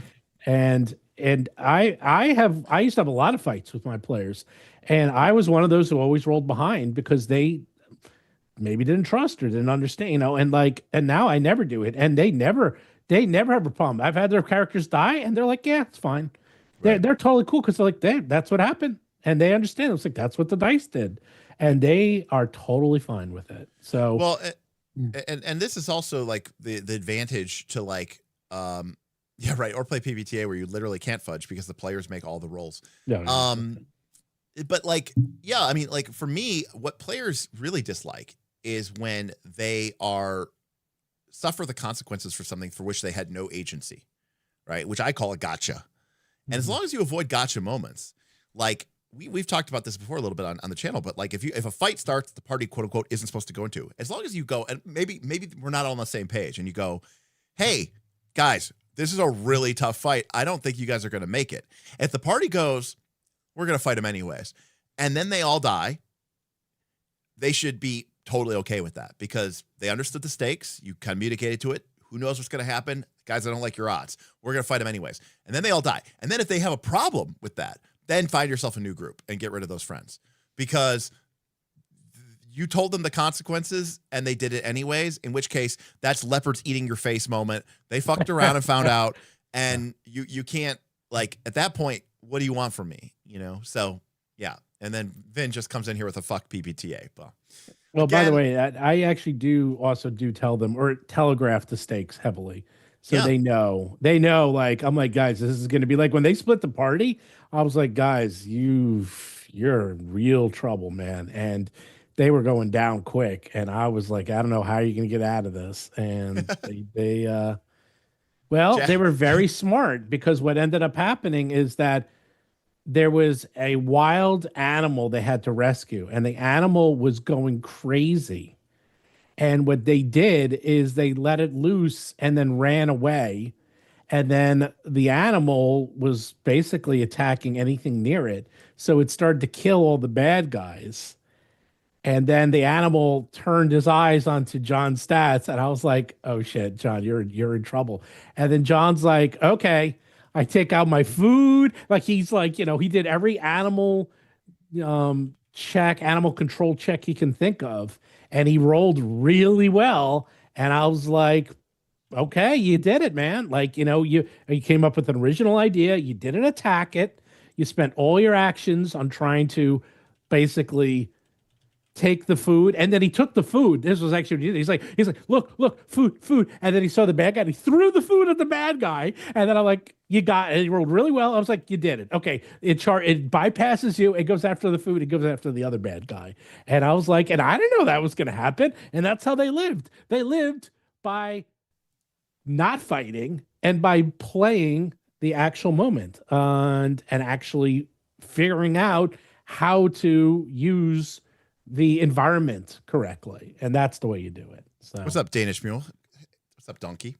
Oh, you're putting up a poll. Yeah. What's your fudge status? So remember 1, 2, 3, 4, 5 to vote. The only thing I will say what I do fudge. I will fudge hit points, but not in the way you think. I will fudge them in the way of, well, I can already tell you guys are going to win this fight.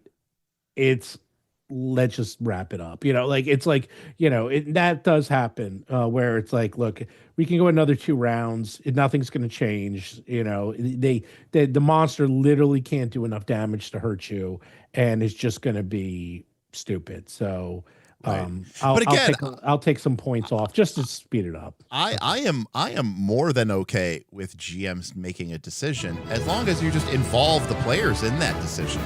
Oh, I tell them too. Sometimes I'll just like, I'm like, guys, you're going to win. In, hold a sec. Kendall Carlson tipped $5. Oh, Kendall, you just tipped $5. All right, thanks, Kendall Carlson. Appreciate you for tipping $5. Somebody appreciated this stream. I gave you 100. Well, yeah, that's why you're on. That's why I let you plug Year of Monsters and Year of Legends. I got 2 people from that. Woo! You got 2 pledges. That was great. Two $1. I got $2 from that. The man from Nance says it's not cheating if my players tell me to cheat.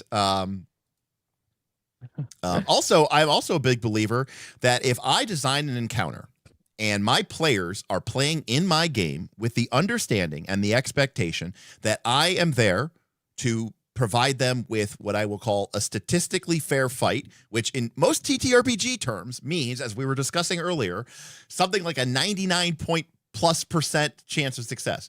And if I tell the players like, oh, this is a tough fight, but I made the monster, it's a custom monster, I bought it from some irreputable third-party publisher, not like Roll for Combat, which would never do such a thing. I said an irreputable. I said you can use Battle Zoo with certainty and pride. But like maybe I bought something or maybe I designed something and I fucked it up. It's a Bloodthorn Bush and it should be level 7 or something. And it's level level 2, right? Level 4. Yeah, it should be level 4 and it's level 2. And I kill the party or they're about to all go down. And I might say, guys, I'm going to be honest with you. I think this monster is designed terribly. Didn't you design this monster, Derek? Yes, I did a completely fucked up job. And I don't think it's fair to you, given the way that this campaign is designed, that you guys should all die because of my mistake. So I don't want to, whatever. But what we're going to say is that, yeah, you guys got messed up. You got beat up.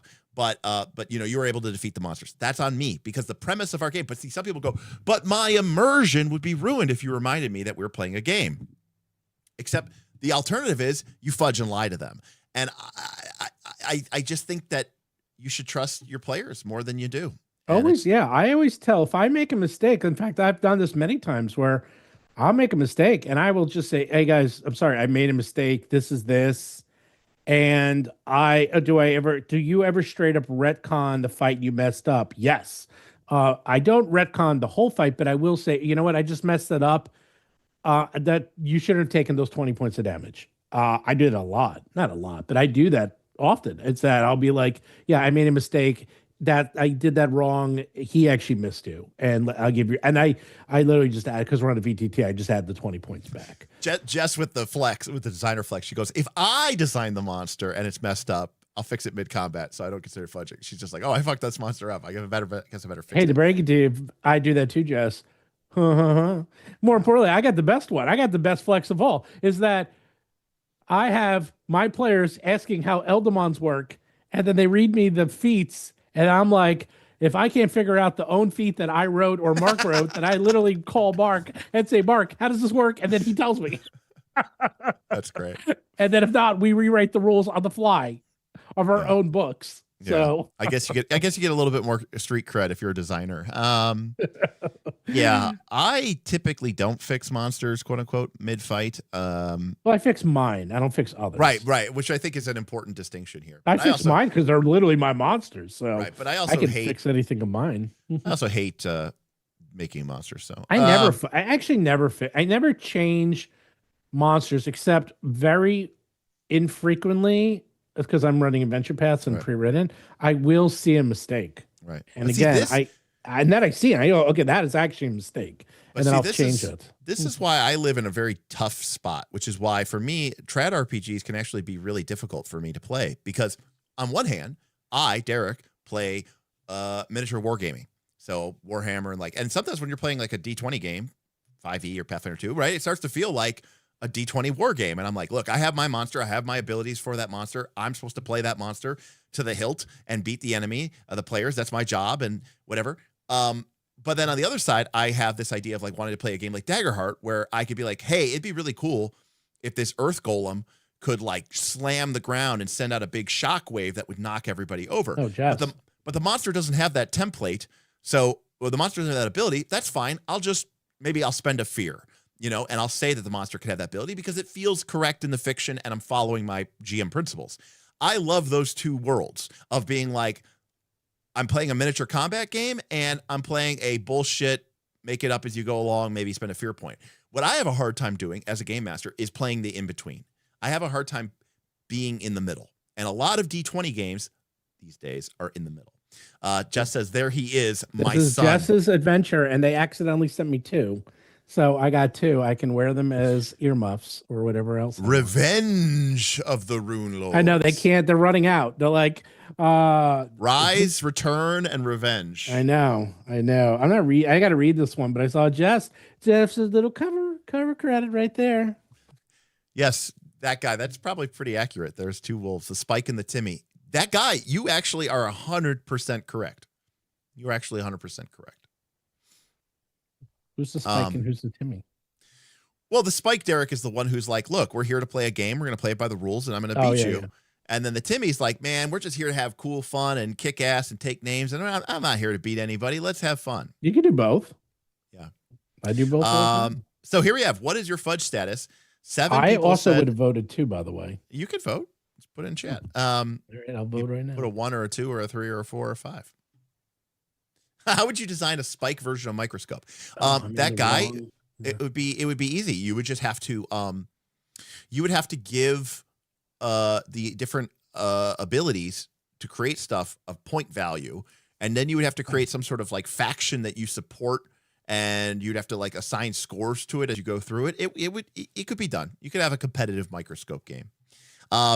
So 8 never voted. 11 used to fudge, but don't anymore. 3 very sparingly. 0 are fudge often and proudly, and 5 is it's not fudging, and that's 2 votes. If it's not fudge, if I tell my players that I am cheating. So that's very I interesting. used to fudge all the time, but also I was a kid, so Right. I've been when you've been playing since you were like 7. So You go through a lot of stages. yeah, so my fudging, this is actually really true. My fudging stopped in 1998.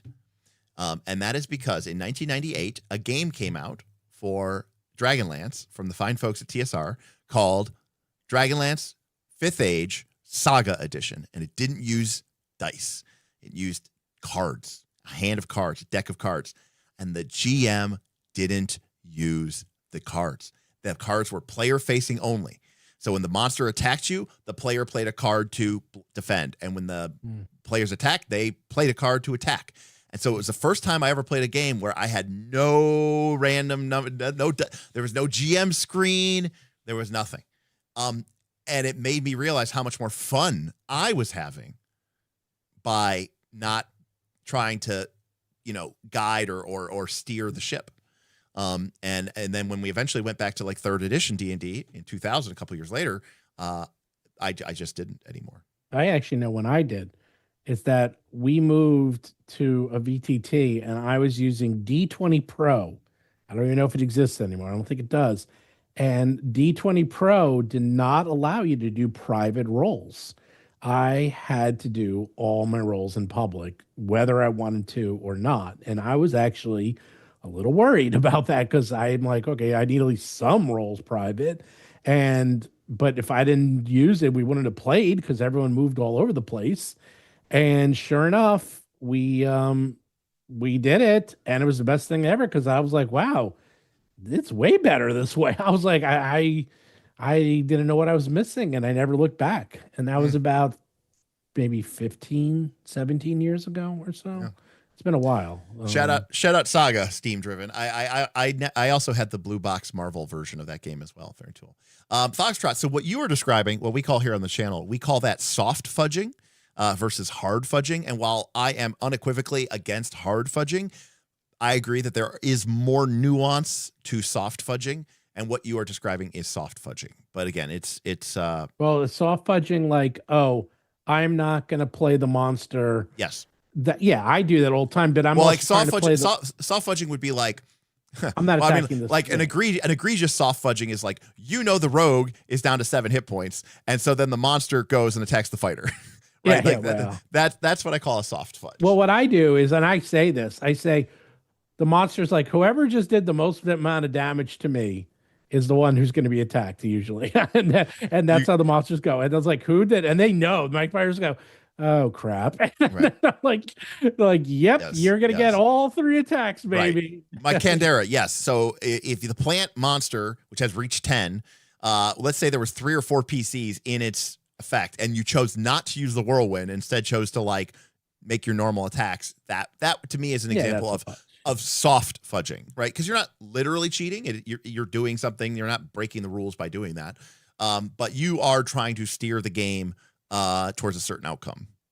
By the way, how do I feel about the secret rolls? There's not that many secret rolls, and to be honest, I'm usually so lazy, I just roll them out and open. That is a real answer from a real GM.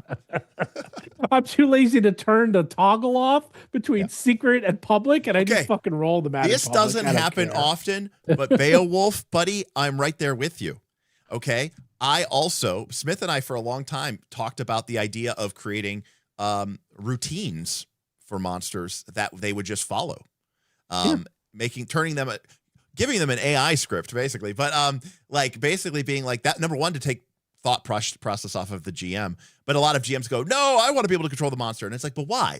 Is the reason because you really feel like you're going to be able to do a better job of playing the monster, or is it because you want to be able to control the outcome via soft fudging? One of the things I love, Zen Bullet brought it up, in Fabula Ultima, you roll this is the rule of the game. You roll randomly to see who a monster targets. So, you're just like, in fact, the game designer even said, if you're picking who the monster's targeting, like you're fucking up my game. You're fucking up the balance of the game. So, but yeah, I'm Aaron. Obviously, we played Forbidden Lands, and you got the D6 monster attacks table, and the rules do say you can pick one if you want. Dragonbane does the same thing. But I mean, I mean, if they give me a D6 random monster attack table, I'm rolling it. You know, I'm not gonna just pick it. Just asked me to look at this. Holy shit, stat block. It's like, wow. Right. Mark Clore, I love the targeting rules in Gloomhaven, right? Wow. Where it's the closest enemy or whatever. And again, that's another area where I think you could give a lot of cool, fun direction to TTRPGs. But rolling it takes too fucking long. It's a D6. Night, John. Actually, John, I'm going to be going to bed myself here soon. It's 1 a.m. So Yeah, I'm getting tired.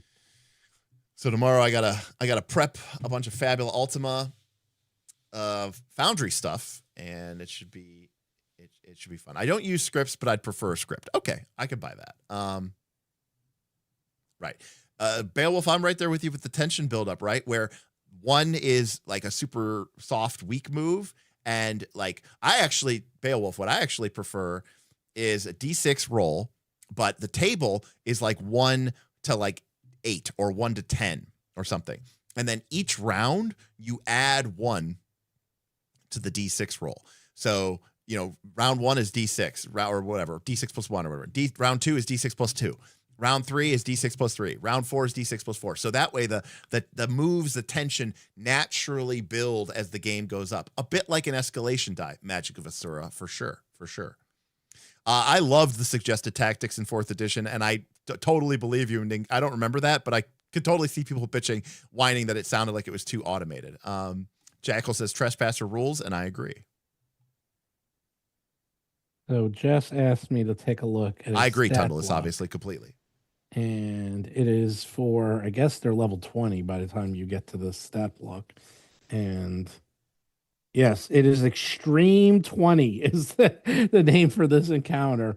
Extreme 20 is no joke. That's about technically it's as tough as the game gets. Technically. Yeah, and this is it's the final. It's literally the final fight. And so she said no spoilers. I'm not spoiling, but I am gonna look at the stat block because there's also a level 25 creature here, and but while you look, I do love the idea, Tunnelist, of it being. Oh, she said the hazard, Steven. That's what I know. I'm looking at the hazard. I'm looking at the hazard, but the hazard goes with the creature, so I have to balance it. So I want to see. I agree, Tunnelist. I do like having. She says, "Who cares about the creature?" I like having the monster slightly out of my control. I agree. I think plus I think it makes the monster feel more like a monster and less like Derek's controlling a monster. And I think that's really cool. I like the idea that monsters have this routine or script that not only that reflects what and who they are. And I think that's really, really, really neat. And this is the aid the PCs. This is a good thing. I thought it was a bad thing. And a great example of this. This is a thing I used to do in 3rd edition D&D. In 3rd edition, when I had a prepped spellcaster, one of the things that I would do if it was like a vampire wizard or a lich or something that had like an intelligence of like 25 or 26 or 28, some insane supra intelligent creature. And my players knew I did this, so they knew I wasn't like, again, it's not fudging if you tell your players, but in order to reflect that, I would prep the creature and I would deliberately leave some of its spell slots blank. And the reason I did that is because I would basically, it was a quantum spell slot that the creature could basically fill in with whatever it needed. And the idea was because this creature is smarter than Derek. Derek, am incapable of playing this wizard, villain, or foe as well as it should be played because I don't have the capability to do that because I'm not as smart as this lich. So I'm going to give this lich this kind of quantum spell, Vantian spell system. Not all of them, just maybe 1 or 2 slots, in the first couple, the highest level or the next highest level, here or there. So that if in a moment of like the players, cast some crazy weird spell and then like the lich is like, aha, I knew you would do that. I planned for that. And I'm going to cast this spell that's very useful against that. A ton of monster board games have AI scripting. Yeah, Monster Hunter, Monster Hunter, Kingdom Death Kingdom. Monster. Yeah, that they were like the the originals. Oathsworn does it. It's very common. There's a deck, and you usually have the like the level 1, 2, or 3 deck, Yeah, and right. it's like how bad the combat will And be. Osiris points out, which I love Osiris, each monster in Gloomhaven gets its own deck. Right. And as a player, as a group, you start to learn that deck. Mhm. And you start to go like, oh, this monster has a lot of movement or has a lot of poison or has a lot of fire or whatever. And you can make adjustments around that. I think that's really, really cool. So Jess, so what you Good did point, Aaron. Good point, Aaron. without spoilers, it looks like what Jess did is like this is literally the last fight and of a epic adventure, and there's something in here that can be used to help the PCs. And I actually, guess what? I do the exact same thing. So whenever you have the final fight, is I always put in, I wouldn't call it well, it's a kind of a Deus Ex Machina, but let's just say you don't want the players to go in, have the final fight, and lose because I mean, I guess it could happen, but You absolutely should. Otherwise, You- what are we doing? What you're are we even doing 100% here? right. But if you're an adventure path and it's not the same. And if you're an adventure path, and the problem is that this is literally the last fight. And I agree, you can go that way, but a lot of people don't write what happens if the PCs lose. Right, I I do. understand. In all my adventures, in my adventure, I have no less than 20 sidebars saying, and in key fights, what happens if the PCs lose? We literally wrote it out. So to give the GM advice on how to handle it. And some of it is like anywhere from, oh, you can handle it this way to towards the end, it's like, well, you're fucked. It's like they're dead. I was like, literally, we're like, well, start over. I don't know. It literally got to that point. Like sometimes you just lose. So, but I do have ways to make sure I feel at that point it should be a epic, memorable, fun adventure that doesn't take the spotlight away from the PCs. However, you still have tools that the PCs use the same way in any movie where, well, I normally can't kill you by myself, but together with the power of friendship, like in Guardians of the Galaxy, if we all hold hands, or something that puts you over, that will make you win. And that's kind of like whether you do it through a hazard, or you do it through a MacGuffin, or you do it through a something they've been finding throughout the adventure, and they put it together, and now it gives them the power. Yeah, as long as the players feel like their actions are what made the difference, then I'm okay with it. Yeah. Jessica said that's exactly. I always do that. I do the exact same thing because you need to feel that the PCs, if they get into the final battle, that they could not have done it and win without going through the adventure and getting the MacGuffin to help them overcome the bad guy. And that's the point.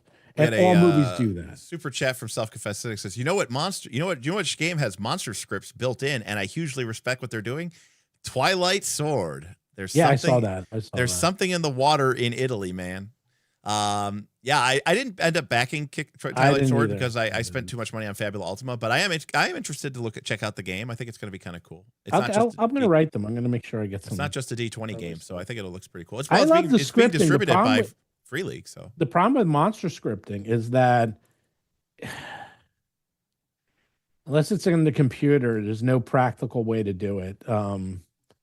It's like you just can't really do it because there's hundreds of monsters, and then like on a board game you can, because that's the whole point of the game. But this is like one aspect of it's just not possible. I mean, yes, you could, but it's not realistic. So between Two Little Mice and Need Games, Steam Driven, I'm getting there. Who else is Italian? I might have some more Italian. I'm not sure. You know what? Technically, I think Edge. I think Edge is Italian. Oh, Brancolonia. Yeah.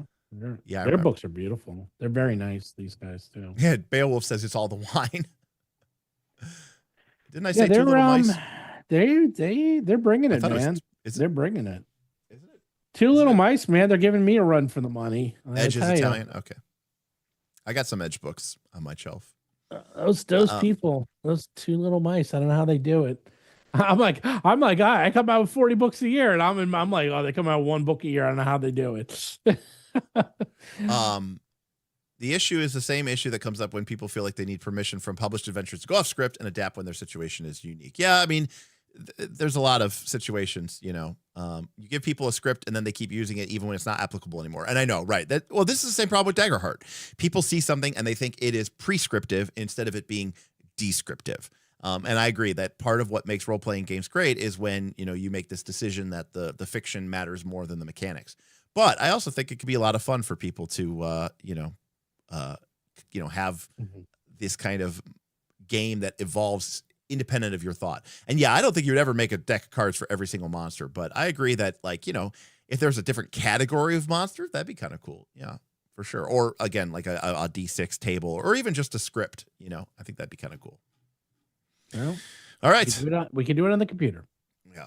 And that is why all games in the future will be run on VTT. So, and that's why all games will turn into video games, including D&D and Pathfinder and Starfinder and everything. And I am probably gonna kick off a new video game here soon. My second ever. Which one? So recently, like last week or maybe 2 weeks ago, released on Steam. Which one? Temple of Elemental Evil. Oh yeah, I saw that. Yeah. So I literally was playing. I played so many games today.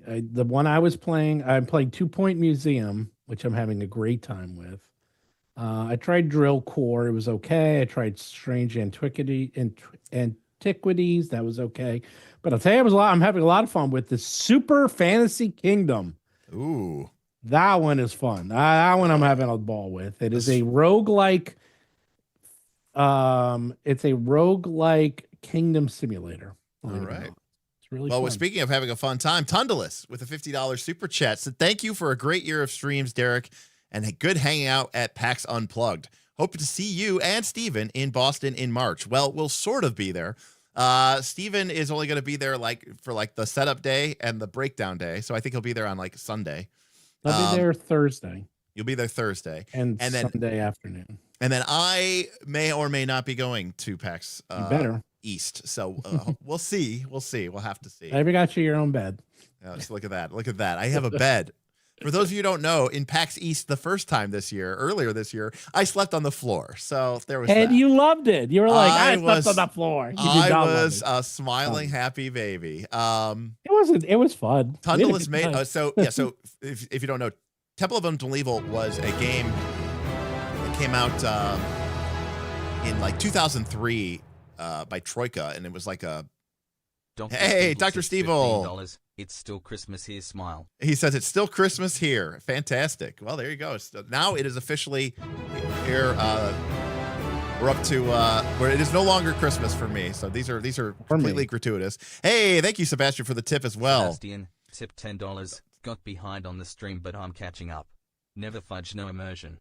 Writer's room forever. While we're plugging stuff. There we go. There we go. No, never fudge, no immersion. Writer's room forever. Sebastian, I love it.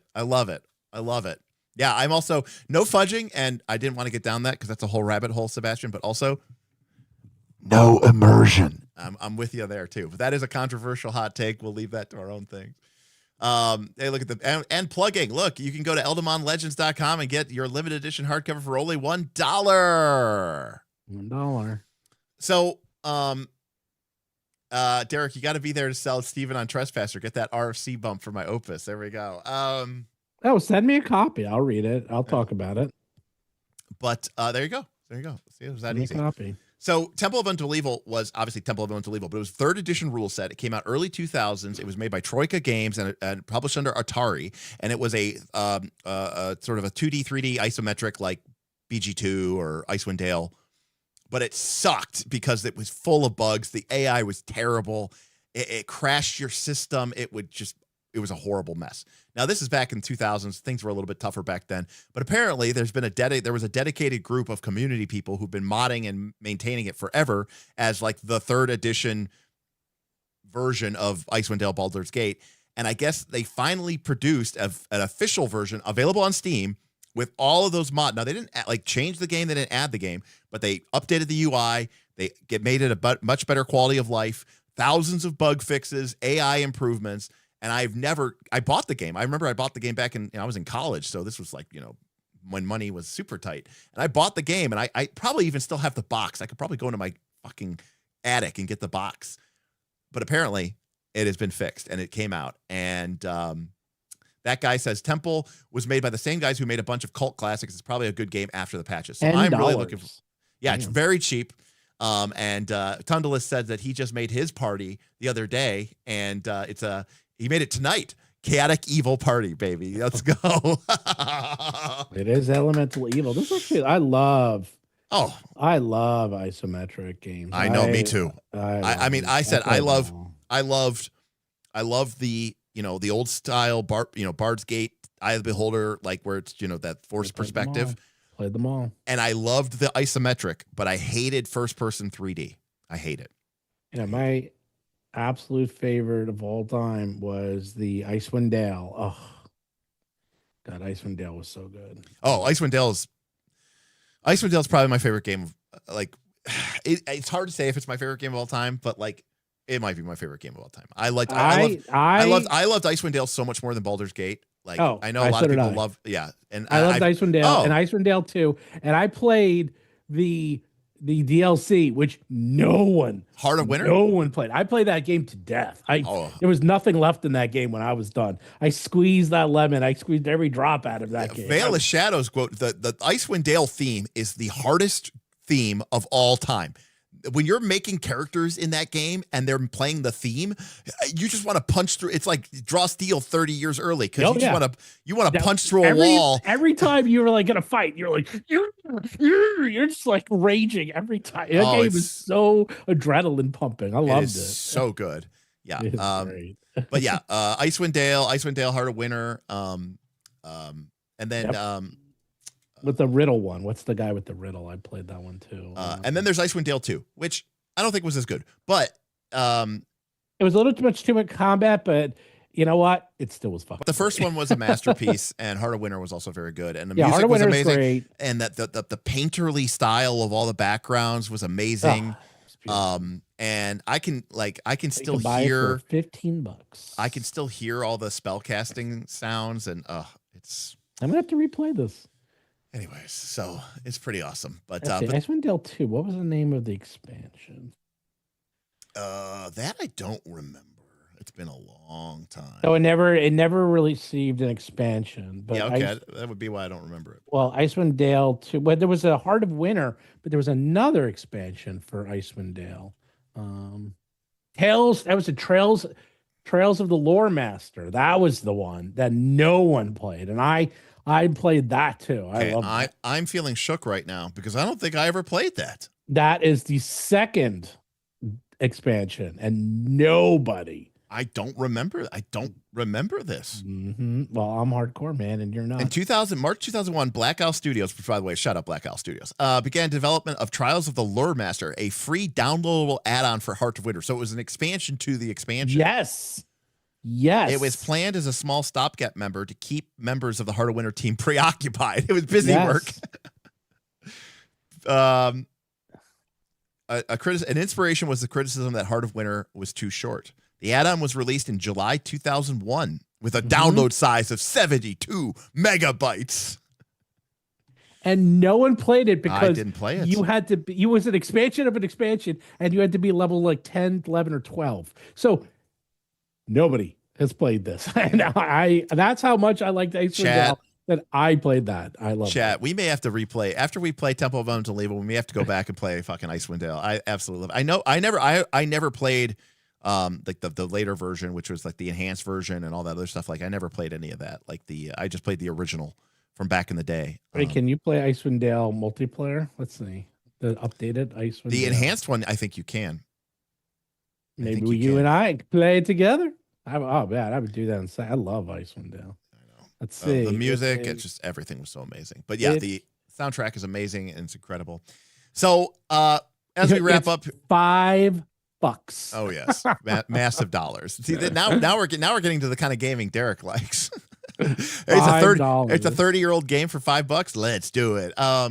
But shout out everybody tonight. Shout out Sebastian, Dr. Stevel, Tundalis, Self-Confessed Cynic, Kendall, Roll for Combat, Mr. Steven Glicker himself. Thank you for the Prime subs, the bits from Clobster Roll, and we started off with a sub from Sin and or a tip from Sin and a sub from Alternate GM. I just want to say thank you to everybody.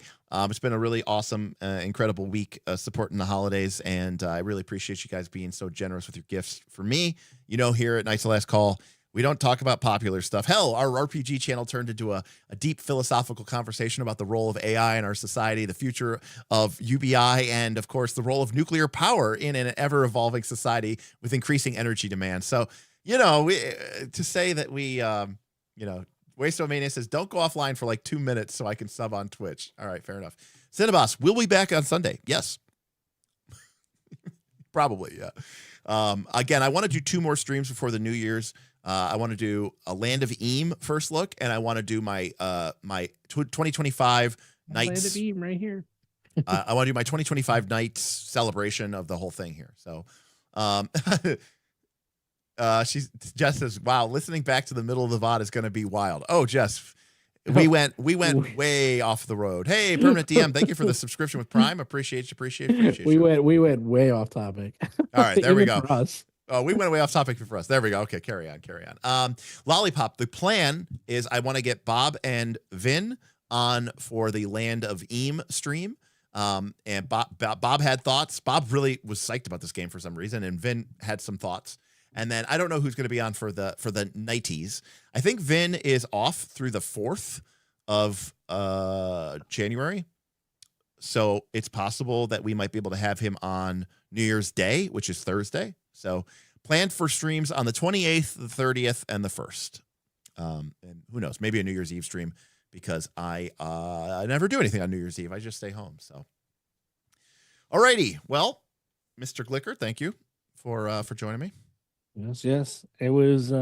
I was bored playing video games all day, and I'm like, I need to talk with Derek. So. Well, we successfully did that for the last. I